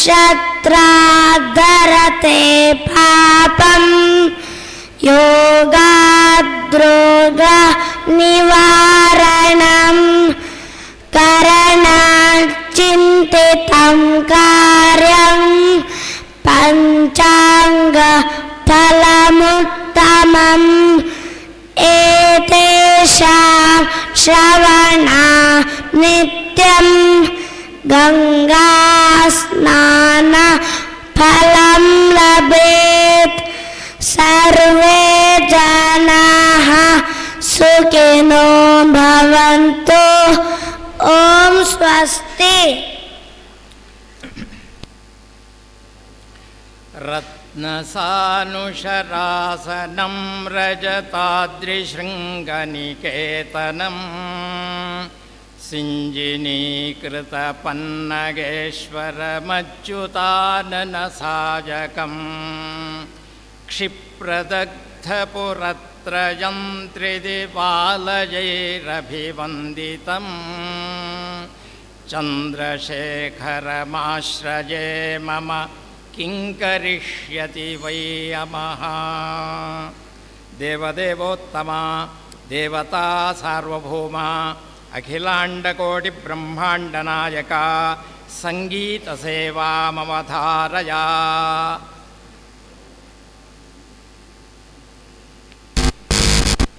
वनिता वसंतकृष्ण ಅವರು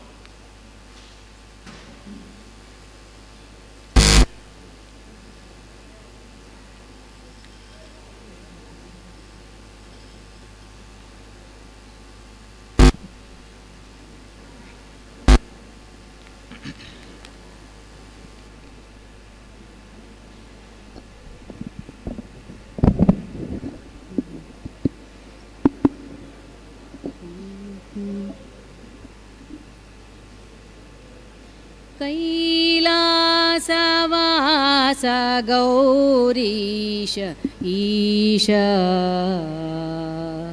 कैलासवास गौरीश ईश तैलधारेयन्ते मनसु कोडो हरियल्ली कैलास वास गौरीश ईश ಅಹೋರಾತ್ರಿಯಲಿ ನಾನು ಅನುಚರಾಗ್ರಣಿಯಾಗಿ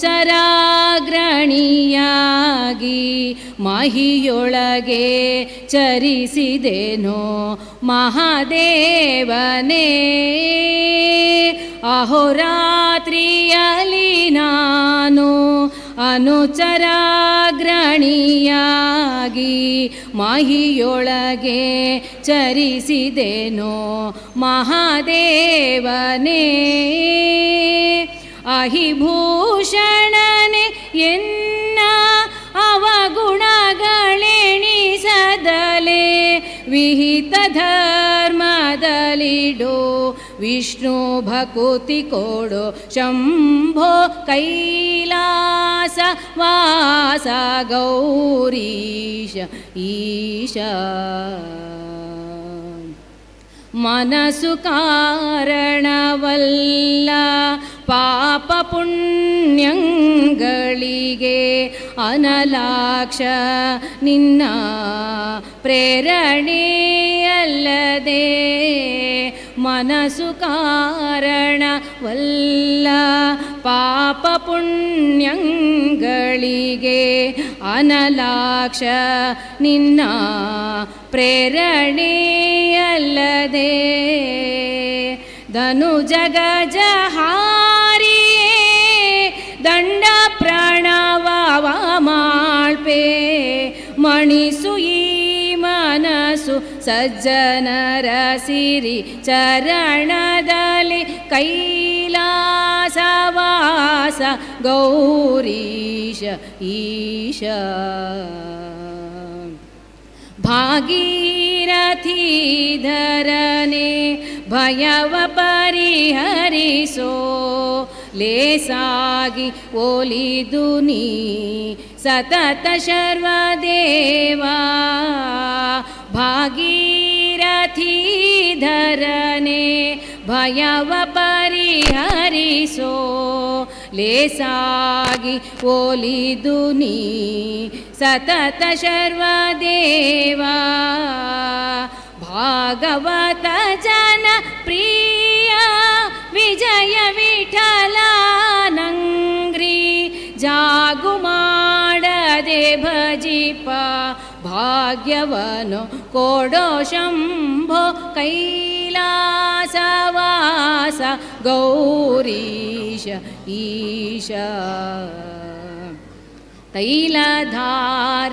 ತೈಲಧಾರೆಯಂತೆ ಮನಸ್ಸು ಕೊಡೋ ಹರಿಯಲ್ಲಿ ಶಂಭೋ ಕೈಲಾಸ ವಾಸ ಗೌರೀಶ ಈಶ ಗೌರೀಶ ಈಶ ಗೌರೀಶ ಈಶ. ಓಂ ಸ್ವಸ್ತಿ. ಹೇ ಚಂದ್ರಚೂಡಮದನಾಂತಕಶೂಲಪಾಣೆ ಸ್ಥಾಣೋ ಗಿರೀಶ ಗಿರಿಜೇಶ ಮಹೇಶ ಶಂಭೋ ಭೂತೇಶ ಭೀತಭಯಸೂದನ ಮಾಮನಾಥಂ ಸಂಸಾರ ದುಃಖಗಹನಾ ಜಗದೀಶ ರಕ್ಷ. ದೇವದೇವೋತ್ತಮ ದೇವತಾ ಸಾರ್ವಭೌಮ ಅಖಿಲಾಂಡಕೋಟಿ ಬ್ರಹ್ಮಾಂಡ ನಾಯಕ ಶಂಖನಾಥ ದೇವ ಮಾಮವತಾರಯ. ಸೂರ್ಯನಾರಾಯಣ ಪದರಂಜ ಹಾಗೂ ಸೂರ್ಯನಾರಾಯಣ ಕುರಿಯ ಹೀಗೆ ಬಹಳ ವಿಶಿಷ್ಟ ರೀತಿಯಲ್ಲಿ ಈಗ ಶಂಖಧ್ವನಿ ಸೇವೆಯನ್ನು ನಡೆಸಿಕೊಡುವುದಕ್ಕಿದ್ದಾರೆ. ಓಂ ಪಾಂಚಜನ್ಯಾಯ ವಿದ್ಮಹೇ ಪದ್ಮಗರ್ಭಾಯ ಧೀಮಹಿ ತನ್ನಃ ಶಂಖಃ ಪ್ರಚೋದಯಾತ್.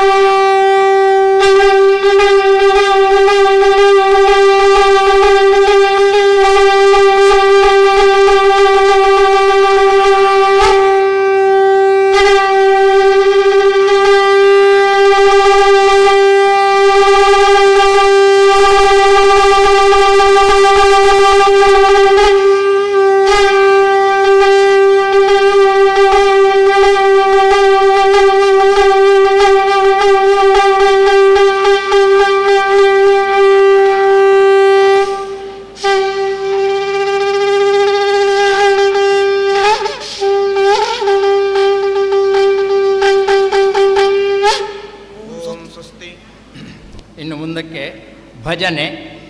ಹೇ ಪಾರ್ವತಿ ಹೃದಯವಲ್ಲಭ ಚಂದ್ರಮೌಲೆ ಭೂತಾಧಿಪ ಪ್ರಮಥನಾಥ ಗಿರೀಶ ಚಾಪ ಹೇ ವಾಮದೇವ ಭವರುದ್ರ ಪಿನಾಕಪಾಣೆ ಸಂಸಾರ ದುಃಖ ಗಹನಾ ಜಗದೀಶ ರಕ್ಷ.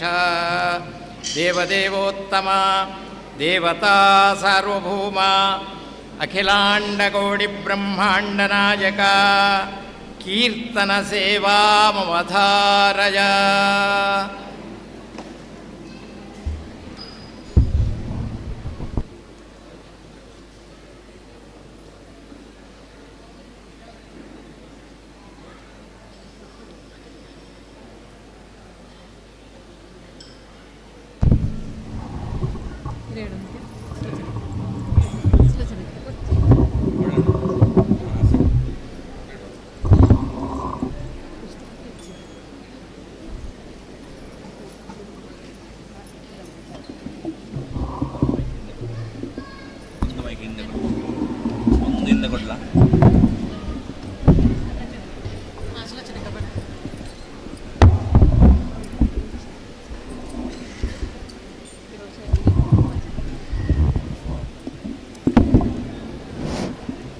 ಮಹಾಲಿಂಗೇಶ್ವರ ಮಹಿಳಾ ಭಜನಾ ತಂಡ ಬೆಟ್ಟಂಪಾಡಿ ಇವರಿಂದ.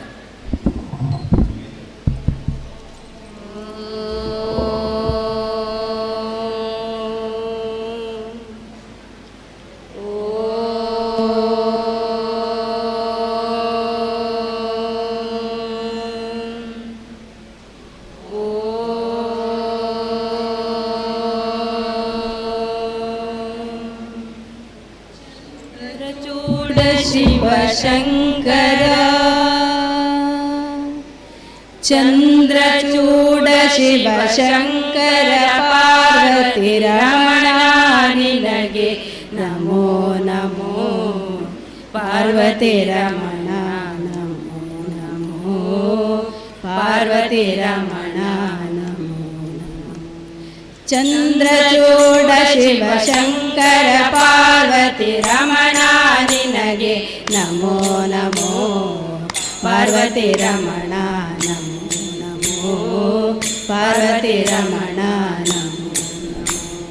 ಸುಂದರ ಮೃಗಧರ ಪಣಾಕಿತನುದರ ಗಂಗಾಧರ ಗಜ ಚರ್ಮಾಂಬರಧರ ಸುಂದರ ಮೃಗಧರ ಪಿನಾಕಿತನುದರ ಗಂಗಾಧರ ಗಜ ಚರ್ಮಾಂಬರಧರ ಚಂದ್ರಚೂಡ ಶಿವಶಂಕರ ಪಾರ್ವತಿ ರಮಣ ನಿನಗೆ ನಮೋ ನಮೋ ಪಾರ್ವತಿ ರಮಣ ನಮೋ ಪಾರ್ವತಿ ರಮಣ ನಮೋ. ನಂದಿವಾಹನ ಆನಂದದಿಂದ ಮೋ ಜಗದಿ ಮೆರೆವವನು ನೀನೇ ಅಂದು ಅಮೃತ ಘಟದಿಂದುದಿಸಿದ ವಿಷ ತಂದು ಪೂಜಿಸಿದವ ನೀನೇ. ನಂದಿ ವಾಹನ ಆನಂದದಿಂದ ಮೂ ಜಗದಿ ಮೆರೆವವನು ನೀನೇ ಅಂದು ಅಮೃತ ಘಟದಿಂದುದಿಸಿದ ವಿಷ ತಂದು ಪೂಜಿಸಿದವ ನೀನೇ. ಕಂದರ್ಪಣ ಕ್ರೋಧದಿಂದ ಕಣ್ತೆರೆದು ಕೊಂದ ಉಗ್ರನು ನೀನೇ. ಕಂದರ್ಪಣ ಕ್ರೋಧದಿಂದ ಕಣ್ತೆರೆದು ಕೊಂದ ಉಗ್ರನು ನೀನೇ. ಇಂದಿರೇಶ ಶ್ರೀರಾಮನ ನಾಮವ ಚಂದರಿ ಪೊಗಳುವ ನೀನೇ ಚಂದರಿ ಪೊಗಳುವ ನೀನೇ. ಚಂದ್ರಚೂಡ ಶಿವಶಂಕರ ಪಾರ್ವತಿ ರಮಣ ನಿನಗೆ ನಮೋ ನಮೋ ಪಾರ್ವತಿ ರಮಣ ನಮೋ ನಮೋ ಪಾರ್ವತಿ ರಮಣ ನಮೋ ನಮೋ. ಬಾಲಮೃಕಂಡ ಜನ ಕಾಲನು ಎಳೆದಾಗ ಪಾಲಿಸಿದಾತನು ನೀನೇ. ಬಾಲಯದಲ್ಲಿ ಕಪಾಲ ಹಿಡಿದು ಭಿಕ್ಷೆ ಬೇಡೋ ದಿಗಂಬರ ನೀನೇ. ಬಾಲಮೃಕಂಡ ಜನ ಕಾಲನು ಎಳೆದಾಗ ಪಾಲಿಸಿದಾತನು ನೀನೇ. ದೇವಾಲಯದಲ್ಲಿ ಕಪಾಲ ಹಿಡಿದು ಭಿಕ್ಷೆ ಬೇಡೋ ದಿಗಂಬರ ನೀನೇ. ಕಾಲಕೂಟವನು ಪಾನ ಮಾಡಿದ ನೀಲಕಂಠನು ನೀನೇ. ಕಾಲಕೂಟವನು ಪಾನ ಮಾಡಿದ ನೀಲಕಂಠನು ನೀನೇ. ಜಾಲ ಮಾಡಿದ ಗೋಪಾಲನೆಂಬ ಹೆಣ್ಣಿಗೆ ಮರುಳಾದವ ನೀನೇ. ಹೆಣ್ಣಿಗೆ ಮರುಳಾದವ ನೀನೇ. ಚಂದ್ರಚೂಡ ಶಿವಶಂಕರ ಪಾರ್ವತಿ ರಮಣ ನಿನಗೆ ನಮೋ ನಮೋ. ಪಾರ್ವತಿ ರಮಣ ನಮೋ ನಮೋ. ಪಾರ್ವತಿ ರಮಣ ನಮೋ ನಮೋ. ಧರೆಗೆ ದಕ್ಷಿಣ ಕಾವೇರಿ ತೀರ ಕುಂಭ ಪುರವಾಸನು ನೀನೇ. ಕೊರಳೊಳು ರುದ್ರಾಕ್ಷಿ ಭಸ್ಮವ ಧರಿಸಿದ ಪರಮ ವೈಷ್ಣವನು ನೀನೇ. ಧರೆಗೆ ದಕ್ಷಿಣ ಕಾವೇರಿ ತೀರ ಕುಂಭ ಪುರವಾಸನು ನೀನೇ. ಕೊರಳೊಳು ರುದ್ರಾಕ್ಷಿ ಭಸ್ಮವ ಧರಿಸಿದ ಪರಮ ವೈಷ್ಣವನು ನೀನೇ. ಕರದಲ್ಲಿ ವೀಣೆಯ ನುಡಿಸುವ ನಮ್ಮ ಉರಗಭೂಷಣನು ನೀನೇ. ಕರದಲ್ಲಿ ವೀಣೆಯ ನುಡಿಸುವ ನಮ್ಮ ಉರಗಭೂಷಣನು ನೀನೇ. ಗರುಡಗಮನ ಸಿರಿ ಪುರಂದರ ವಿಠಲಗೆ ಪ್ರಾಣಪ್ರಿಯನು ನೀನೇ. ಪ್ರಾಣಪ್ರಿಯನು ನೀನೇ. ಚಂದ್ರಚೂಡ ಶಿವಶಂಕರ ಪಾರ್ವತಿ ರಮಣ ನಿನಗೆ ನಮೋ ನಮೋ. ಪಾರ್ವತಿ ರಮಣ ನಮೋ ನಮೋ. ಪಾರ್ವತಿ ರಮಣ ನಮೋ ನಮೋ. ಸುಂದರ ಮೃಗಧರ ಪಿನಾಕಿದನುಧರ ಗಂಗಾಧರ ಗಜ ಚರ್ಮಾಂಬರಧರ ಚಂದ್ರಚೂಡ ಶಿವಶಂಕರ ಪಾರ್ವತಿ ರಮಣ ನಿನಗೆ ನಮೋ ನಮೋ. ಪಾರ್ವತಿ ರಮಣ ನಮೋ ನಮೋ. ಪಾರ್ವತಿ ರಮಣ ನಮೋ ನಮೋ. ಪಾರ್ವತಿ ರಮಣ ನಮೋ ನಮೋ.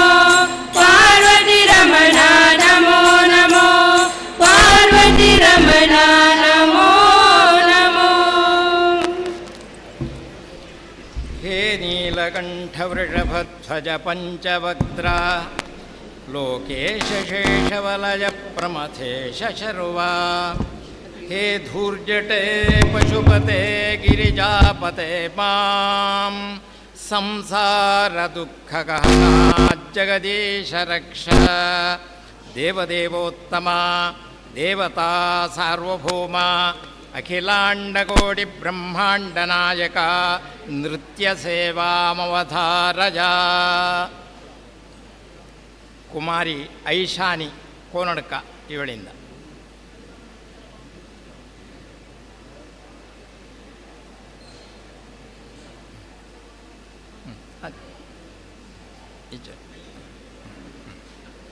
ಮಜ್ಜಿ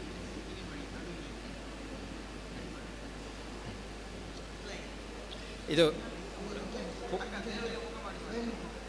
ಹಾಂ ಇಲ್ಲಿ ಮೇಲೆ ಬರಲಿ ಎಲ್ಲರಿಗೂ ಕಾಣಿ. ಹಾಂ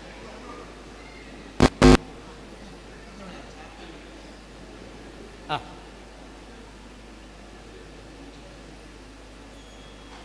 ಗಜವದನ ಬೇಡುವೆ.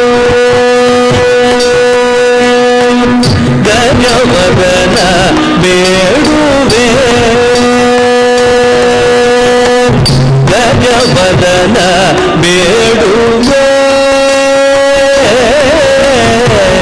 ಗಜವದನ ಬೇಡುವೆ.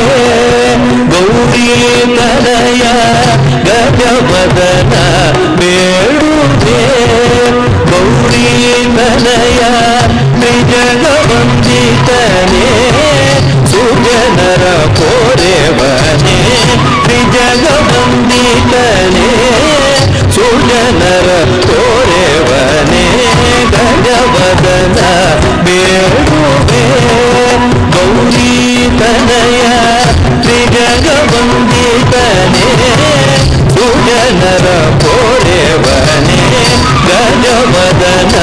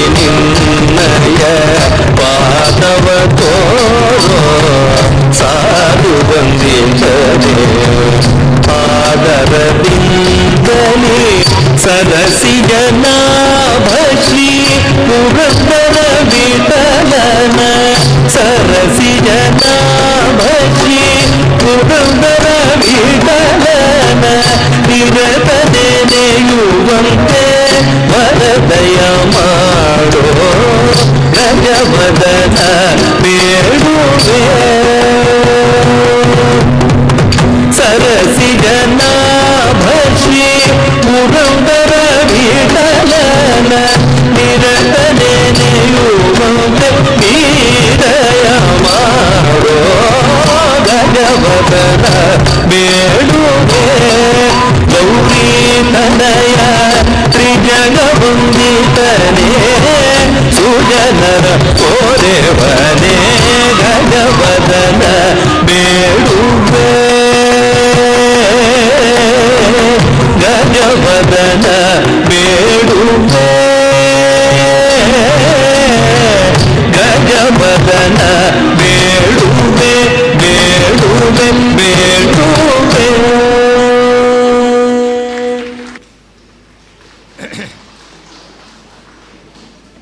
ಹೇ ವಿಶ್ವನಾಥ ಶಿವಶಂಕರ ದೇವದೇವ ಗಂಗಾಧರ ಪ್ರಮಥನಾಯಕ ನಂದಿಕೇಶ ಬಾಣೇಶ್ವರಾಂಧಕರಿಪೋಹರ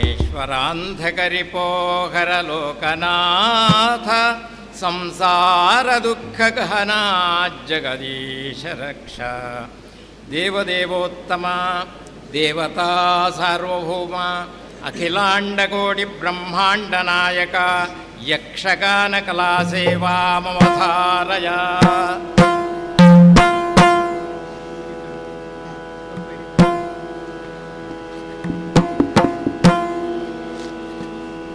ಶ್ರೀ ಗುರುಗಣಾಧಿಪತಿಭ್ಯೋ ನಮಃ.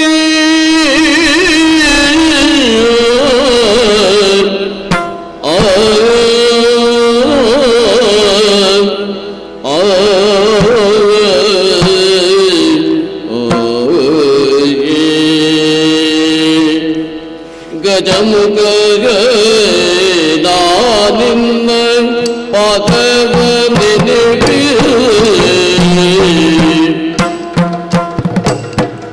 ಈ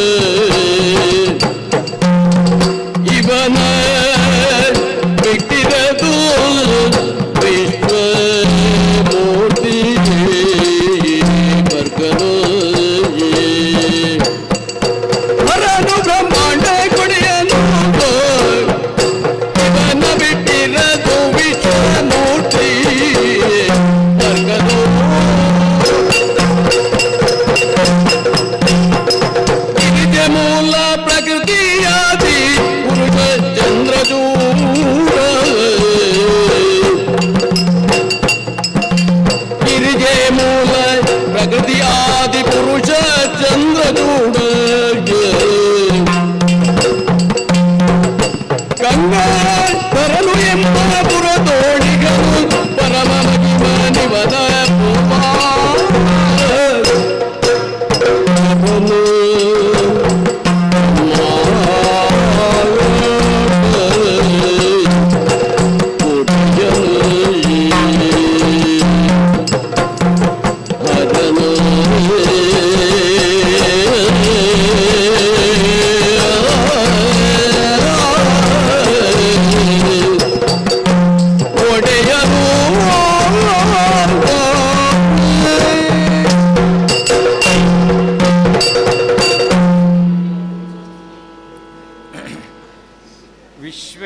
ವಿಶ್ವಭುವನಾಶಕ ವಿಶ್ವರೂಪ ವಿಶ್ವಾತ್ಮಕ ತ್ರಿಭುವನೈಕ ಗುಣಾಧಿಕೇಶ ಹೇ ವಿಶ್ವನಾಥ ಕರುಣಾಮಯ ದೀನಬಂಧೋ ಸಂಸಾರ ದುಃಖ ಗಹನಾ ಜಗದೀಶ ರಕ್ಷ ದೇವದೇವೋತ್ತಮ ದೇವತಾ ಸಾರ್ವಭೌಮ ಅಖಿಲಾಂಡಕೋಟಿ ಬ್ರಹ್ಮಾಂಡ ನಾಯಕ ಢಕ್ಕಾ ಸೇವಾಮವಧಾರಯ.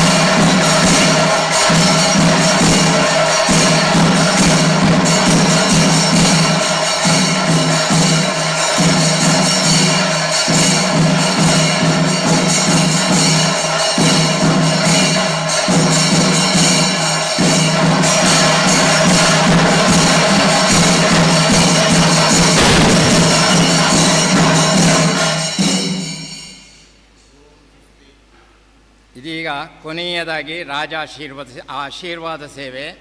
ಗೌರಿ ವಿಲಾಸ ಭವನಾಯ ಮಹೇಶ್ವರಾಯ ಪಂಚಾನನಾಯ ಶರಣಾಗತ ಕಲ್ಪಕಾಯ ಶರ್ವಾಯ ಸರ್ವಜಗತಾಮಧಿಪಾಯ ತಸ್ಮೈ ದಾರಿದ್ರ್ಯ ದುಃಖದಹನಾಯ ನಮಃ ಶಿವಾಯ. ದೇವದೇವೋತ್ತಮ ದೇವತಾ ಸಾರ್ವಭೌಮ ಅಖಿಲಾಂಡಕೋಟಿ ಬ್ರಹ್ಮಾಂಡ ನಾಯಕ ರಾಜಾಶೀರ್ವದೇವಾಮವಧಾರಯ. ಬರೆಪ್ಪಾಡಿ ಶಂಕರನಾರಾಯಣ ಶರ್ಮಾ ಇವರಿಂದ. ಓಂ ಸ್ವಸ್ತಿ ಮಂತ್ರಾರ್ಥ ಸತ್ಯಾ ಸಫಲಾ ಸಂದಿತಿ ಭವಂತೋ ಮಹಾಂತೋ ನು ಗೃಹಂತೋ ಸರ್ವೇಷಾಂ ಭಕ್ತವೃಂದಾನಾಂ ವೇದೋಕ್ತಶತಶರದ್ವರ್ಧಮಾನಮಖಿಲ ಸೌಭಾಗ್ಯಾರೋಗ್ಯಭರಿತಮಾಯತಮಾಯುಷ್ಯಂ ಭೂಯಾತಿಥಿ ಭವಂತೋ ಮಹಾಂತೋನು ಗೃಹಂತು ಸಪರಿವಾರ ಶ್ರೀ ಮಹಾಲಿಂಗೇಶ್ವರ ಸನ್ನಿಧೋ ನಿಸ್ಸೀಮ ವಿಭವ್ಯಜೇನ ನಿಸ್ಸೀಮ ಪ್ರಯತ್ನೇನ ಭಕ್ತಿ ಶ್ರದ್ಧಾ ಆದರಪೂರ್ವಕಂ ಸಾಂಗೋಪಾಂಗಂ ಸಮನುಷ್ಠಿತೆ ಪೂರ್ವೋದ್ದಿರ್ವರಾತ್ರೌ ದುರ್ಗಾ ಪರಮೇಶ್ವರಿ ಪೂಜಾರಾಧನಪೂರ್ವಕ ಶ್ರೀ ಮಹಾಗಣಪತಿ ಪ್ರೀತ್ಯರ್ಥಂ ಬೃಹದಪೂಪ ಸೇವಾರಾಧನ ಕರ್ಮಣಿ ಅಸ್ಮಿನ್ ದಿನೇ ಶ್ರೀ ವರದಶಂಕರ ಸ್ವಾಮಿ ಪೂಜಾರಾಧನಪೂರ್ವಕ ದುರ್ಗಾ ಹವನಪೂರ್ವಕ ಶಿವಪಂಚಾಕ್ಷರಿ ಹವನಪೂರ್ವಕ ಲಕ್ಷ ಬಿಲ್ವಾರ್ಚನಾದಿ ಕರ್ಮಣಿ ಹೋಮಾಂಗಕೃತ ಕಲಶಸ್ಥಾಪನ ಕರ್ಮಣಿ ಕಲ್ಪೋಕ್ತ ಪೂಜಾರಾಧನ ಕರ್ಮಣಿ ದ್ವಿಜಕುಲ ಸಂಭಾವನ ಕರ್ಮಣಿ ಅನ್ನ ಸಂದರ್ಪಣ ಕರ್ಮಣಿ ಸಮಸ್ತ ಕರ್ಮಣಿ ಚ ಆಚಾರ್ಯಋತ್ವಿಗ್ಯಜಮಾನ ವಾಂಗ್ಮನಃ ಕರ್ಮಜನಿತಮಾನುಷ್ಯಕ ಸುಲಭ ಸಂಭಾವ್ಯಮಾನ ಮಂತ್ರಲೋಪ ತಂತ್ರಲೋಪ ಸ್ವರವರ್ಣಲೋಪ ಬಿಂದು ವಿಸರ್ಗಲೋಪ ಭಕ್ತಿ ಶ್ರದ್ಧಾಲೋಪ ದ್ರವ್ಯಲೋಪ ಕ್ರಿಯಾಂಗ ವೈಕಲ್ಯ ಪ್ರಭೃತಿ ಜ್ಞಾತಾಜ್ಞಾತಂ ನ್ಯೂನಾತಿರಿಕ್ತ ದೋಷಾಃ ಮಂತ್ರತಂತ್ರ ದ್ರವ್ಯ ಪೌರ್ವಾಪರ್ಯ ವಿಪರ್ಯದಾ ವಾ ಸಮಗ್ರಾಃ ಸಾಧುಮತ್ತರಾಃ ಸರ್ವಾಂಗ ಪರಿಪೂರ್ಣಾಃ ಯಥಾಶಾಸ್ತ್ರಮನುಷ್ಠಿತಾ ಯಥೋಕ್ತ ಫಲದಾಯಕಾಶ್ಚ ಭೂಜಾಸುರಿತಿ ಭವಂತೋ ಮಹಾಂತೋ ನ ಗೃಹಂತು ಶ್ರೀ ಮಹಾಗಣಾಧೀಶ್ವರ ಪ್ರೀತ್ಯರ್ಥಂ ಬೃಹದಪೂಪ ಸೇವಾರಾಧನೇನ ಸಂಪ್ರೀತಃ ಓಂಕಾರರೂಪೀ ವೇದಾದೋ ಪ್ರತಿಷ್ಠಿತಃ ಬ್ರಹ್ಮಣಾಂ ಬ್ರಹ್ಮಣಸ್ಪತಿಃ ಪರಾಪಶ್ಯಂತಿ ಮಧ್ಯಮಾ ವೈಖರಿ ರೂಪಾಖ್ಯ ಚತುರ್ವಾಕ್ ಸ್ವರೂಪಿಣಃ ಶ್ರೀ ಮಹಾಗಣಾಧೀಶ್ವರ ಸುಪ್ರೀತಃ ಸುಪ್ರಸನ್ನೋ ವರದೋ ಭೂತ್ವಾ ಸರ್ವೇಷಾಂ ಭಕ್ತವೃಂದಾನಾಂ ಶ್ರೀ ಮಹಾಗಣಪತೇಃ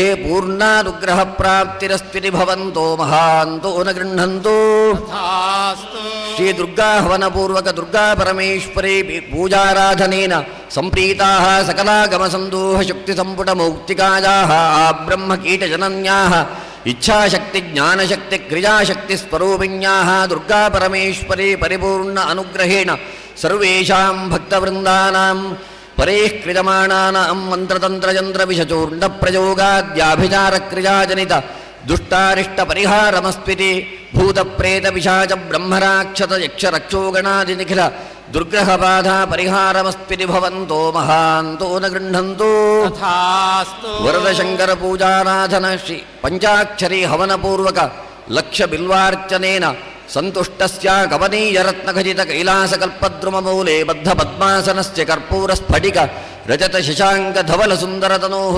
ಕಾತ್ಯಾಯನೀರಮಣಸ್ಯ ಗಂಗಾತುಂಗರಂಜಿತ ಜಟಾಭಾರಸ್ಯ ಕಂಠಾಲಂಕೃತ ಶೇಷಭೂಷಣಸ್ಯ ಹೃದಯ ಮಧ್ಯದಹರಾಕಾಶ ವಿಲಸಿಚ್ಚಿದಾದಿತ್ಯಸ್ಯ ಸದಾದಿತ್ಯಮಂಡಲ ಮಧ್ಯೆ ನಿಧ್ಯೇಯಸ್ಯ ಸಕಲ ಮುನಿವೃಂದವಂದಿತ ದಿವ್ಯಚರಣಾರವಿಂದಸ್ಯ ಸುರನರಖಗಮೃಗಾದ್ಯರೇಕ ಚರಾಚರ ಪಾಂಚಭೌತಿಕ ಪ್ರಪಂಚಜಾಯಮಾನ ಸಕಲ ಪೀಡಾ ನಿವಾರಕಸ್ಯ ಅಖಿಲಲೋಕ ಶಿಕ್ಷಾರಕ್ಷಾ ವಿಚಕ್ಷಣಸ್ಯ ಶ್ರೀ ಮಹಾಲಿಂಗೇಶ್ವರಸ್ಯ ಪರಿಪೂರ್ಣ ಅನುಗ್ರಹೇಣ ಸರ್ವೇಷಾಂ ಭಕ್ತವೃಂದಾನಾಂ ಇಹ ಜನ್ಮನಿ ಅನ್ಯಜನ್ಮನಿ ಜನ್ಮ ಜನ್ಮಾಂತರೇ ವಾ ಬಾಲ್ಯ ಕೌಮಾರ ಯೌವನ ವಾರ್ಧಕ್ಯ ಜಾಗ್ರಸ್ವಪ್ನ ಸುಷುಪ್ತ್ಯಾವಸ್ಥಾಸು ಮನೋವಾಕ್ಕಾಯ ಕರ್ಮೇಂದ್ರಿಯ ವ್ಯಾಪಾರೈಃ ಸಂಭಾವಿತಾನಾಂ ಸಮಸ್ತ ಪಾಪಾನಾಂ ನಿವಾರಣಮಸ್ವಿತಿ ಸಕಲ ಆಧ್ಯಾತ್ಮಿಕ ಆದಿದೈವಿಕಾದಿ ಭೌತಿಕ ತಾಪತ್ರಯ ಭೂಮ್ಯಂತರಿಕ್ಷ ದಿವ್ಯ ಮಹೋತ್ಪಾದ ದುಸ್ವಪ್ನ ದುಶ್ಶಕುನ ಸೂಚಿತ ಸೂಚ್ಯಮಾನ ಸಕಲ ದೋಷಾಣಾಂ ಪರಿಹಾರಮಸ್ವಿತಿ ಅಪಮೃತ್ಯು ಅಕಾಲ ಮೃತ್ಯು ಮಹಾಮೃತ್ಯು ನಿವಾರಣಮಸ್ವಿತಿ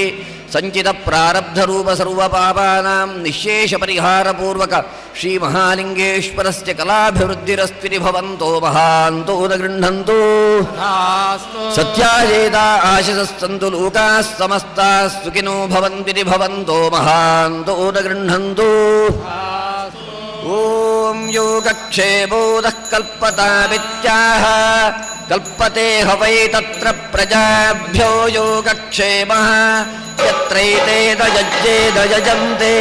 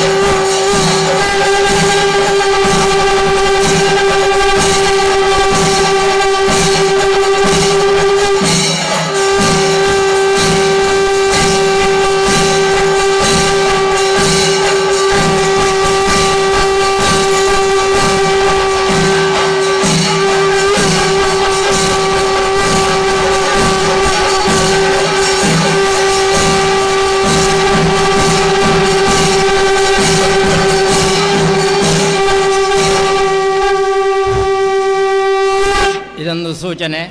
ಮಹಾಲಿಂಗೇಶ್ವರನ ಸನ್ನಿಧಿಯಲ್ಲಿ ಮಹಾಮಂಗಳಾರತಿ ನಡೆಯುವುದಕ್ಕಿದೆ. ಆಮೇಲೆ ಮತ್ತೆ ಇಲ್ಲಿ ಮಹಾಮಂಗಳಾರತಿ ನಡೆಯುವುದಕ್ಕಿದೆ. ಆದ್ದರಿಂದ ಎಲ್ಲರೂ ಕೂಡ ಈಗ ದೇವಾಲಯದ ಒಳಗೆ ಹೋಗಿ ಆ ಮಹಾಮಂಗಳಾರತಿಯ ಆ ಕಾರ್ಯಕ್ರಮದಲ್ಲಿ ನಾವೆಲ್ಲರೂ ಭಾಗವಹಿಸೋಣ.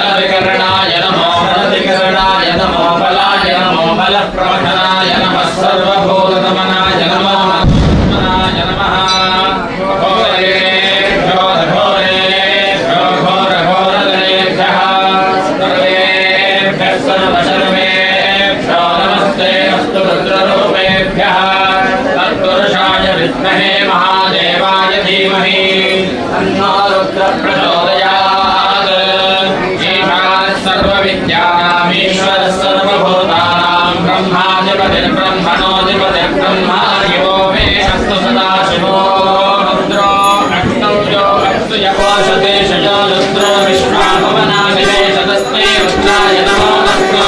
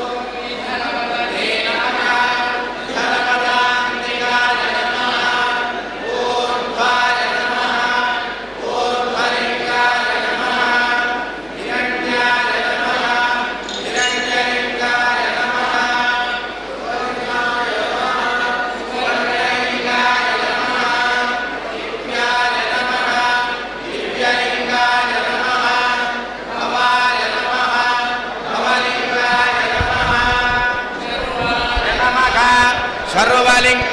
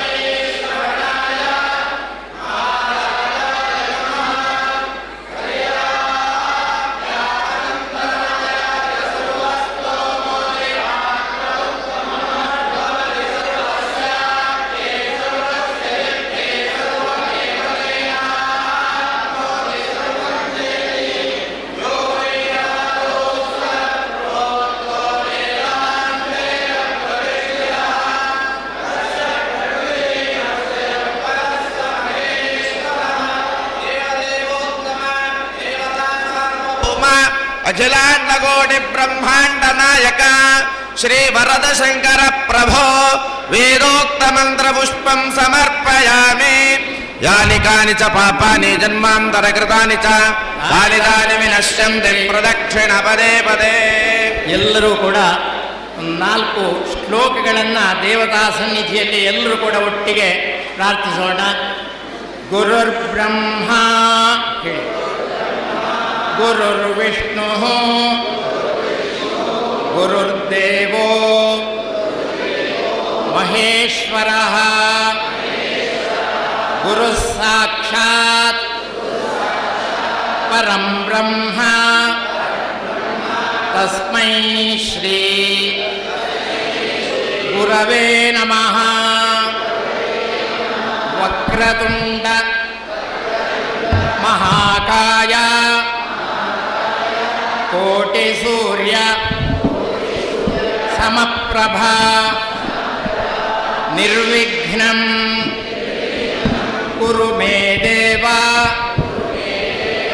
ಸರ್ವಕಾರ್ಯೇಷು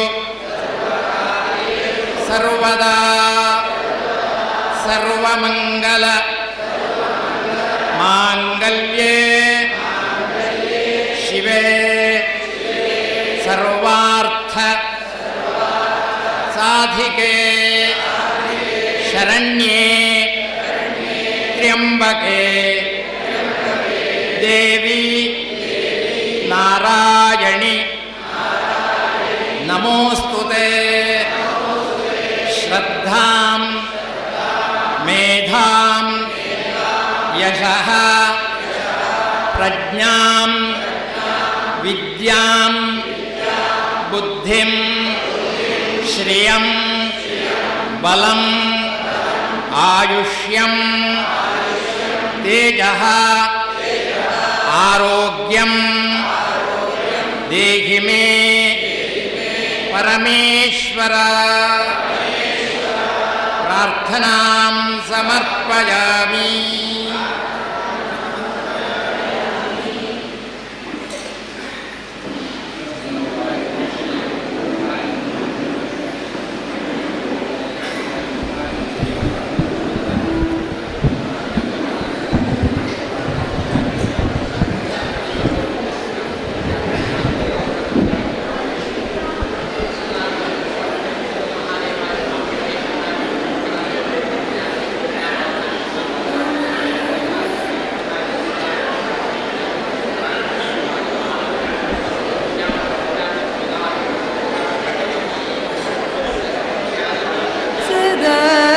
सदाचलेश्वरं भावये सदाचलेश्वरं भावयेऽहं सदाचलेश्वरं भावये चमत्कारपुरगेऽहं गिरिजामोहं सदाचलेश्वरं भावये चमत्कारपुरगेहं गिरिजामोहं सदाचलेश्वरं भावये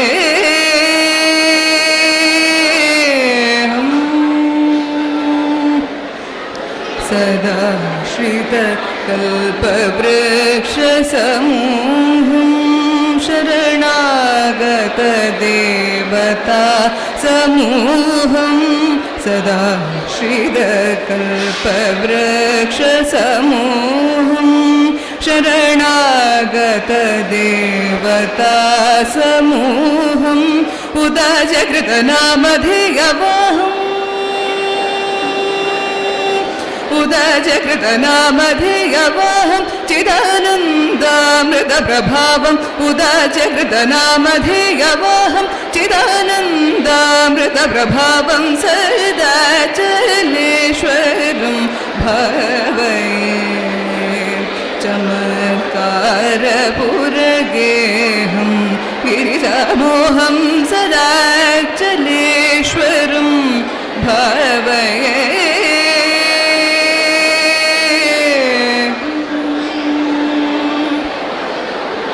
चमत्कार भूपालादि प्रसाद करणनिपुणमहालिङ्गं चमत्कार भूपालादि प्रसाद करणनिपुणमहालिङ्गं छायारहितदीप प्रकाशगर्भ गृहमध्यरङ्गं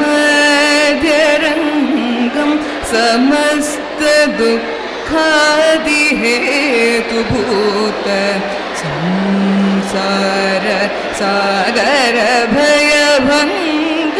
शमदमोपवृत्यादिसंयुक्त साधुजनहृदय सरसिजभृङ्गं शमदमोपवृत्यादिसंयुक्त साधुजनहृदय सरसिजभृङ्गं कमलविजयकरविधृतकुरङ्गं करुणारससुधार्णवतरङ्गं कमलविजयकरविधृतकुरङ्गं करुणारससुधार्णवतरङ्गं कमलेशविनुतवृषभतुरङ्गं कमलवदन गुरुगुहातरङ्गं सदाचलेश्वरम् कमलविजयकरविधृतकुरङ्गं करुणारससुधार्णवतरङ्गं ಸೇವೆಗಳನ್ನು ಮಾಡಿಸಿದಂತಹ ಭಕ್ತಾಭಿಮಾನಿಗಳ ಗಮನಕ್ಕೆ ನಿಮ್ಮ ಸೇವೆಗಳ ಪ್ರಸಾದವನ್ನ ಕಾರ್ಯಾಲಯದ ಎದುರುಗಡೆ ನೀಡ್ತಾ ಇದ್ದಾರೆ. ದಯವಿಟ್ಟು ಸಾಲಿನಲ್ಲಿ ಬಂದು ಪ್ರಸಾದವನ್ನು ಸ್ವೀಕರಿಸಿಕೊಳ್ಳಿ.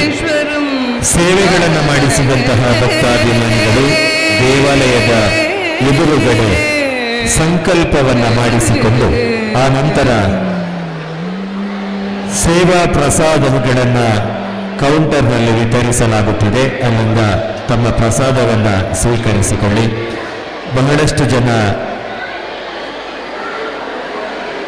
ಸೇವೆಗಳನ್ನು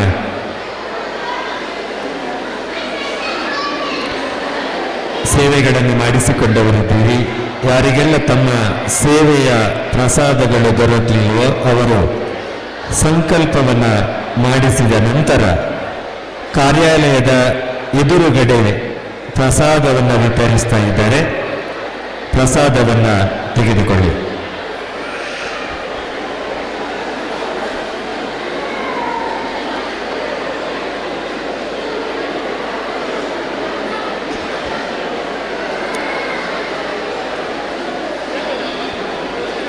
ಆದರಣೀಯ ಭಕ್ತಾಭಿಮಾನಿಗಳೇ, ನಿನ್ನೆಯಿಂದ ವಿವಿಧ ವೈದಿಕ ಕಾರ್ಯಕ್ರಮಗಳೊಂದಿಗೆ ಎರಡನೆಯ ದಿನದ ಎಲ್ಲ ವೈದಿಕ ಕಾರ್ಯಕ್ರಮಗಳನ್ನು ಕೂಡ ಮುಕ್ತಾಯಗೊಳಿಸಿಕೊಂಡು ಇದೀಗ ಪ್ರಸಾದ ವಿತರಣೆ ನಡೀತಾ ಇದೆ. ಸರ್ವಸೇವೆಯನ್ನು ಮಾಡಿಸಿದವರು, ಮೂಡಪ್ಪ ಸೇವೆಯನ್ನು ಮಾಡಿಸಿದವರು,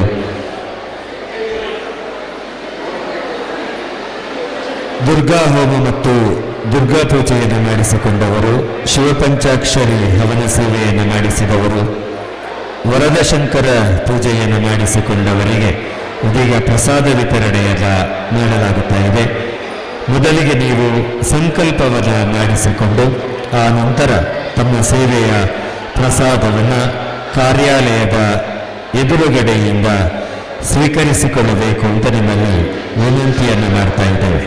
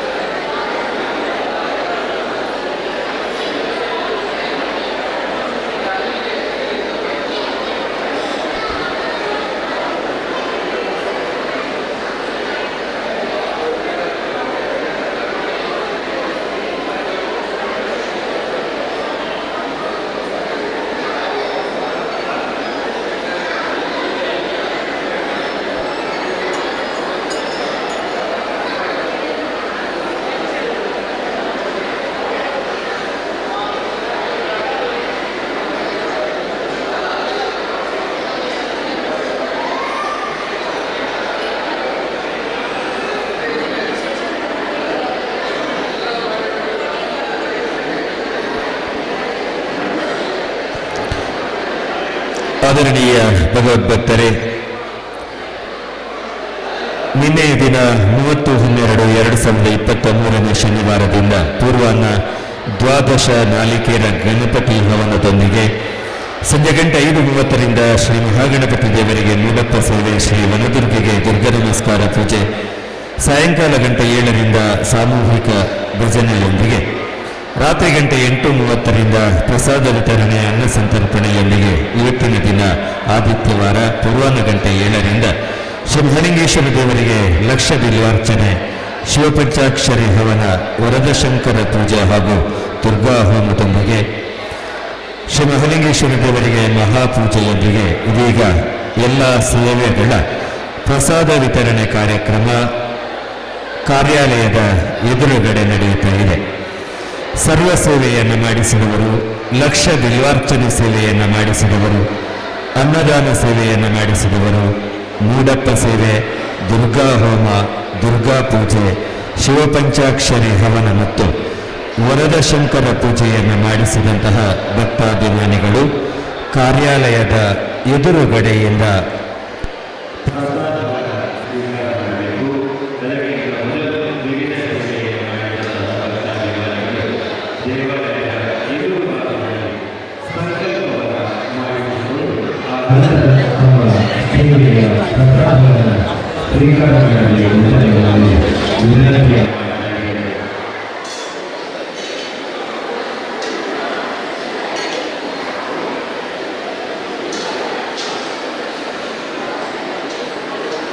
ಆದರಣೀಯರೇ, ಅನ್ನ ಸಂತರ್ಪಣೆ ಕಾರ್ಯಕ್ರಮ ಕೂಡ ನಡೆಯಲಿಕ್ಕಿದೆ.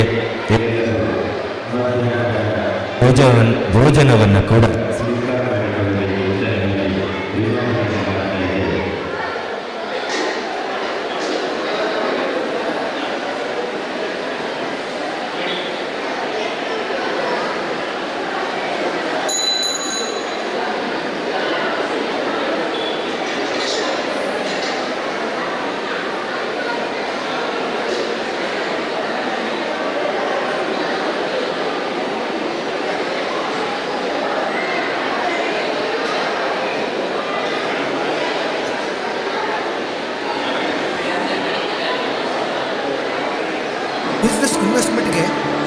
Landmark Rohan city. ವಾಣಿಜ್ಯ ಸ್ಥಳಗಳ ಮೇಲಿನ ಹೂಡಿಕೆಯ ಮೇಲೆ 7.5% ನಷ್ಟು ಗ್ಯಾರಂಟಿಡ್ ರಿಟರ್ನ್. ತಡ ಯಾಕೆ? ಈಗಲೇ ಇನ್ವೆಸ್ಟ್ ಮಾಡಿ. ನಿಮ್ಮ ಹೂಡಿಕೆಗೆ ಬೆಸ್ಟ್ ಪ್ರೈಸ್ ಸಿಗುವಾಗ ತಡ ಯಾಕೆ? ನಿಮ್ಮ ಸಕ್ಸೆಸ್ನ ಹೊಸ address Rohan city, Vijay, Mangaluru. Business ಇನ್ವೆಸ್ಟ್ಮೆಂಟ್ಗೆ ಹೊಸ ಲ್ಯಾಂಡ್ಮಾರ್ಕ್ ರೋಹನ್ ಸಿಟಿ. ವಾಣಿಜ್ಯ ಸ್ಥಳಗಳ ಮೇಲಿನ ಹೂಡಿಕೆಯ ಮೇಲೆ 7.5% ನಷ್ಟು ಗ್ಯಾರಂಟಿಡ್ ರಿಟರ್ನ್. ತಡ ಯಾಕೆ? ಈಗಲೇ ಇನ್ವೆಸ್ಟ್ ಮಾಡಿ. ನಿಮ್ಮ ಹೂಡಿಕೆಗೆ ಬೆಸ್ಟ್ ಪ್ರೈಸ್ ಸಿಗುವಾಗ ತಡ ಯಾಕೆ? ನಿಮ್ಮ ಸಕ್ಸೆಸ್ನ ಹೊಸ ಅಡ್ರೆಸ್ ರೋಹನ್ ಸಿಟಿ, ವಿಜಯ್, ಮಂಗಳೂರು.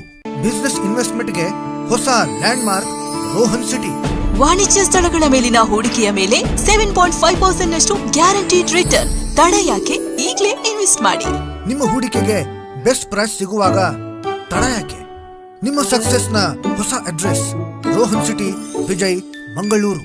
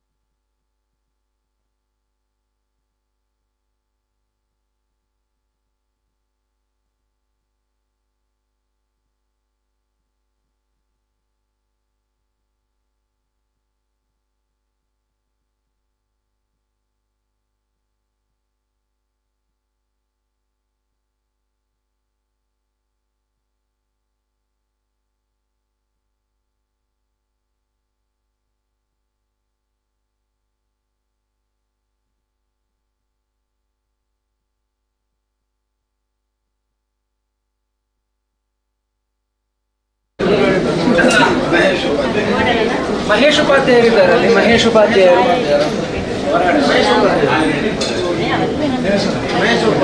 ಈಶ್ವರ ಶಾಸ್ತ್ರಿಗಳು,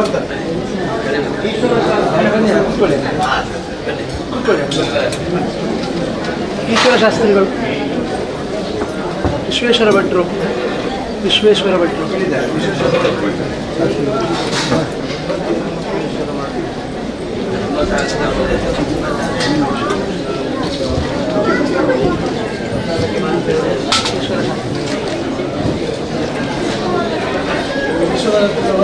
ಬಂದರು.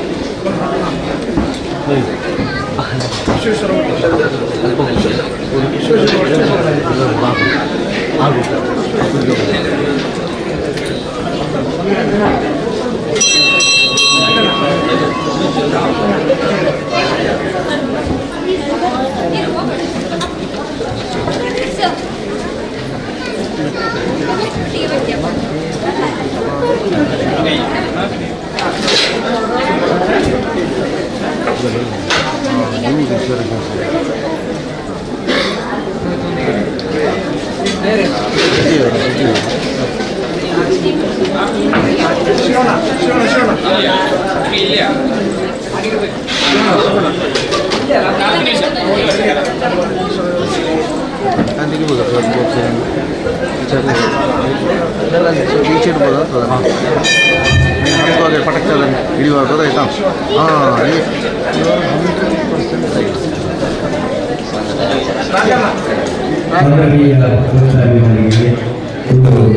ಕಿವಿಗೊಂಚಲು ಕಳೆದು ಹೋಗಿದೆ. ದಯವಿಟ್ಟು ಯಾರಾದರೂ ಸ್ಪೀಕರ್ ಕಾರ್ಯಾಲಯಕ್ಕೆ ತಂದು ಒಪ್ಪಿಸಬೇಕು ಅಂತ ನನಗೆ ಕೇಳಿಕೊಳ್ಳುತ್ತಾರೆ. ಗಣಪತಿಯ ಲಾಕೆಟ್ ಇರುವಂತಹ ಒಂದು ಕೀ ಗೊಂಚಲು ಕಳೆದು ಹೋಗಿದೆ. ದಯವಿಟ್ಟು ಸಿಕ್ಕಿದವರು ಅಥವಾ ಎಲ್ಲಿಯಾದರೂ ಸಿಕ್ಕಿದರೆ ತಾವನ್ನು ಕಾರ್ಯಾಲಯದಲ್ಲಿ ತಂದು ಬೇಕು ಅಂತ ಕೇಳಿಕೊಳ್ತಾ ಇದ್ದೇನೆ. ಗಣಪತಿಯ ಲಾಕೆಟ್ ಇರುವ ಕೀ ಗೊಂಚಲು ಯಾರಿಗಾದರೂ ಸಿಕ್ಕಿದರೆ ಕಾರ್ಯಾಲಯಕ್ಕೆ ತಂದು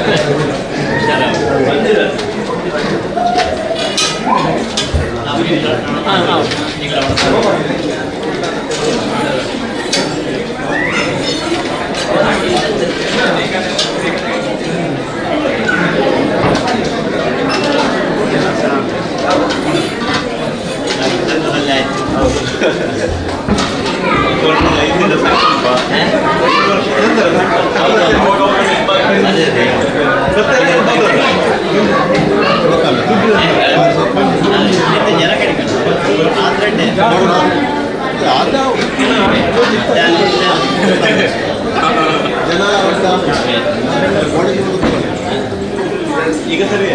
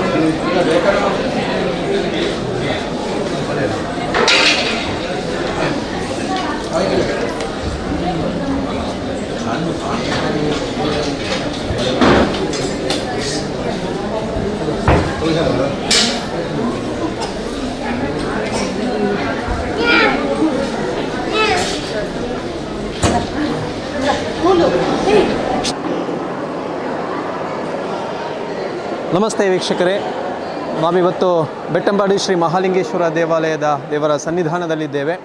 ಬಹುಶಃ ಇಲ್ಲಿ ಅತ್ಯಂತ ಅಪರೂಪವಾದಂತಹ ಒಂದು ಧಾರ್ಮಿಕವಾದಂತಹ ಕಾರ್ಯಕ್ರಮ ನಿನ್ನೆಯಿಂದ ಇವತ್ತಿನವರೆಗೆ ನಡೀತಾ ಇದೆ.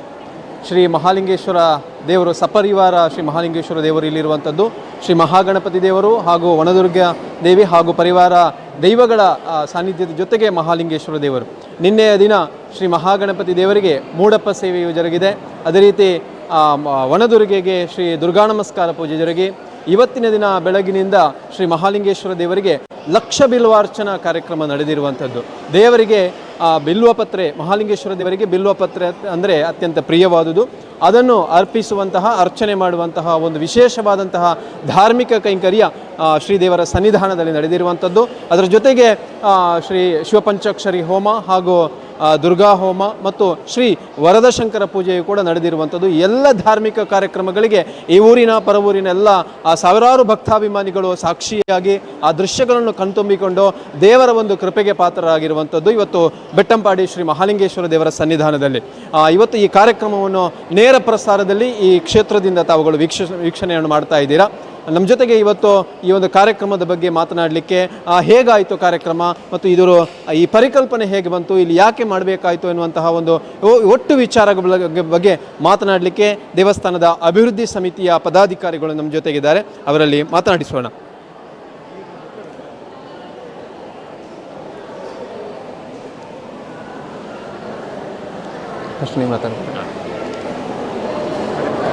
ಶ್ರೀ ಕ್ಷೇತ್ರದ ಅಭಿವೃದ್ಧಿ ಸಮಿತಿಯ ಪ್ರಧಾನ ಕಾರ್ಯದರ್ಶಿಗಳು, ಬೆಂಗಳೂರಿನಲ್ಲಿ ವಕೀಲ ವೃತ್ತಿಯನ್ನು ನಡೆಸ್ತಾ ಇರುವಂತಹ ಹೈಕೋರ್ಟ್ನ ವಕೀಲರು ಆಗಿರುವಂತಹ ವಸಂತ ಕೃಷ್ಣ ಕೋನಡ್ಕ ಇವರು ನಮ್ಮ ಜೊತೆ ಇದ್ದಾರೆ.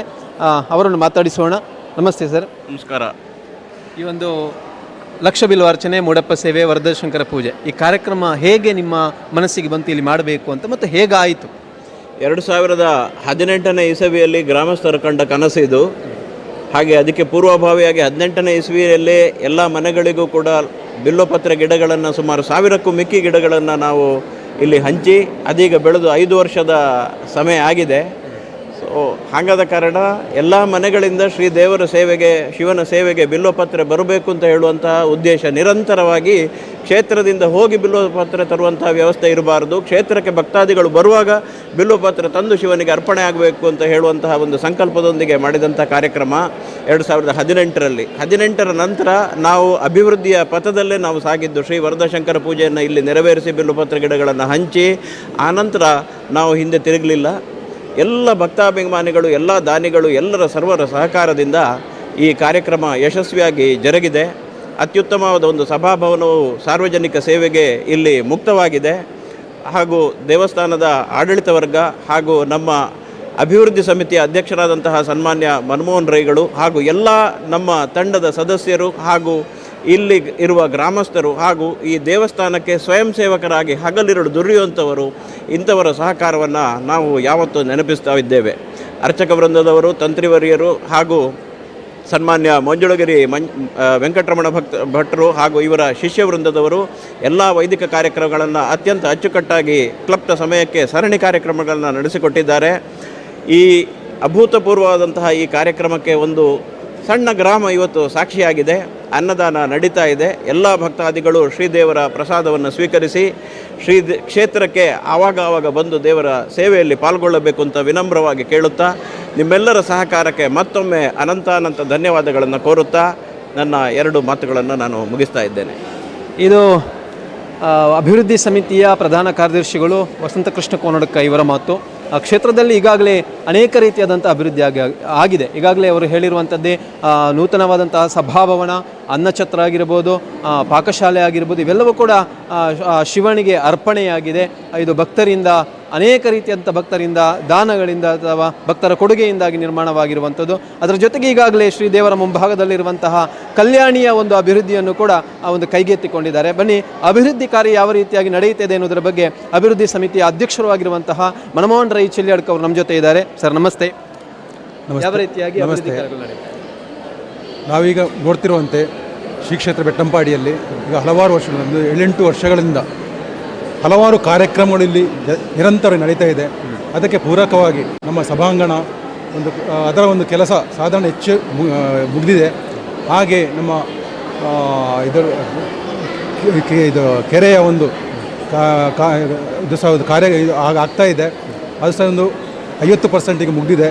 ಅದಕ್ಕೆ ಬೇಕಾಗಿರುವಂಥ ಸಾಮಗ್ರಿಗಳೆಲ್ಲ ಇಲ್ಲಿ ತಲುಪಿವೆ. ಈಗ ಸಾಧಾರಣವಾಗಿ ಇನ್ನು 1 ತಿಂಗಳಲ್ಲಿ ಅದರ ಕಾಮಗಾರಿಯನ್ನು ಪುನಃ ತೆಗೆದುಕೊಂಡು ಅದನ್ನು ಸಾಧಾರಣ ಒಂದು ವರ್ಷದಲ್ಲಿ ಮುಗಿಸುವಂಥ ಒಂದು ಯತ್ನವನ್ನು ಎಲ್ಲರೂ ನಾವು ಸೇರಿ ಮಾಡುವಂಥ ಒಂದು ಸಂಕಲ್ಪವನ್ನು ಮಾಡಿಕೊಂಡಿದ್ದೇವೆ. ಹಾಗೆ ನಾನು ನೋಡ್ತಿರುವಂತೆ ಇವತ್ತಿನ ಈ ಒಂದು ಕಾರ್ಯಕ್ರಮ ಅಭೂತಪೂರ್ವವಾಗಿ ನಾವು ಇವತ್ತು ನೋಡ್ತಾ ಇದ್ದೇವೆ. ಜಾತ್ರೆ ಕಳೆದು 1 ತಿಂಗಳಿನಲ್ಲಿ ಮತ್ತೊಂದು ಜಾತ್ರೆಯಂತೆ ಅದಕ್ಕಿಂತಲೂ ಜಾಸ್ತಿ ಜನ ಇಲ್ಲಿ ಸೇರಿದ್ದಾರೆ. ಇವತ್ತು 2,000-2,500 ಜನ ಇವತ್ತು ಮಧ್ಯಾಹ್ನದ ಒಂದು ಹೊತ್ತಿನಲ್ಲಿ ಈ ಕಾರ್ಯಕ್ರಮದಲ್ಲಿ ಪಾಲ್ಗೊಂಡು ಇಲ್ಲಿ ಅನ್ನ ಸಂತರ್ಪಣೆಯನ್ನು ಪಡೆಯಲಿದ್ದಾರೆ. ನಿಜವಾಗಿ ಒಂದು ದಿನದಿಂದ ದಿನಕ್ಕೆ ಬೆಳೀತಿರುವಂಥ ನಮ್ಮ ಈ ಕ್ಷೇತ್ರ ನಿಮಗೆ ಕೇಳಲಿಕ್ಕೆ ಹಾಗೂ ನೋಡಲಿಕ್ಕೆ ಹಾಗೂ ಹೊರ ಊರಿನವರಿಗೆ ಪ್ರಸಿದ್ಧಿಯನ್ನು ಪಡೆಯುತ್ತಿರುವಂಥ ರೀತಿ ನಿಜವಾಗಿಯೂ ಖುಷಿ ಆಗ್ತಾ ಇದೆ. ಇನ್ನು ಮುಂದೆ ಸಹ ಹಲವಾರು ಕಾರ್ಯಕ್ರಮಗಳು ಇಲ್ಲಿ ನಡೀತಾ ಇದ್ದು ಹೊರ ಊರಿನ ಹಲವು ಭಕ್ತರು ಇಲ್ಲಿ ಬಂದು ದೇವರ ಕೃಪೆಯನ್ನು ಪಡೆಯಬೇಕಾಗಿ ವಿನಮ್ರವಾಗಿ ವಿನಂತಿ ಮಾಡ್ತಾ ಇದ್ದೇನೆ. ಧನ್ಯವಾದಗಳು. ಈಗಾಗಲೇ ಅವರು ಹೇಳಿರುವಂಥದ್ದೇ ಕ್ಷೇತ್ರದ ಒಂದು ಜಾತ್ರೋತ್ಸವದ ಬಹಳ ವಿಶೇಷವಾದಂತಹ ಜಾತ್ರೋತ್ಸವ ಇಲ್ಲಿ ಆಗುವಂಥದ್ದು.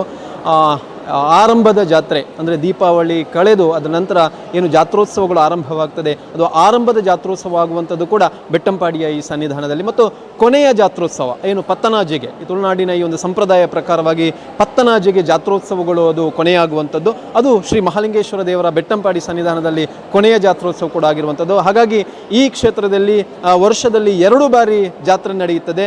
ಶ್ರೀ ದೇವರ ಬಲಿ ಉತ್ಸವಗಳು ನಡೆಯುತ್ತದೆ ಎನ್ನುವಂಥದ್ದು ಕೂಡ ಈ ಕ್ಷೇತ್ರಕ್ಕೆ ಇರುವಂತಹ ಬಹಳ ವಿಶೇಷವಾದಂತಹ ಒಂದು ವಿಚಾರವಾಗಿರುವಂಥದ್ದು. ಈ ದೇವರ ಸನ್ನಿಧಾನದಿಂದ ಇಲ್ಲಿಂದ ದೇವರು ಬಲಿ ಹೊರಟು ಕಟ್ಟೆ ಪೂಜೆಗಳನ್ನು ಮಾಡಿಕೊಂಡು ಬಿಲ್ವಗಿರಿಯ ಅಂದರೆ ದೇವರ ಮೂಲ ಸ್ಥಾನವಾಗಿರುವಂತಹ ಬಿಲ್ವಗಿರಿಯ ಆ ಬೆಟ್ಟದ ತುದಿಯಲ್ಲಿಯೂ ಕೂಡ ದೇವರಿಗೊಂದು ವಿಶೇಷವಾದಂತಹ ಪೂಜೆಯು ಕೂಡ ಆಗುವಂಥದ್ದು ಜಾತ್ರೋತ್ಸವದ ಸಂದರ್ಭದಲ್ಲಿ ನಡೆಯುವಂಥದ್ದು ಇಲ್ಲಿನ ವಿಶೇಷತೆ ಆಗಿರುವಂಥದ್ದು. ಬನ್ನಿ, ಒಂದಷ್ಟು ಇಲ್ಲಿನ ಮತ್ತಷ್ಟು ಕಾರ್ಯಕ್ರಮಗಳ ಬಗ್ಗೆ, ಇವತ್ತಿನ ಕಾರ್ಯಕ್ರಮಗಳ ಬಗ್ಗೆ ನೇರ ಪ್ರಸಾರದಲ್ಲಿ ತಾವು ವೀಕ್ಷಣೆ ಮಾಡ್ತಾ ಇದ್ದೀರಾ. ಇನ್ನೊಂದಷ್ಟು ಇಲ್ಲಿಯ ಭಕ್ತರ ಆಗಿರ್ಬೋದು, ಮುಕ್ತೇಶ್ವರರು ಆಗಿರ್ಬೋದು, ಆಡಳಿತ ಸಮಿತಿಯವರ ಮಾತುಗಳನ್ನು ಕೂಡ ಕೇಳಿಕೊಂಡು ಬರೋಣ.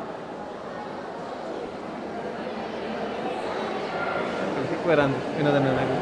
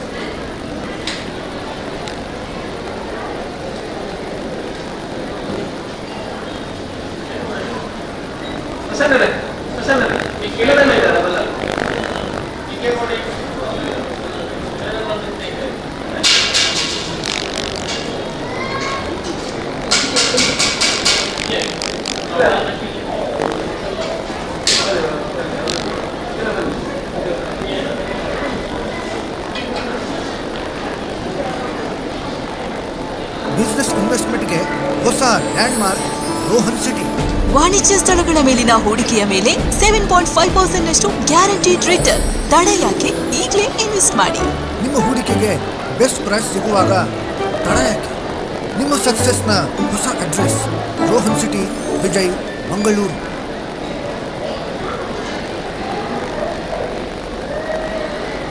ಬಿಸ್ನೆಸ್ ಇನ್ವೆಸ್ಟ್ಮೆಂಟ್ಗೆ ಹೊಸ ಲ್ಯಾಂಡ್ಮಾರ್ಕ್ ರೋಹನ್ ಸಿಟಿ. ವಾಣಿಜ್ಯ ಸ್ಥಳಗಳ ಮೇಲಿನ ಹೂಡಿಕೆಯ ಮೇಲೆ 7.5% ನಷ್ಟು ಗ್ಯಾರಂಟಿಡ್ ರಿಟರ್ನ್. ತಡ ಯಾಕೆ? ಈಗಲೇ ಇನ್ವೆಸ್ಟ್ ಮಾಡಿ. ನಿಮ್ಮ ಹೂಡಿಕೆಗೆ ಬೆಸ್ಟ್ ಪ್ರೈಸ್ ಸಿಗುವಾಗ ತಡ ಯಾಕೆ? ನಿಮ್ಮ ಸಕ್ಸಸ್ನ ಹೊಸ ಅಡ್ರೆಸ್ ರೋಹನ್ ಸಿಟಿ, ವಿಜಯ್, ಮಂಗಳೂರು.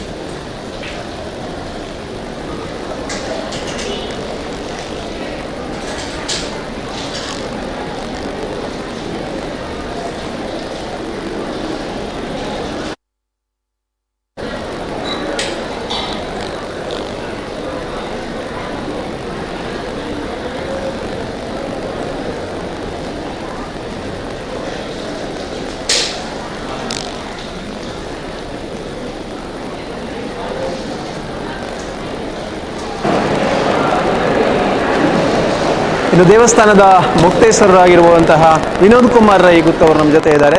ಗುತ್ತು ಮನೆತನದ, ವಿಶೇಷವಾಗಿ ಬೆಟ್ಟಂಪಾಡಿಯ ಈ ಸನ್ನಿಧಾನದಲ್ಲಿ ಗುತ್ತು ಮನೆತನದವರು ವಂಶಪಾರಂಪರ್ಯವಾಗಿ ಅಲ್ಲಿನೊಂದು ಮುಕ್ತೇಶ್ವರಿಕೆಯನ್ನು ನೋಡಿಕೊಳ್ತಾ ಇರುವವರು. ನಮ್ಮ ಜೊತೆಗೆ ಈಗ ಅದರ ಜವಾಬ್ದಾರಿಯನ್ನು ಹೊತ್ತಿರುವವರು ವಿನೋದ್ ಕುಮಾರ್ ರೈ ಗುತ್ತು ಇದ್ದಾರೆ. ಇವರು ಬೆಟ್ಟಂಪಾಡಿ ಪಂಚಾಯತ್ನ ಮಾಜಿ ಉಪಾಧ್ಯಕ್ಷರು ಕೂಡ ಹೌದು, ಸದಸ್ಯರಾಗಿ ಈಗ ಕಾರ್ಯನಿರ್ವಹಿಸ್ತಾ ಇದ್ದಾರೆ. ಅವರು ನಮ್ಮ ಜೊತೆಗಿದ್ದಾರೆ. ನಮಸ್ತೆ. ನಮಸ್ತೆ. ಯಾವ ರೀತಿಯಾಗಿ ಕಾರ್ಯಕ್ರಮ ನಡೀತಾ ಇದೆ ಮತ್ತು ಹೇಗೆ ನಿಮ್ಮ ಒಂದು ಅಂದಾಜು ಯಾವ ರೀತಿಯಾಗಿತ್ತು ಮತ್ತು ಹೇಗೆ ನಡೆಯುತ್ತೀವಿ ಒಟ್ಟು ಕಾರ್ಯಕ್ರಮ? ಅದೇ ಒಟ್ಟು ಸುಮಾರು ನಾವು ಒಂದು 5 ವರ್ಷದಿಂದ ಯಾವುದು ಈ ಕಲ್ಯಾಣ ಮಂಟಪ ಕಟ್ಟುವ ಸಂದರ್ಭದಲ್ಲಿ ಅವತ್ತು ನಮ್ಮ ಕ್ಷೇತ್ರದಲ್ಲಿ ವರದ ಸಂಕರ ಪೂಜೆ ಮಾಡಿ ನಾವು ಲಕ್ಷ ಬಿಲ್ವಾರ್ಚನೆ ಮಾಡುವಂಥ ನಮ್ಮ ದೇವಸ್ಥಾನದ ಕಡೆಯಿಂದ ನಾವು ನಿರೀಕ್ಷೆ ಮಾಡಿದ್ದೇವೆ. ಅದೇ ಪ್ರಕಾರ ಪ್ರತಿಯೊಂದು ಮನೆಗೆ ಒಂದೊಂದು ಬಿಲ್ವ ಪತ್ರೆಯನ್ನು ಗಿಡ ಕೊಟ್ಟಿದ್ದೇವೆ. ಆ ಗಿಡವನ್ನು ಆ ಮನೆಯಿಂದ ತಂದು ನಾವು ಇಲ್ಲಿ ಬಿಲ್ವಾರ್ಚನೆ ಲಕ್ಷ ಬಿಲ್ವಾರ್ಚನೆ ಮಾಡಬೇಕಂತ ಅವತ್ತು ತೀರ್ಮಾನ ಮಾಡಿದ್ದೇವೆ. ಆದರೆ ಕೊರೋನಾ ಆದ ಸಂದರ್ಭದಲ್ಲಿ ಸ್ವಲ್ಪ ಅದು ತಡ ಆಯಿತು. ಈ ಸಂದರ್ಭದಲ್ಲಿ ಅವತ್ತು ನಮಗೆ ಆ ತೇನವಿನ ತೃಣಾಪಿನಾಚರತೆ ಅಂದರೆ ಭಗವಂತನ ಇಚ್ಛೆ ಇಲ್ಲದೆ ಹುಲ್ಲು ಕಡ್ಡಿ ಕೂಡ ಅಲುಗಾಡುದು. ಅದೇ ರೀತಿ ಇವತ್ತಿನ ದಿನ ನಿನ್ನೆ ಇವತ್ತು ನಮಗೆ ಆ ದೇವರು ಆ ಒಂದು ಅನುಕೂಲವನ್ನು ಮಾಡಿಕೊಟ್ಟಿದ್ದಾರೆ. ನಾವು ನಿರೀಕ್ಷೆಗೆ ಮಾಡಿದ ಹೆಚ್ಚಿನ ರೀತಿಯಲ್ಲಿ ಜನ ಸೇರಿದ್ದಾರೆ. ನಿನ್ನೆ ಸುಮಾರು 1,000ರಿಂದ ಜಾಸ್ತಿ ಜನ ನಿನ್ನೆ ಸೇರಿದ್ದಾರೆ.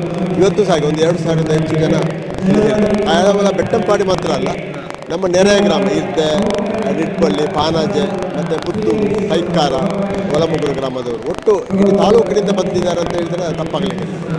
ಅದು ದೇವರ ಒಂದು ಶಕ್ತಿ, ಆ ಒಂದು ಶಿವನ ಇಚ್ಛೆ ಅಂತ ಹೇಳಿದರೆ ತಪ್ಪಾಗಲಿಕ್ಕೆ. ಅಂದರೆ ಇಷ್ಟೊಂದು ದೊಡ್ಡ ಕಾರ್ಯಕ್ರಮ ಆಗಬೇಕಾದ್ರೆ ಅನೇಕ ವಸ್ತುಗಳ ಸಂಗ್ರಹ ಆಗಿರ್ಬೋದು. ಇದಕ್ಕೆ ಸುವಸ್ತುಗಳನ್ನು ಸಂಗ್ರಹಿಸುವಂಥದ್ದು ಕೂಡ ತುಂಬ ಎಷ್ಟು ಸಮಯದಿಂದ ಇದರ ಬಗ್ಗೆ ಕೆಲಸ ಆಗ್ತಾ ಉಂಟು, ಯಾವ ರೀತಿಯಾಗಿ ನಡೆಯುತ್ತೆ? ಅದೇ ನಾವು ಸುಮಾರು ಜಾತ್ರೆ ಸಂದರ್ಭ ಅಂದರೆ ನವಂಬರ್ ತಿಂಗಳಲ್ಲಿ ಇದರ ಬಗ್ಗೆ ನವಂಬರ್ ಜಾತ್ರೆ ದಿವಸ ಪೂರ್ವಭಾವಿ ಸಭೆ ಮಾಡಿದ್ದರು. ಆ ಸಂದರ್ಭದಲ್ಲಿ ನಮ್ಮ ನಾಗೇಶ್ ತಂತ್ರಿಗಳು, ಕ್ಷೇತ್ರದ ಪ್ರಧಾನ ತಂತ್ರಿಗಳು, ಅವರ ಮಾರ್ಗದರ್ಶನದಲ್ಲಿ ಅವರ ಮಗ ಕಾರ್ತಿಕ್ ತಂತ್ರಿ, ಅದೇ ರೀತಿ ಅವರ ಇಬ್ಬರ ಮಾರ್ಗದರ್ಶನ, ಅದರೊಟ್ಟಿಗೆ ನಮ್ಮ ಪ್ರಧಾನ ಅರ್ಚಕರು ಈಗಿನ ವೆಂಕಟರಮಣ ಭಟ್ ಮತ್ತು ಮಂಜುಲಗಿರಿ ವೆಂಕಟರಮಣ ಭಟ್ ನಮ್ಮ ಗುರುಗಳು, ಅವರ ನೇತೃತ್ವ. ಅಂದರೆ ಅವತ್ತು ನಾವು ಮೊದಲು ವರಸಂಕರ ಪೂಜೆ ಮಾಡುವಾಗ ಕೂಡ ಅವರು ಅದರ ಮಾರ್ಗದರ್ಶನ ಕೊಟ್ಟದ್ದು. ಈ ಸಲ ಕೂಡ ಅವರು ಆ ದೃಷ್ಟಿಯಿಂದ ನಾವು ನಮ್ಮ ಅಭಿವೃದ್ಧಿ ಸಮಿತಿಯ ಪ್ರಧಾನ ಕಾರ್ಯದರ್ಶಿ ಅವರು ವಸಂತ ಕೃಷ್ಣ ಮತ್ತು ಆನುವಂಶಿಕ ಮುಖ್ಯಸ್ಥರು ವಿನೋದ್ ಕುಮಾರ್ ಬಲ್ಲಾಲ್ ಮತ್ತು ಮನಮೋಹನ್ ರೈ ಇವರೆಲ್ಲ ನಾವು ಸೇರಿ ಜಾತ್ರೆಯ ಸಂದರ್ಭದಲ್ಲಿ ಒಂದು ಪೂರ್ವಭಾವಿ ಸಭೆ ಆಗಿತ್ತು. ಆ ಸಂದರ್ಭದಲ್ಲಿ ಅದಕ್ಕೆ ಬೇರೆ ಬೇರೆ ವೇದಿಕೆಗೆ ಇಂಥವರು ಮತ್ತು ಲಕ್ಷ ಬಿಲ್ವಾರ್ಚನೆ ಅದರ ಸಂಗ್ರಹ ದೃಷ್ಟಿಯಿಂದ ಇಂಥವ್ರು ಅಂತ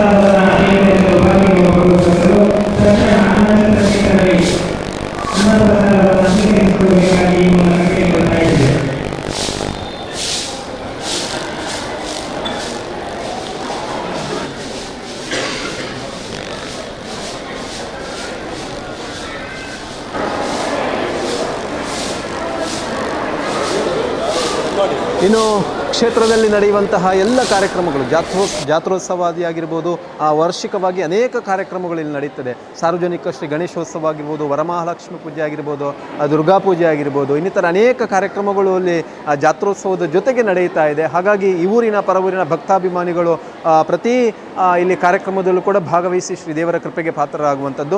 ಬಹಳ ವಿಶೇಷವಾಗಿ ಇಲ್ಲಿ ನಡೆಯುವಂಥ ಎಲ್ಲ ಕಾರ್ಯಕ್ರಮಗಳಿಗೂ ಕೂಡ ಅಭಿವೃದ್ಧಿ ಸಮಿತಿ ಆಗಿರ್ಬೋದು, ಆಡಳಿತ ಸಮಿತಿ ಆಗಿರ್ಬೋದು, ಬೇರೆ ಬೇರೆ ಜವಾಬ್ದಾರಿಗಳನ್ನು ನಿರ್ವಹಿಸಿಕೊಂಡಿರುವಂತಹ ಅನೇಕರು ಕೂಡ ತಮ್ಮದೇ ಆದಂಥ ರೀತಿಯಲ್ಲಿ ಇಲ್ಲಿ ಅವರ ಶ್ರಮವನ್ನು ವ್ಯಯಿಸ್ತಾ ಇದ್ದಾರೆ.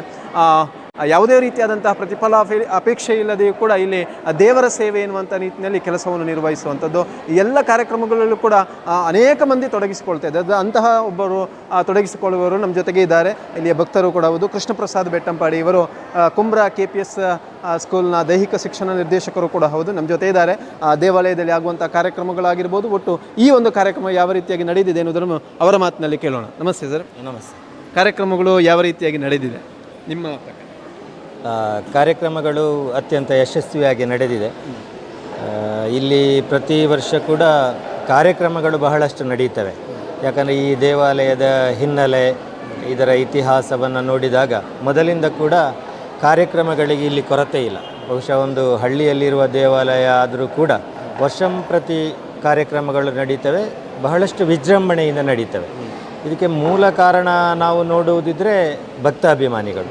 ಬಹುಶಃ ಎಲ್ಲ ಕಾರ್ಯಕ್ರಮದ ಯಶಸ್ಸಿನ ಹಿಂದೆ ಇಲ್ಲಿ ಅದೆಷ್ಟೋ ಭಕ್ತಾಭಿಮಾನಿಗಳು ನಿರಂತರವಾಗಿ ದುಡಿತಾರೆ, ನಿರಂತರವಾಗಿ ಸೇವೆಯನ್ನು ಮಾಡ್ತಾರೆ, ಕಾರ್ಯಕ್ರಮ ಯಶಸ್ವಿಯಾಗ್ತದೆ. ಹಾಗಾಗಿ ಇಲ್ಲಿಯ ದೇವಾಲಯಕ್ಕೆ ಒಂದು ವಿಶೇಷವಾದಂತಹ ಶಕ್ತಿ ಇದೆ. ಎಲ್ಲ ಕಾರ್ಯಕ್ರಮಗಳು ಯಶಸ್ವಿಯಾಗುವ ಹಿನ್ನೆಲೆಯಲ್ಲಿ ಬೆಟ್ಟಂಪಾಡಿಯ ಶ್ರೀ ಮಹಾಲಿಂಗೇಶ್ವರನ ಆ ಒಂದು ಕೃಪಾ ಕಟಾಕ್ಷವೇ ಮೂಲ ಕಾರಣ ಅಂತ ಹೇಳ್ಬೋದು. ಇದೊಂದು ವಿಶೇಷವಾದಂತಹ ಕಾರ್ಯಕ್ರಮ. ಬಹುಶಃ ವರ್ಷಗಳ ಹಿಂದೆ ನಾವು ಒಂದು ಚಂಡಿಕಾ ಹೋಮ ಬಹಳಷ್ಟು ವಿಶೇಷವಾದ ಕಾರ್ಯಕ್ರಮ ನೋಡಿದ್ದೆವು, ಅದರ ಸವಿಯನ್ನು ಸವಿದಿದ್ದೆವು. ಹಾಗೆ ಇದು ನಮಗೆ ಈ 2-3 ಕಾರ್ಯಕ್ರಮಗಳು ಒಟ್ಟಿಗೆ ಸಿಗುವುದು ಇದು ಮೊದಲ ಬಾರಿಗೆ ಅಂತ ಅನಿಸ್ತದೆ. ಅತ್ಯಂತ ಯಶಸ್ವಿಯಾಗಿದೆ. ಕಾರ್ಯಕರ್ತರು ಮತ್ತು ಭಕ್ತಾಭಿಮಾನಿಗಳ ಹುಮ್ಮಸ್ಸು ಈ ಕಾರ್ಯಕ್ರಮವನ್ನು ಗೆಲ್ಲಿಸಿದೆ ಅಂತ ಹೇಳ್ಬೋದು. ಒಟ್ಟು ವಾರ್ಷಿಕವಾಗಿ ಏನೆಲ್ಲ ಕಾರ್ಯಕ್ರಮಗಳು ಇಲ್ಲಿ ಮುಖ್ಯವಾಗಿ ನಡೆಯುತ್ತವೆ? ಈ ದೇವಾಲಯದಲ್ಲಿ ಬಹಳಷ್ಟು ಕಾರ್ಯಕ್ರಮಗಳು ನಡೀತವೆ. ಬಹಳಷ್ಟು ವಿಜೃಂಭಣೆಯಿಂದ ನಡೆಯುವುದು ಅಥವಾ ಒಂದು ನಾಡ ಹಬ್ಬ ಅಂತ ಪ್ರತಿ ಮನೆಯೂ ಸ್ವೀಕಾರ ಮಾಡುವಂತಹ ಕಾರ್ಯಕ್ರಮ ಅಂತ ಹೇಳಿದರೆ ಸಾರ್ವಜನಿಕ ಶ್ರೀ ಗಣೇಶೋತ್ಸವ. ಇದಕ್ಕೆ ನಾವು ಬರೀ ಆಮಂತ್ರಣ ಪತ್ರಿಕೆಯನ್ನು ಮನೆಗೆ ತಲುಪಿಸಿದರೆ ಸಾಕಾಗ್ತದೆ, ಮನೆಯವರು ಕಾಯ್ತಾ ಇರ್ತಾರೆ. ಆನಂತರ ಹಾಗೆ ಸಾರ್ವಜನಿಕವಾಗಿ ಈಗ ದುರ್ಗಾ ಪೂಜೆ ಇರ್ಬೋದು, ವರಮಹಾಲಕ್ಷ್ಮಿ ವ್ರತ ಇರ್ಬೋದು, ಮತ್ತು ಭಜನಾ ವಾರ್ಷಿಕೋತ್ಸವಗಳಿರ್ಬೋದು, ನಗರ ಭಜನೆ ಕೂಡ ನಡೀತದೆ. ಮನೆ ಮನೆಗೆ ತೆರಳಿ ಭಜನೆ, ನಗರ ಭಜನೆ ಕಾರ್ಯಕ್ರಮ ನಡೀತದೆ. ವಿಜೃಂಭಣೆಯಿಂದ ಜಾತ್ರೋತ್ಸವ ಕೂಡ ನಡೀತದೆ. ಯಕ್ಷಗಾನ ಬಯಲಾಟ ಕೂಡ ನಡೀತದೆ. ಹಾಗೆ ಒಂದು ವರ್ಷದಲ್ಲಿ ಬಹಳಷ್ಟು ಕಾರ್ಯಕ್ರಮಗಳು ಈ ದೇವಾಲಯದಲ್ಲಿ ನಡೀತದೆ. ಇದೊಂದು ಧನುಪೂಜೆ ಕೂಡ ನಡೆಯುತ್ತೆ. ಈಗ ಧನುಪೂಜಾ ಮಹೋತ್ಸವ 1 ತಿಂಗಳ ಕಾಲ ನಡೀತಾ ಇದೆ. ಅದಕ್ಕೆ ಕೂಡ ಬಹಳಷ್ಟು ಜನರು ಸೇರ್ತಾರೆ. ಹಾಗಾಗಿ ಈ ದೇವಾಲಯದಲ್ಲಿ ನಮಗೆ ಎಲ್ಲಿಯೂ ಯಾವ ದೇವಾಲಯದಲ್ಲೂ ಇಲ್ಲದಷ್ಟು ಕಾರ್ಯಕ್ರಮಗಳಿರ್ತವೆ. ಮಾತ್ರ ಈ ಕಾರ್ಯಕ್ರಮ ಯಶಸ್ವಿಯಾಗಿ ನಡೀತದೆ, ಅದು ವಿಶೇಷ. ಕಾರ್ಯಕ್ರಮಗಳು ಎಲ್ಲ ಕಡೆಯೂ ನಡೀತದೆ, ಆದರೆ ಯಶಸ್ವಿಯಾಗಿ ನಡೀಬೇಕು ಅಂತಾದರೆ ಅಲ್ಲಿ ಯಾವುದೇ ಇರಬಾರ್ದು.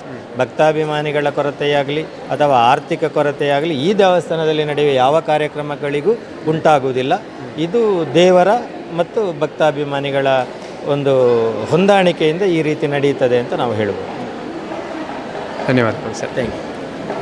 ಇದು ಕೃಷ್ಣ ಪ್ರಸಾದ್ ಬೆಟ್ಟಂಪಾಡಿ ಇವರು ಹೇಳಿರುವಂತಹ ಮಾತು. ಈ ದೇವಾಲಯ ನಡೆಯುವಂತಹ ಪ್ರತಿ ಕಾರ್ಯಕ್ರಮಗಳು ಕೂಡ ಅತ್ಯಂತ ವಿಜೃಂಭಣೆಯಿಂದ ಮತ್ತು ಯಶಸ್ವಿಯಾಗಿ ನಡೆಯುವಂಥದ್ದು ಊರಿನ ಪರ ಊರಿನ ಎಲ್ಲ ಭಕ್ತಾಭಿಮಾನಿಗಳ ಸಹಕಾರದಿಂದ ಎನ್ನುವಂಥದ್ದು.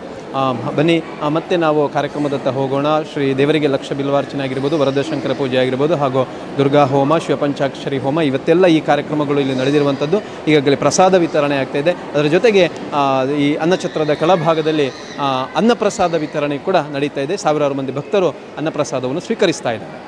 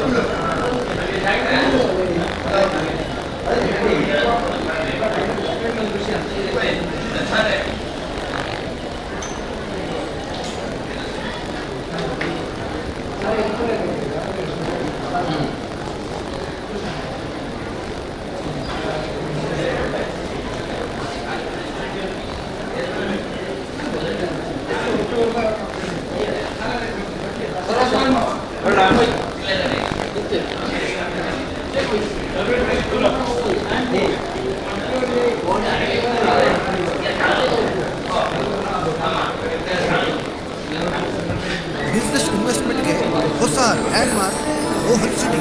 ವಾಣಿಜ್ಯ ಸ್ಥಳಗಳ ಮೇಲಿನ ಹೂಡಿಕೆಯ ಮೇಲೆ 7.5% ಗ್ಯಾರಂಟಿಡ್ ರಿಟರ್ನ್. ತಡೆ ಯಾಕೆ? ಈಗಲೇ ಇನ್ವೆಸ್ಟ್ ಮಾಡಿ. ನಿಮ್ಮ ಹೂಡಿಕೆಗೆ ಬೆಸ್ಟ್ ಪ್ರೈಸ್ ಸಿಗುವಾಗ ತಡ ಯಾಕೆ? ನಿಮ್ಮ ಸಕ್ಸಸ್ನ ಹೊಸ ಅಡ್ರೆಸ್ ರೋಹನ್ ಸಿಟಿ, ವಿಜಯ್, ಮಂಗಳೂರು.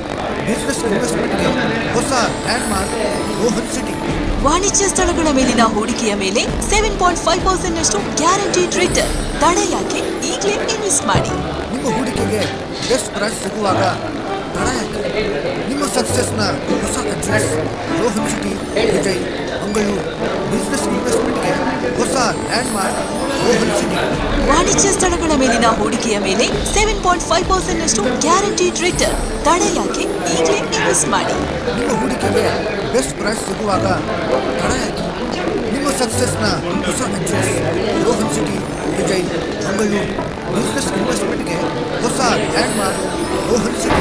ವಾಣಿಜ್ಯ ಸ್ಥಳಗಳ ಮೇಲಿನ ಹೂಡಿಕೆಯ ಮೇಲೆ 7.5% ಗ್ಯಾರಂಟಿಡ್ ರಿಟರ್ನ್. ತಡೆ ಯಾಕೆ? ಈಗಲೇ ಇನ್ವೆಸ್ಟ್ ಮಾಡಿ. ನಿಮ್ಮ ಹೂಡಿಕೆಗೆ ಬೆಸ್ಟ್ ಪ್ರೈಸ್ ಸಿಗುವಾಗ ತಡ ಯಾಕೆ? ನಿಮ್ಮ ಸಕ್ಸಸ್ನ ಹೊಸ ಅಡ್ರೆಸ್ ರೋಹನ್ ಸಿಟಿ, ವಿಜಯ್, ಮಂಗಳೂರು.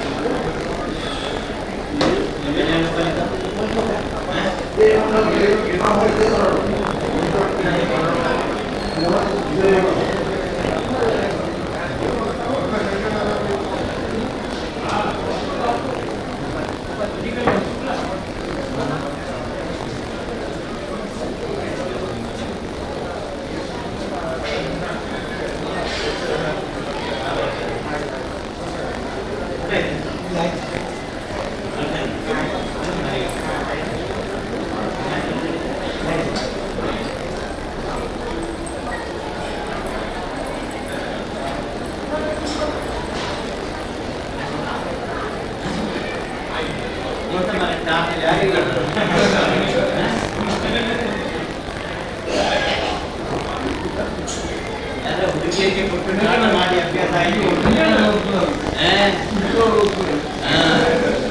ಅದೇ ಟಾಟ ಮಾಡಿ ಅಭ್ಯಾಸ ಆಯಿತು.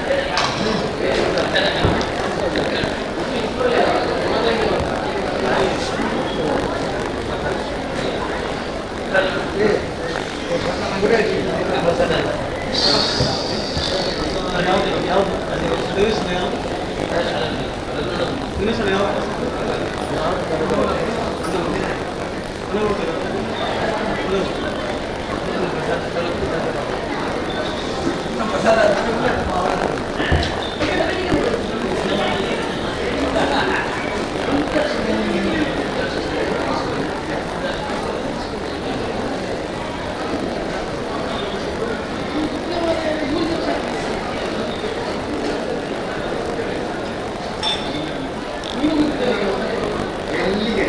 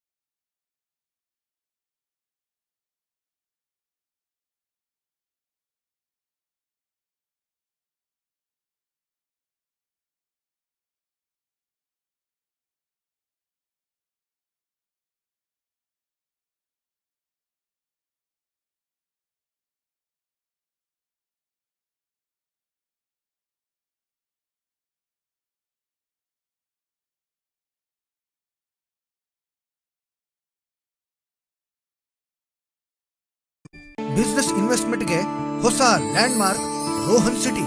ವಾಣಿಜ್ಯ ಸ್ಥಳಗಳ ಮೇಲಿನ ಹೂಡಿಕೆಯ ಮೇಲೆ 7.5% ನಷ್ಟು ಗ್ಯಾರಂಟಿಡ್ ರಿಟರ್ನ್. ತಡ ಯಾಕೆ? ಈಗಲೇ ಇನ್ವೆಸ್ಟ್ ಮಾಡಿ. ನಿಮ್ಮ ಹೂಡಿಕೆಗೆ ಬೆಸ್ಟ್ ಪ್ರೈಸ್ ಸಿಗುವಾಗ ತಡ ಯಾಕೆ? ನಿಮ್ಮ ಸಕ್ಸೆಸ್ನ ಹೊಸ address Rohan city, Vijay, Mangaluru. Business ಇನ್ವೆಸ್ಟ್ಮೆಂಟ್ಗೆ ಹೊಸ ಲ್ಯಾಂಡ್ಮಾರ್ಕ್ ರೋಹನ್ ಸಿಟಿ. ವಾಣಿಜ್ಯ ಸ್ಥಳಗಳ ಮೇಲಿನ ಹೂಡಿಕೆಯ ಮೇಲೆ 7.5% ನಷ್ಟು ಗ್ಯಾರಂಟಿಡ್ ರಿಟರ್ನ್. ತಡ ಯಾಕೆ? ಈಗಲೇ ಇನ್ವೆಸ್ಟ್ ಮಾಡಿ. ನಿಮ್ಮ ಹೂಡಿಕೆಗೆ ಬೆಸ್ಟ್ ಪ್ರೈಸ್ ಸಿಗುವಾಗ ತಡ ಯಾಕೆ? ನಿಮ್ಮ ಸಕ್ಸೆಸ್ನ ಹೊಸ address Rohan city, Vijay, Mangaluru. Business ಇನ್ವೆಸ್ಟ್ಮೆಂಟ್ಗೆ ಹೊಸ ಲ್ಯಾಂಡ್ಮಾರ್ಕ್ ರೋಹನ್ ಸಿಟಿ. ವಾಣಿಜ್ಯ ಸ್ಥಳಗಳ ಮೇಲಿನ ಹೂಡಿಕೆಯ ಮೇಲೆ 7.5% ನಷ್ಟು ಗ್ಯಾರಂಟಿಡ್ ರಿಟರ್ನ್. ತಡ ಯಾಕೆ? ಈಗಲೇ ಇನ್ವೆಸ್ಟ್ ಮಾಡಿ. ನಿಮ್ಮ ಹೂಡಿಕೆಗೆ ಬೆಸ್ಟ್ ಪ್ರೈಸ್ ಸಿಗುವಾಗ ತಡ ಯಾಕೆ? ನಿಮ್ಮ ಸಕ್ಸೆಸ್ನ ಹೊಸ address Rohan city, Vijay, Mangaluru. Business ಇನ್ವೆಸ್ಟ್ಮೆಂಟ್ಗೆ ಹೊಸ ಲ್ಯಾಂಡ್ಮಾರ್ಕ್ ರೋಹನ್ ಸಿಟಿ. ವಾಣಿಜ್ಯ ಸ್ಥಳಗಳ ಮೇಲಿನ ಹೂಡಿಕೆಯ ಮೇಲೆ 7.5% ನಷ್ಟು ಗ್ಯಾರಂಟಿಡ್ ರಿಟರ್ನ್. ತಡ ಯಾಕೆ? ಈಗಲೇ ಇನ್ವೆಸ್ಟ್ ಮಾಡಿ. ನಿಮ್ಮ ಹೂಡಿಕೆಗೆ ಬೆಸ್ಟ್ ಪ್ರೈಸ್ ಸಿಗುವಾಗ ತಡ ಯಾಕೆ? ನಿಮ್ಮ ಸಕ್ಸೆಸ್ನ ಹೊಸ address Rohan city, Vijay, Mangaluru. Business ಇನ್ವೆಸ್ಟ್ಮೆಂಟ್ಗೆ ಹೊಸ ಲ್ಯಾಂಡ್ಮಾರ್ಕ್ ರೋಹನ್ ಸಿಟಿ. ವಾಣಿಜ್ಯ ಸ್ಥಳಗಳ ಮೇಲಿನ ಹೂಡಿಕೆಯ ಮೇಲೆ 7.5% ನಷ್ಟು ಗ್ಯಾರಂಟಿಡ್ ರಿಟರ್ನ್. ತಡ ಯಾಕೆ? ಈಗಲೇ ಇನ್ವೆಸ್ಟ್ ಮಾಡಿ. ನಿಮ್ಮ ಹೂಡಿಕೆಗೆ ಬೆಸ್ಟ್ ಪ್ರೈಸ್ ಸಿಗುವಾಗ ತಡ ಯಾಕೆ? ನಿಮ್ಮ ಸಕ್ಸೆಸ್ನ ಹೊಸ ಅಡ್ರೆಸ್ ರೋಹನ್ ಸಿಟಿ, ವಿಜಯ್, ಮಂಗಳೂರು.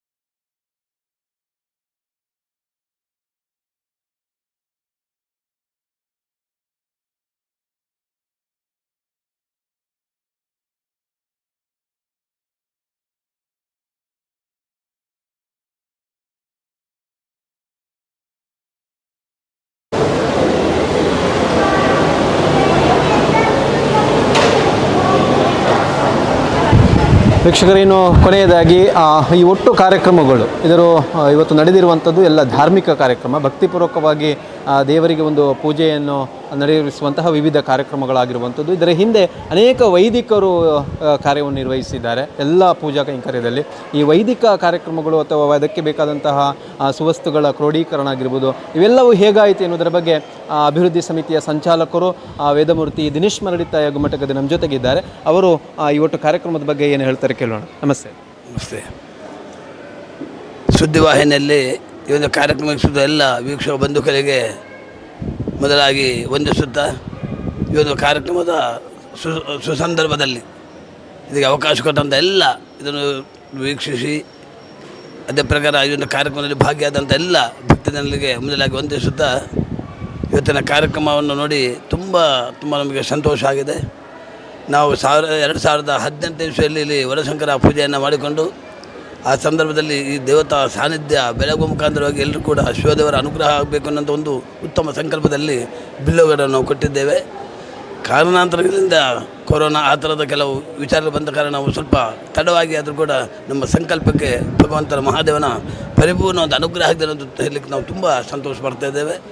ಈ ಒಂದು ವೈದಿಕ ಕಾರ್ಯಕ್ರಮದಲ್ಲಿ ಎಲ್ಲ ಭಕ್ತಜನಗಳ, ಎಲ್ಲ ಸ್ವಯಂ ಸೇವಕರ, ಈ ಒಂದು ಆಡಳಿತ ಕಮಿಟಿಯವರ, ಎಲ್ಲ ವೈದಿಕರ ಪರಿಪೂರ್ಣವಾದ ಒಂದು ಶ್ರಮ ಇವತ್ತು ಸಾರ್ಥಕತೆಯ ಒಂದು ಕಾರ್ಯಕ್ರಮವಾಗಿ ಈ ಒಂದು ಕಾರ್ಯಕ್ರಮ ಮೂಡಿಬಂದಿದೆ ಅನ್ನಲಿಕ್ಕೆ ನಾನು ತುಂಬ ಸಂತೋಷ ಪಡ್ತಾ ಇದ್ದೇನೆ. ಇದರ ನಿನ್ನೆಯ ದಿವಸ ಮೂಡಪ್ಪ ಸೇವೆ, ಗಣಪತಿ ದೇವರ ಒಂದು ದಿವ್ಯ ಸನ್ನಿಧಾನದಂಥ ಮೂಡಪ್ಪ ಸೇವೆ ಕೂಡ ಉತ್ತಮ ರೀತಿಯಲ್ಲಿ ನಡೆದಿದೆ.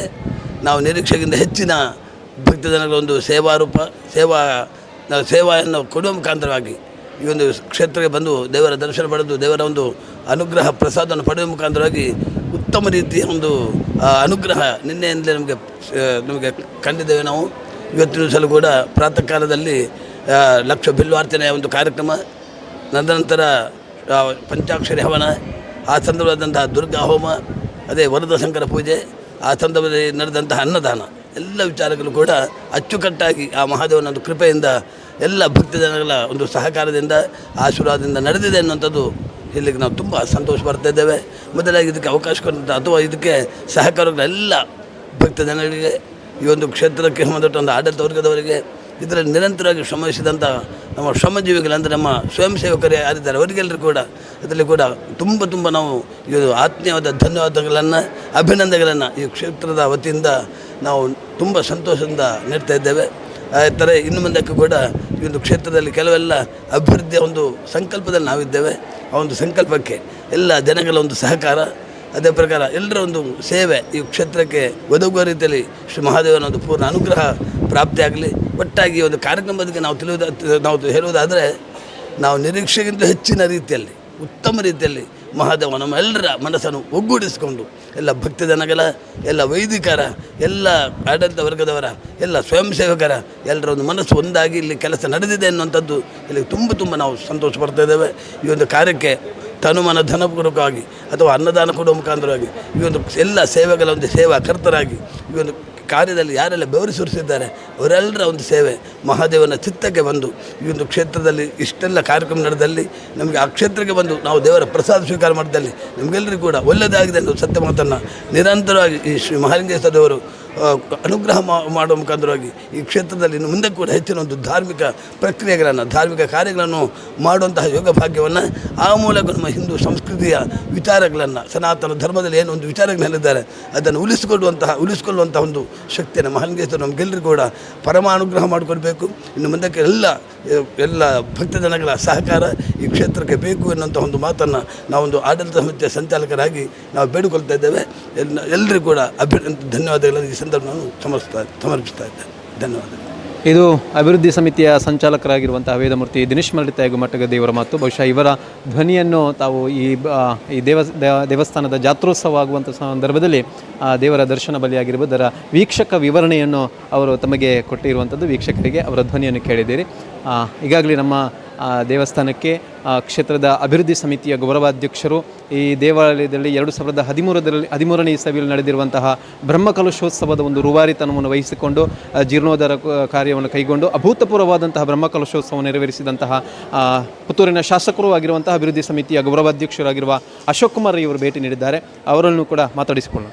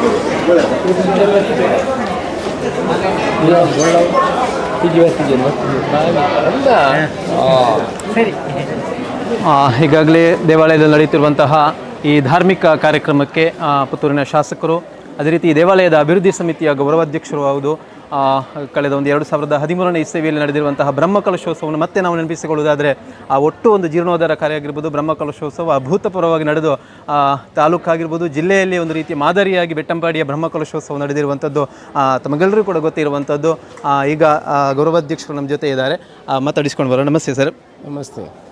ಕಾರ್ಯಕ್ರಮಕ್ಕೆ ಭೇಟಿ ನೀಡಿದ್ದೀರಿ, ಹೇಗೆ ಅನಿಸ್ತಾ ಇದೆ?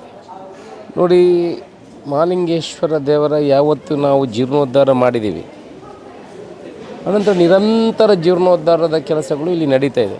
ಅಂದರೆ ಇಲ್ಲಿ ಇರುವಂಥ ಒಂದು ಈ ಭಾಗದ ಜನರ ಒಂದು ಆಸಕ್ತಿ ಮತ್ತು ದೇವರ ಮೇಲಿರುವಂಥ ನಂಬಿಕೆ, ಆ ದೇವರು ಬ್ರಹ್ಮಕಲಶ ಮಾಡಿದ ನಂತರ ಕೊಟ್ಟಂಥ ಅನುಗ್ರಹ ಅಂತ ನನಗೆ ಕಾಣ್ತದೆ. ಇಲ್ಲಿ ಪ್ರತಿ ವರ್ಷವೂ ಒಂದು ವಿಶೇಷ ರೀತಿಯ ಕಾರ್ಯಕ್ರಮಗಳನ್ನು ಜೋಡಣೆ ಮಾಡ್ತಾ ಇದ್ದಾರೆ. ಒಳ್ಳೆ ರೀತಿಯ ತಂಡ ಇದೆ. ಇವತ್ತು ಲಕ್ಷ ಬಿಲ್ಲವಾರ್ಚನೆ ಕಾರ್ಯಕ್ರಮವನ್ನು ಇಟ್ಟಿದ್ದಾರೆ. ಭಾರಿ ಕಡಿಮೆ, ಎಲ್ಲಿಯೂ ಈ ಕಾರ್ಯಕ್ರಮವನ್ನು ಮಾಡೋದಿಲ್ಲ. ಇಲ್ಲಿ ನಮ್ಮ ಬಲ್ಲಾಳರು ಇರ್ಬೋದು, ವಸಂತ ಕೃಷ್ಣ ಅವರು ಇರ್ಬೋದು, ಮತ್ತು ಇಲ್ಲಿ ಎಲ್ಲ ಈ ತಂಡದವರು ಒಳ್ಳೆಯ ರೀತಿಯ ಕಾರ್ಯಕ್ರಮವನ್ನು ಮಾಡ್ತಾ ಬಂದಿದ್ದಾರೆ. ಮಹಾಲಿಂಗೇಶ್ವರನು ಕೂಡ ನನಗೂ ಕೂಡ ಸೇರಿ ಮಹಾಲಿಂಗೇಶ್ವರ ಆಶೀರ್ವಾದ ಮಾಡಿದ್ದಾನಂತೆ ನಾನು ತಿಳ್ಕೊಂಡಿದ್ದೀನಿ. ನಾನಿವತ್ತು ಬೇರೆ ಬೇರೆ ಕಡೆ ತುಂಬ ಕಾರ್ಯಕ್ರಮಗಳಿತ್ತು, ಸುಳ್ಯಕ್ಕೆ ಹೋಗಲಿಕ್ಕಿತ್ತು, ಬೇರೆ ಬೇರೆ ಆದರೂ ಈ ಮಹಾಲಿಂಗೇಶ್ವರನ ಈ ನೇಳೆಗೆ ಬರಬೇಕು, ಈ ಪುಣ್ಯದ ಮಣ್ಣಿಗೆ ಬರಬೇಕು ಅಂತ ಎಲ್ಲಿಯೂ ಊಟನೂ ಮಾಡಿಲ್ಲ, ಏನಿಲ್ಲ, ಏನು ವೃತ ಮಾಡಿಕೊಂಡು ಇಲ್ಲಿಗೆ ಬಂದಿದ್ದೀನಿ. ಇವತ್ತು ಇಲ್ಲಿ ಈ ಅನ್ನ ಸಂತರ್ಪಣೆಯನ್ನು ಒಂದು ಸವಿಯುವಂಥ ಅವಕಾಶ ನನಗೆ ಸಿಕ್ಕಿದೆ. ಬಹುಶಃ ನಾನು ಈ ಮಟ್ಟಕ್ಕೆ ಬೆಳಿಬೇಕಿದ್ರೆ ಬೆಟ್ಟಂಪಾಡಿ ಮಹಾಲಿಂಗೇಶ್ವರ ದೇವರ ಆಶೀರ್ವಾದನೂ ಕೂಡ ಇದೆ ಅಂತ ನಾನು ತಿಳ್ಕೊಂಡಿದ್ದೀನಿ. ಈ ದೇವರ ಮಹಿಮೆ ಶಕ್ತಿ ತುಂಬ ಜನರಿಗೆ ಒಳ್ಳೆಯದನ್ನು ಮಾಡಿದೆ. ನಾನು ಕೂಡ ಈ ದೇವರ ಭಕ್ತ. ಅದರಲ್ಲಿ ಬೆಟ್ಟಂಪಾಡಿ ಅಂತ ಹೇಳಿದ್ರೆ ನನ್ನ ಊರು ಬೇರೆ ಅಲ್ಲ, ಬೆಟ್ಟಂಪಾಡಿ ಬೇರೆ ಅಂತ ನಾನು ನೋಡಿಲ್ಲ. ನನಗೆ ನೀವು ಕೇಳ್ಬೋದು, ಇಲ್ಲಿ ಬೆಟ್ಟಂಪಾಡಿಯಲ್ಲಿ ಓಟು ಕಡಿಮೆ ಹಾಕಿದರೆ ಅದು ಹೇಗೆ ನೀವು ಹಾಗೆ ಹೇಳ್ತೀರಿ ಅಂತ. ಓಟು ಕಡಿಮೆ ಹಾಕಿದರೂ ಪ್ರೀತಿ ಕಡಿಮೆ ಮಾಡಲಿಲ್ಲ. ಆದ್ದರಿಂದ ನಾನು ಖಂಡಿತ ಈ ಬೆಟ್ಟಂಪಾಡಿ ಅಂದರೆ ನನ್ನ ಊರು ಬೇರೆ ಅಲ್ಲ, ಬೆಟ್ಟಂಪಾಡಿ ಮಹಾಲಿಂಗೇಶ್ವರ ನನಗೆ ಆಶೀರ್ವಾದ ಮಾಡಿದ್ದೇನೆ ಅಂತ ನಾನು ತಿಳ್ಕೊಂಡಿದ್ದೀನಿ. ಬಹುಶಃ ಆ ಜನರ ಪ್ರೀತಿಯನ್ನು ಇವತ್ತಿನವರೆಗೆ ಉಳಿಸ್ಕೊಂಡಿದ್ದೀನಿ. ಮುಂದಿನ ದಿವಸಗಳಲ್ಲೂ ಕೂಡ ಈ ಬೆಟ್ಟಂಪಾಡಿಯ ಇಲ್ಲಿ ಯಾವುದೆಲ್ಲ ಇಲ್ಲಿ ಅಭಿವೃದ್ಧಿ ಕೆಲಸಗಳು ಮಾಡ್ತಾರೆ, ದೇವರ ಕೆಲಸಗಳು ಆಗಲಿ, ಒಳ್ಳೆಯ ಕೆಲಸಗಳಾಗಲಿ, ಶಾಸಕನಾಗಿ ಮಾಡಿದ್ರಿಂದ ಇಲ್ಲಿಗೆ ಅನುದಾನವಾಗಲಿ, ನಾನು ನನ್ನ ಸ್ವಂತ ಮನೆಗೆ ಕೊಟ್ಟ ರೀತಿಯಲ್ಲಿ ನಾನು ಆ ಪ್ರೀತಿಯಿಂದ ಕೊಡುವಂಥ ಕೆಲಸವನ್ನು ಮಾಡುತ್ತೇನೆ. ಆ ರೀತಿ ನಮಗೆ ಇಲ್ಲಿಯೂ ಇರೋ ಕೂಡ ವಿಶ್ವಾಸ ಇದೆ. ಒಳ್ಳೆಯ ಜನ ಇದ್ದಾರೆ, ಜನಗಳು ಊರಿನವರೆಲ್ಲ ಸೇರಿಕೊಂಡು ಕಾರ್ಯಕ್ರಮಗಳನ್ನು ಮಾಡ್ತಾರೆ. ಲಕ್ಷ ಬಿಲ್ಲವಾರ್ಚನೆ ಅಂತ ಹೇಳಿದ್ರೆ ನಮ್ಮ ವಸಂತ ಕೃಷ್ಣ ಅವರಿದ್ದಾರೆ, ಬೆಂಗಳೂರಿನಿಂದ ಬಂದು ಮತ್ತು ಇಲ್ಲಿಯವರನ್ನೆಲ್ಲ ಸೇರಿಸ್ಕೊಂಡು ಆ ಕಾರ್ಯಕ್ರಮವನ್ನು ಮಾಡುವಂಥದ್ದು. ಆ ರೀತಿ ಒಳ್ಳೆಯ ಕಾರ್ಯಕ್ರಮವನ್ನು ಮಾಡಿದರೆ ಇನ್ನಷ್ಟು ಒಳ್ಳೆಯ ಸಾನ್ನಿಧ್ಯ ವೃದ್ಧಿಗಾಗಿ ಒಳ್ಳೆಯ ಕೆಲಸಗಳು ಮೂಡಿ ಬರಲಿ. ಜನಗಳು ಬಹುಶಃ ಬ್ರಹ್ಮಕಲಶ ಆಗಿ 7-8 ವರ್ಷ ಆಯಿತು, ತುಂಬ ಅಭಿವೃದ್ಧಿಯನ್ನು ಕಂಡಿದ್ದಾರೆ. ಹಾಲ್ ಕಟ್ಟುವಂಥದ್ದಾಗಿದೆ, ಕೆಳಗಡೆ ಊಟದ ಅಡುಗೆ ಕೋಣೆಗಳು ಆಗಿದೆ. ಇನ್ನೂ ಕೂಡ ಕೆಲವು ಈ ರಸ್ತೆಗಳ ಒಂದು ಕಾಮಗಾರಿ, ರಸ್ತೆ ಒಂದು ಅಗಲೀಕರಣ ಆಗಬೇಕಿದೆ. ಆನಂತರ ಪಾರ್ಕಿಂಗ್ ವ್ಯವಸ್ಥೆ ಕೂಡ ಒಂದು ಸ್ವಲ್ಪ ಜಾಗ ಖರೀದಿ ಮಾಡುವಂಥ ಯೋಚನೆಗಳೆಲ್ಲ ಇದ್ದಾರೆ. ಮಹಾಲಿಂಗೇಶ್ವರನ ಆಶೀರ್ವಾದದಲ್ಲಿ ಅದೆಲ್ಲ ಆದರೆ ಖಂಡಿತ ಅವರ ಜೊತೆ ಸೇರಿಕೊಂಡು ನಾನು ಕೂಡ ಕೆಲಸದಲ್ಲಿ ಭಾಗಿಯಾಗ್ತೀನಿ ಅಂತ ಹೇಳ್ತೀನಿ. ಸರ್, ಈಗಾಗಲೇ ತಾವು ಹೇಳಿದಾಗೆ ತಾವು ರಾಜಕೀಯಕ್ಕೆ ಬರುವ ಮುಂಚೆಯೇ ಬೆಟ್ಟಂಪಾಡಿಯ ಈ ಒಂದು ಬ್ರಹ್ಮಕಲಶೋತ್ಸವ ಕಾರ್ಯಕ್ರಮದಲ್ಲಿ ತಾವು ಭಾಗವಹಿಸಿರುವಂಥದ್ದು ಮತ್ತು ಸಕ್ರಿಯವಾಗಿ ತೊಡಗಿಸಿಕೊಂಡಿರುವಂಥದ್ದು. ಆ ಒಂದು ಬ್ರಹ್ಮಕಲಶೋತ್ಸವದ ಒಂದು ನೆನಪನ್ನು ಮತ್ತೆ ಮರುಕಳಿಸುವುದಾದರೆ ಯಾವ ರೀತಿಯಾಗಿ ಹೇಳ್ತೀರಿ? ಬಹುಶಃ ನಾನು ರಾಜಕೀಯಕ್ಕೆ ಬರಲಿಕ್ಕೆ ಒಂದು ಹೆಜ್ಜೆ ಕೊಟ್ಟಂಥ ಕ್ಷೇತ್ರ ಅಂತ ಬೆಟ್ಟಪಾಡಿ ಅಂತ ನಾನು ಹೇಳ್ತೇನೆ. ಅಂದರೆ ಇಲ್ಲಿ ಜನರ ಸಹಕಾರ, ಪ್ರೀತಿ, ಆನಂತರ ಅದರಿಂದ ಹಂತವಾಗಿ ಬೆಳಲಿಕ್ಕೆ ಇಲ್ಲಿ ನಾನು ಬ್ರಹ್ಮಕಲಶ ಮಾಡಿದೆ. ನಾನು ಇಲ್ಲಿ ಬ್ರಹ್ಮಕಲಶ ಮಾಡಬೇಕಂತ ಬಂದದವನಲ್ಲ. ನಾನು ಇಲ್ಲಿ ಒಂದು ಚೌತಿ, ನಮ್ಮ ದುರ್ಗಾಪ್ರಸಾದ್ ಅವರು ಚೌತಿಗೆ, ಅವರ ತಂಡದವರು ಒಂದು ಚೌತಿಗೆ ಕರೆದಿದ್ರು.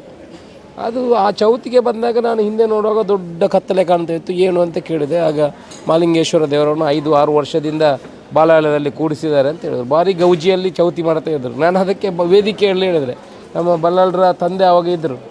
ಆಗ ನಾನು ಹೇಳಿದೆ, ಏನು ನೀವು ಇಷ್ಟು ದೂರದಲ್ಲಿ ಗಣೇಶೋತ್ಸವ ಮಾಡ್ತೀರಲ್ಲ, ಮಹಾಲಿಂಗೇಶ್ವರ ಅಲ್ಲಿ ಬಾಲಾಲಯದಲ್ಲಿ ಇದ್ದಾನೆ ಅಂತ ಹೇಳ್ತಾರೆ. ನಾನು ಆ ಬರದಲ್ಲಿ ಮಹಾಲಿಂಗೇಶ್ವರ ಹೇಳಿದ್ದ ಗೊತ್ತಿಲ್ಲ, ಆ ಭಾಷಣ ಮಾಡುವಾಗ ನನ್ನ ಬಾಯಲ್ಲಿ ಬಂದುಬಿಡ್ತು, ನಾನು ನಿಮ್ಮ ಜೊತೆ ಇದ್ದೇನೆ, ಕೂಡಿದರೆ ಅದನ್ನು ಮಾಡಿ ಅಂತ. ಮರು ದಿವಸ ಬೆಳಿಗ್ಗೆ ಇವರೆಲ್ಲ ಪ್ರಮುಖರು ನಮ್ಮ ಮನೆಯಲ್ಲಿ 2 ದಿವಸದಲ್ಲಿ ನನ್ನ ಮನೆಯಲ್ಲಿದ್ದಾರೆ. ಈ ಭಾಷಣ ಬನ್ನೆತ್ತ ತುಕ ಮಲ್ಪುಗ ಬಳೆ ಅಂತ ನನಗೇನೋ ಪ್ರೇರೇಪಣೆ ಆಯಿತು. ನಾನು ಬಂದೆ. ನಾನು ಒಬ್ಬನೇ ಮಾಡಿದಂತೆಲ್ಲ, ಇವರೆಲ್ಲ ಸಹಕಾರದಿಂದ ಇಲ್ಲಿ ಮಾಡಿದ ನಂತರ ಬ್ರಹ್ಮಕಲಶ ಮಾಡಿದರೆ ನನಗೆ ಪಾನಾಜಿಯಲ್ಲಿ ಮಾಡುವಂಥ ಯೋಗ ಸಿಕ್ತು, ನಿಡುಪಳ್ಳಿ ಮಾಡಿದ ಯೋಗ ಸಿಕ್ತು, ಬೇರೆ ಬೇರೆ ದೇವಸ್ಥಾನಗಳನ್ನು ಮಾಡುವಂಥ ಯೋಗ ನನ್ನ ಪಾಲಿಗೆ ಬಂದಿದೆ. ನನಗೆ ಈ ಯೋಗ ಬರಬೇಕಿದ್ರೆ ಬಹುಶಃ ಬಡವರ ಆಶೀರ್ವಾದ ಜೊತೆಗೆ ಈ ಬ್ರಹ್ಮಕಲಶ ಮಾಡಿದಂಥ ದೇವರುಗಳ ಆಶೀರ್ವಾದದಿಂದ ನಾನು ಈ ಹಂತಕ್ಕೆ ಬೆಳೆದಿದೆ ಅಂತ ನಾನು ತಿಳ್ಕೊಳ್ತೀನಿ. ಓಕೆ, ಒಂದಷ್ಟು ದೇವಾಲಯದಲ್ಲಿ ಈಗಾಗಲೇ ಅಭಿವೃದ್ಧಿ ಕಾರ್ಯಗಳು ಆಗ್ತಾಯಿದೆ. ತಾವು ಅಭಿವೃದ್ಧಿ ಸಮಿತಿಯ ಗೌರವಾಧ್ಯಕ್ಷರು ಕೂಡ ಆಗಿದ್ದೀರಿ. ದೇವರ ಮುಂಭಾಗದಲ್ಲಿರುವಂತಹ ಕಲ್ಯಾಣಿ ಅಭಿವೃದ್ಧಿ ಆಗ್ತಾಯಿದೆ. ಆ ಒಂದು ಅಭಿವೃದ್ಧಿ ಕಾರ್ಯದಲ್ಲಿ ತಾವು ಶಾಸಕರಾಗಿದ್ದುಕೊಂಡು ಮತ್ತು ಅಭಿವೃದ್ಧಿ ಸಮಿತಿಯ ಆಗಿದ್ದುಕೊಂಡು ಯಾವ ರೀತಿಯಾಗಿ ತಮ್ಮ ಕೊಡುಗೆಯನ್ನು ಕೊಡ್ತೀರಿ ಅನ್ನುವಂಥದ್ದು? ಖಂಡಿತ ಅಭಿವೃದ್ಧಿಗೆ ನನಗೆ ಒಂದು ಕೊಡಲಿಕ್ಕೆ ಅವಕಾಶ ದೇವರು ಮಾಡಿಕೊಟ್ಟಿದ್ದಾರೆ. ಈಗ ಈ ದೇವಸ್ಥಾನಕ್ಕೆ ನಾನು ಇದಕ್ಕೆ ಒಂದಕ್ಕೆ ಅಂತಲ್ಲ, ನಾನು ಎಲ್ಲೆಲ್ಲಿ ಬ್ರಹ್ಮಕಲಶ ಮಾಡಿದ್ದೀನಿ ಆ ದೇವಸ್ಥಾನಗಳೆಲ್ಲ 10 ಲಕ್ಷ ರೂಪಾಯಿ ಕೊಡಬೇಕಂತ ನನ್ನ ಮನಸ್ಸಿನಲ್ಲಿದೆ. ಈಗಲೇ ಅನುದಾನವನ್ನು ಮಾಡಿ ಇಟ್ಟಿದ್ದೀನಿ.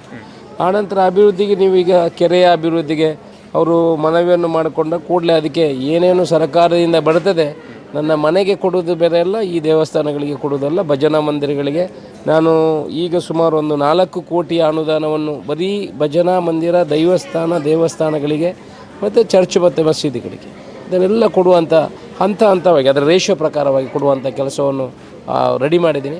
ಮುಂದಿನ ಒಂದು 2-3 ತಿಂಗಳೊಳಗೆ ಈ ಎಲ್ಲ ಅನುದಾನಗಳು ಹರಿದು ಬರ್ತದೆ.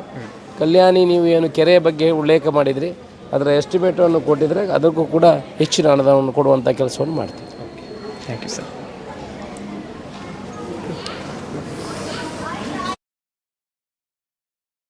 ಗೌರವಾಧ್ಯಕ್ಷರು ಆಗಿರುವಂಥ ಶಾಸಕರು ಆಗಿರುವಂತಹ ಅಶೋಕ್ ಕುಮಾರ್ ಇವರ ಮನದ ಮಾತು.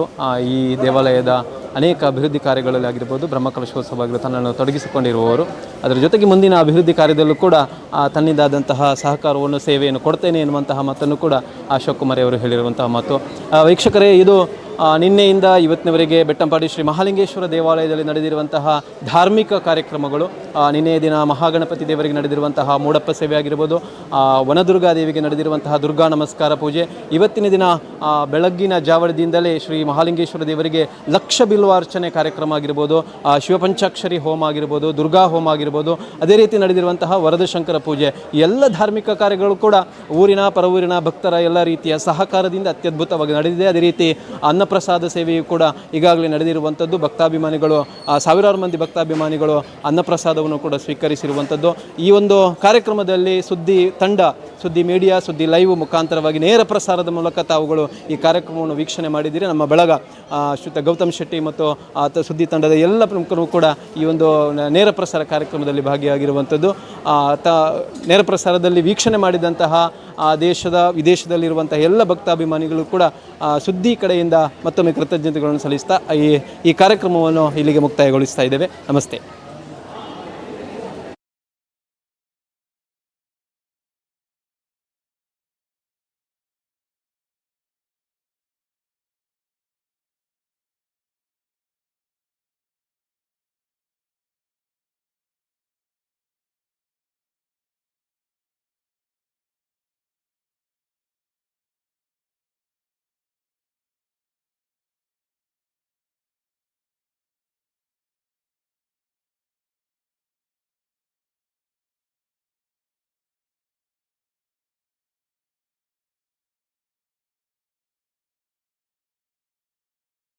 ಬಿಸಿನೆಸ್ ಇನ್ವೆಸ್ಟ್ಮೆಂಟ್ಗೆ ಹೊಸ ಲ್ಯಾಂಡ್ಮಾರ್ಕ್ ರೋಹನ್ ಸಿಟಿ.